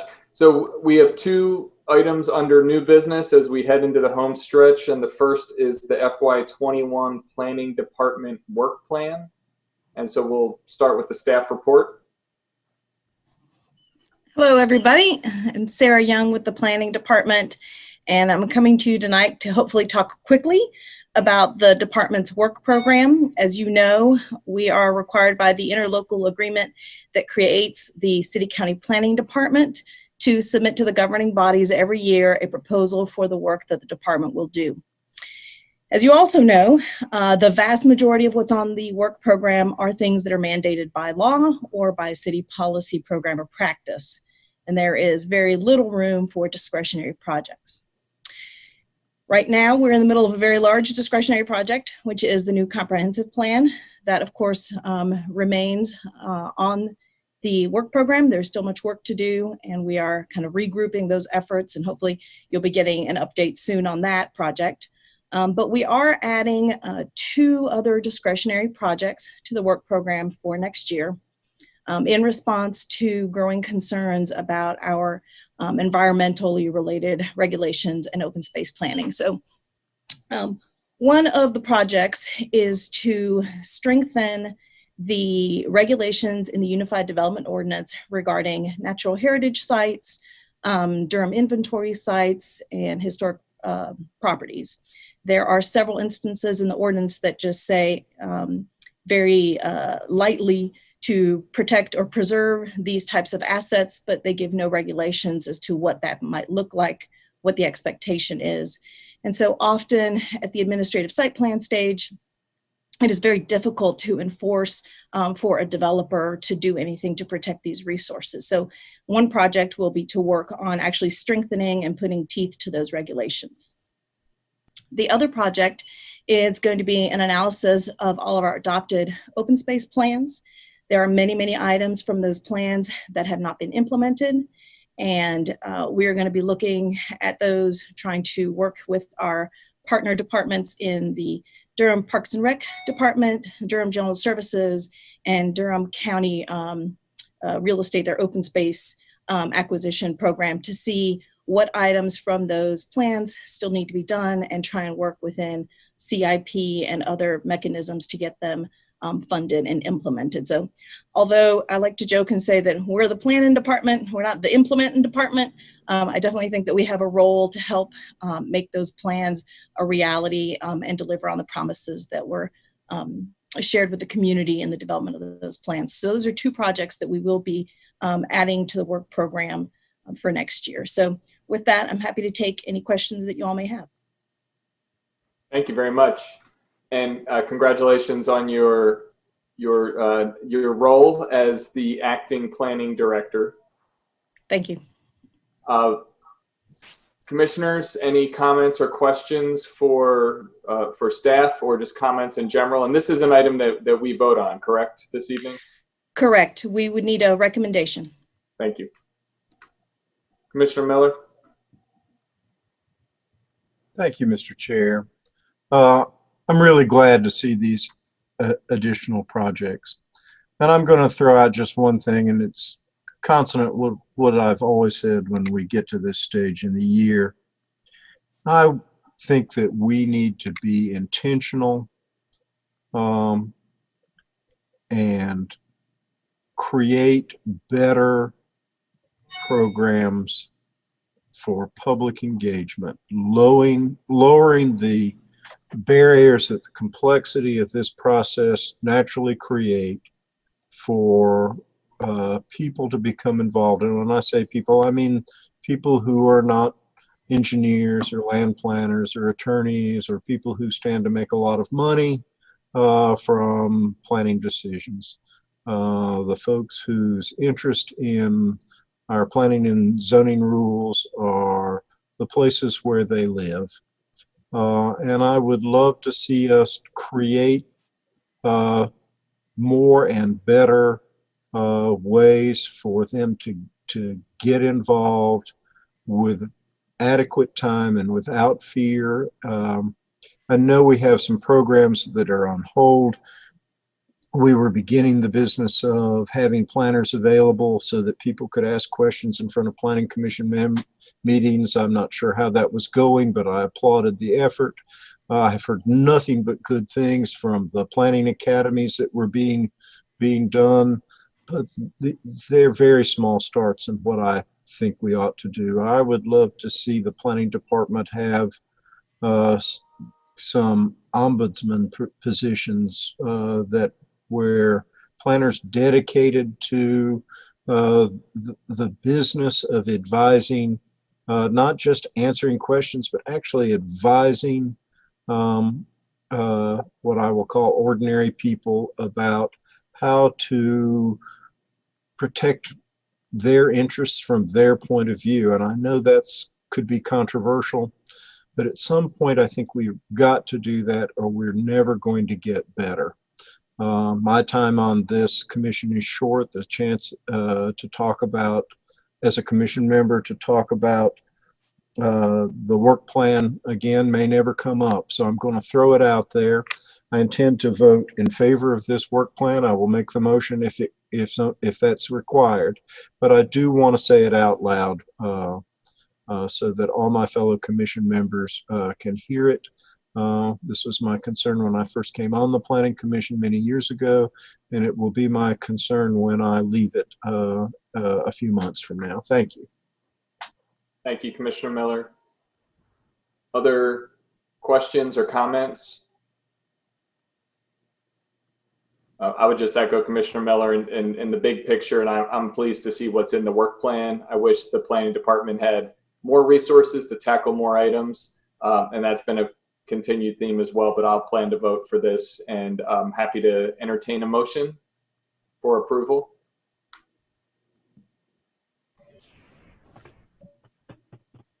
Well, I promised, so. Mr. Chair, I move that we send fiscal year 2021 Planning Department work program forward to the elected bodies, that would be the City Council and the Board of County Commissioners, with a favorable recommendation. I will, in our opportunity to comment it in writing, echo some of the things that I said to you folks. Do we have a second? Second. We'll give it to Commissioner Morgan on the second. That was moved by Commissioner Miller, and we'll have the roll call vote, please. Commissioner Williams? Yes. Commissioner Morgan? Yes. Commissioner Johnson? Yes. Commissioner Amendolia? Yes. Commissioner Durkin? Yes. Commissioner Alturk? Yes. Chair Busby? Yes. Commissioner Lanfred? Yes. Commissioner Kinchin? Yes. Commissioner Baker? Yes. Commissioner Lowe? And Commissioner McIver? Yes. Okay. I think you skipped over me again. What's that? I'm a yes. Oh, I skipped you again. Oh, you know why? I marked you out earlier. I'm so sorry. Commissioner Miller? Yes. It's late again. Woo. Thank you. It passes 13-0. Thank you. Commissioner Miller, I believe she marked you out years ago, but yeah, don't think I don't know it. And she isn't the first. Well, I tried not to mark you absent earlier, but they were intent on voting to excuse you, and I was going to wait to see if you showed up because I had this feeling you would, and you did. Well, like a bad penny. That's right. We have one final item, the item we added to the agenda, the vice chair election, and I will hand that over to the staff. So per the rules of procedure, Chair Busby moved up to replace Chair Hyman because the election is, we don't have an election until later in the year. And so because she was term limited, he just would move up and replace her. So what we would need to have an election for tonight is just a vice chair to serve until our next regular election. So the floor is open and staff can take a nomination at this time. Ms. Smith, I'd like to nominate Commissioner Kenshin, and I would note that I'm a city appointee, so we do need to make sure that the vice chair is a county appointee. Yes, we typically try to have one of each from each jurisdiction as chair or vice chair. Do nominations need a second? Yes, please. Can I second that, please? Sure. Are there any other nominations from the floor at this time? I think Mr. Baker has his hand up. I was just going to say that I was also planning to nominate Commissioner Kenshin. Oh, okay. Thank you. Okay, so if there's no other nominations from the floor and no other discussion, I'm ready to take a vote if the commission is ready. Does Commissioner Kenshin have to accept that nomination? We don't care what he thinks. Yes, I guess he should Drafted. accept. Mr. Kenshin, do you accept the nomination? I do. Thank you. Okay. Okay, great. Thank you. Okay, I'm going to go down the roll call one more time, and I'm not going to forget Mr. Miller. Commissioner Williams. Yes. Okay. Commissioner Morgan. Yes. Commissioner Johnson. Yes. Commissioner Amendolia. Yes. Commissioner Durkin. Yes. Commissioner Alturk. Yes. Vice Chair Busby. Chair Busby. Yes. Old habits die hard. Commissioner Lanford. Yes. Commissioner Miller. Yes. Commissioner Kenshin. Yes. Okay. You don't have to vote for yourself, but it's That's fine. reassuring. Commissioner Baker. Yes. Commissioner Lowe.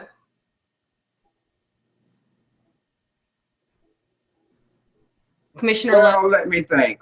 Yes. Lowe. Okay. Yes. Yes. Thank you, sir. Commissioner McIver. Yes. Okay. The election to elect Mr. Kenshin vice chair is 13-0. I have one last really quick announcement, if you all will humor me, if that's okay.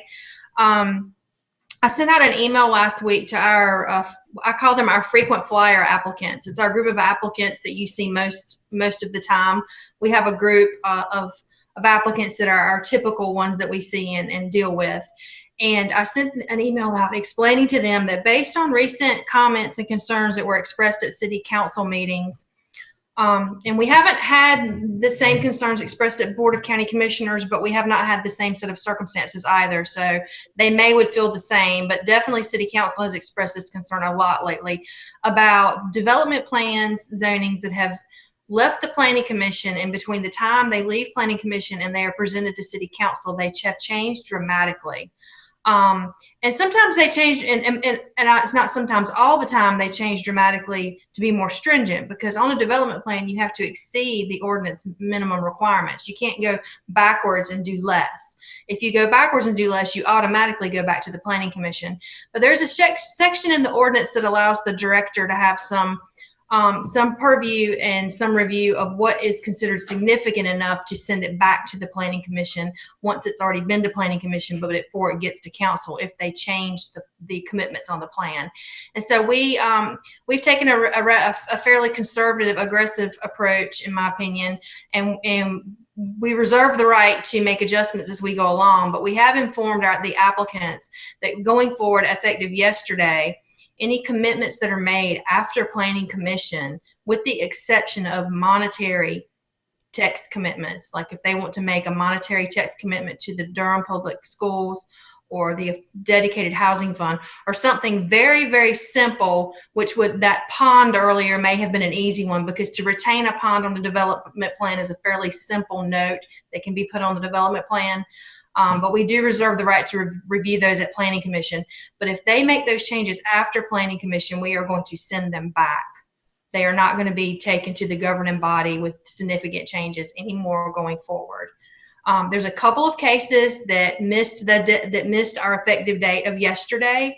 So there might be a couple of cases that move forward with at their own risk, where they're changing the plans after Planning Commission to make them more restrictive or adding more text commitments and design commitments. We've cautioned them about that, but there was a recent case at City Council that has been referred back to you. You will see it on a future agenda. It was for 1432 Ellis Road. And it was referred back because of the number of text commitments that were added after Planning Commission and before it got to City Council. The City Council felt very strongly that the Planning Commission should see those commitments and have the ability to review those. So I just wanted to put that out there. Again, we reserve the right to modify as we go if we see necessary. We are more than happy to work with you on the spot and with applicants on the spot when it's reasonable and when we can vet the commitments and we are comfortable with doing that the night of the Planning Commission meeting. Otherwise, we will ask for an automatic continuance to work those things out at the Planning Commission level before they get to the elected officials.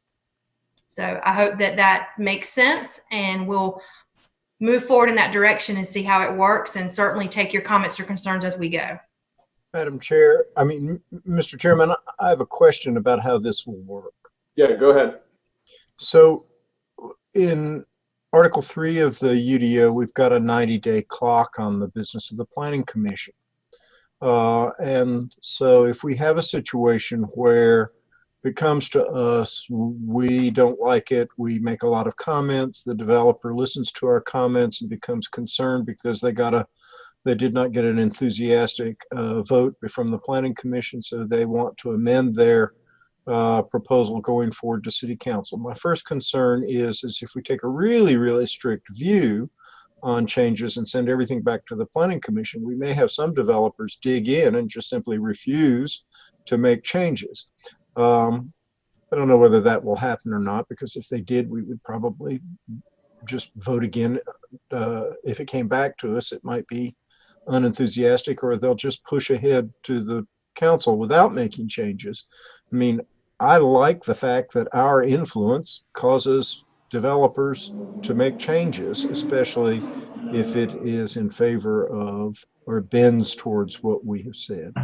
The second concern, though, is the 90-day rule.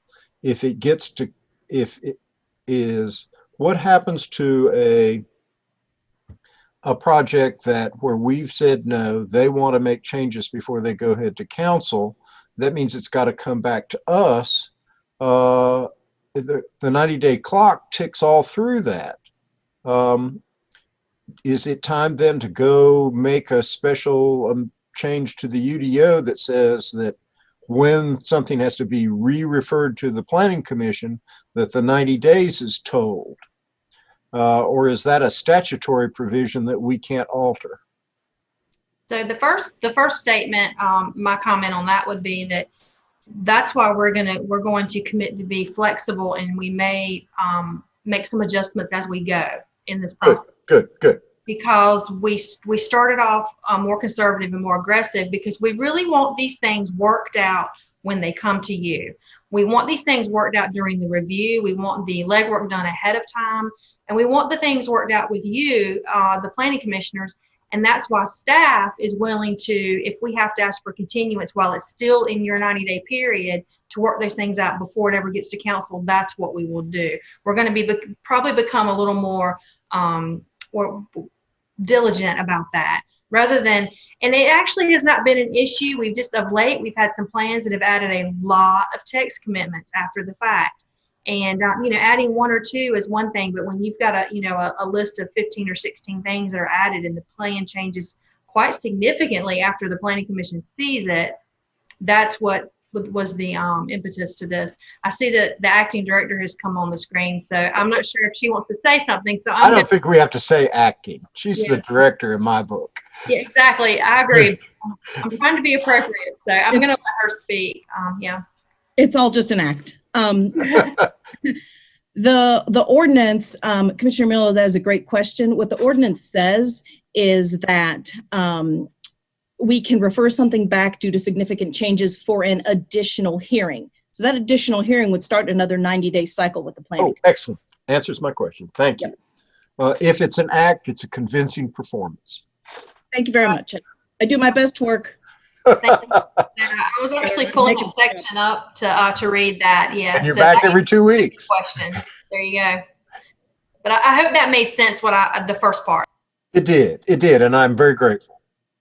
Great, thank you. And I'll just add from my perspective, I mean, Commissioner Miller, I appreciate your question about the timing issue because I hadn't thought about that. I think this is going to be very encouraging and a positive, especially because we often have votes where we all vote no and we write our comments and then a whole bunch of new things are added. And it is probably challenging for the governing body to know, did we vote no because of what we had in front of us at the time? Or would we vote yes with all the new additions? It really does, I think, allow us to be playing the role we're supposed to play as an advisory board. So it'll be very interesting to see how it plays out, but I appreciate the staff taking this step, and I look forward to seeing how that plays out for us as a commission. And Mr. Chair, if I may, I have another little bit of business. I wasn't here at the beginning of the meeting when we welcomed Ms. Landfried and Mr. Amendolia. And so, I want to add my welcome to the welcome I'm sure you gave them. I also want to make sure that I am pronouncing Austin's last name correctly. So I'm going to ask him to say it out loud for me to hear. Well, it's actually kind of contested in my family, but I pronounce it Amendolia. Very good. I'm going with, until your mother calls me, I'm going with you. Well, she agrees with me, so that's all good. All right, so it's all good.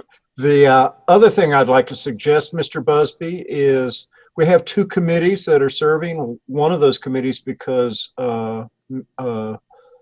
Hyman has left us, is a man down, to use a lacrosse term.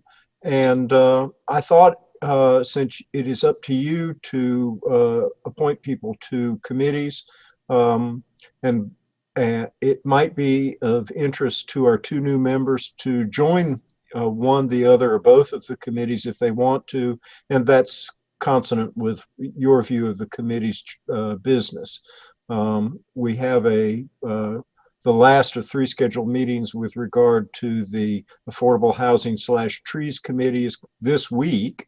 And then Mr. Baker's committee on the UDO is going to be scheduling meetings, but I wanted to make sure our two new members had an opportunity to join us in that work if that was their interest. Absolutely. Thank you for bringing it up. I will say the Affordable Housing Group is finishing up its work this week, and that will be coming back to us. And so you're welcome to get in touch with Commissioner Miller, who has been helping shepherd that process. The longer term effort is Commissioner Baker's committee that is working on UDO items. I believe it's that committee has met once, maybe twice thus far, but that does have a longer shelf life, and you should also feel free to be in touch with either myself or with Commissioner Baker if that is of interest to you, if tonight hasn't scared you off already. We set up committees from time to time as issues arise, so there'll be other opportunities as well. If you would rather wait for a new committee, they do rise up periodically. So just to clarify, Mr. Busby, am I to take it from your comments that if either Ms. Landfried or Mr. Amendolia were to join our committee at its meeting on Thursday, that I would treat them as voting members of the committee? Feel free to reach out to me. I don't think that would be a problem as long as we don't trip having a quorum. No, I don't think it's not a quorum issue. It's an open meetings law issue, but I don't think the addition of even both of them would challenge that. Thank you very much. You bet. If there aren't any other items, recognizing the late hour, we will adjourn, and I will see all of you next Tuesday when we meet once again. So thank you all. Appreciate it. Bye, everyone. Congratulations, Armir. I hope it's what you wanted. You He's guessed not answering. right. Thanks for that.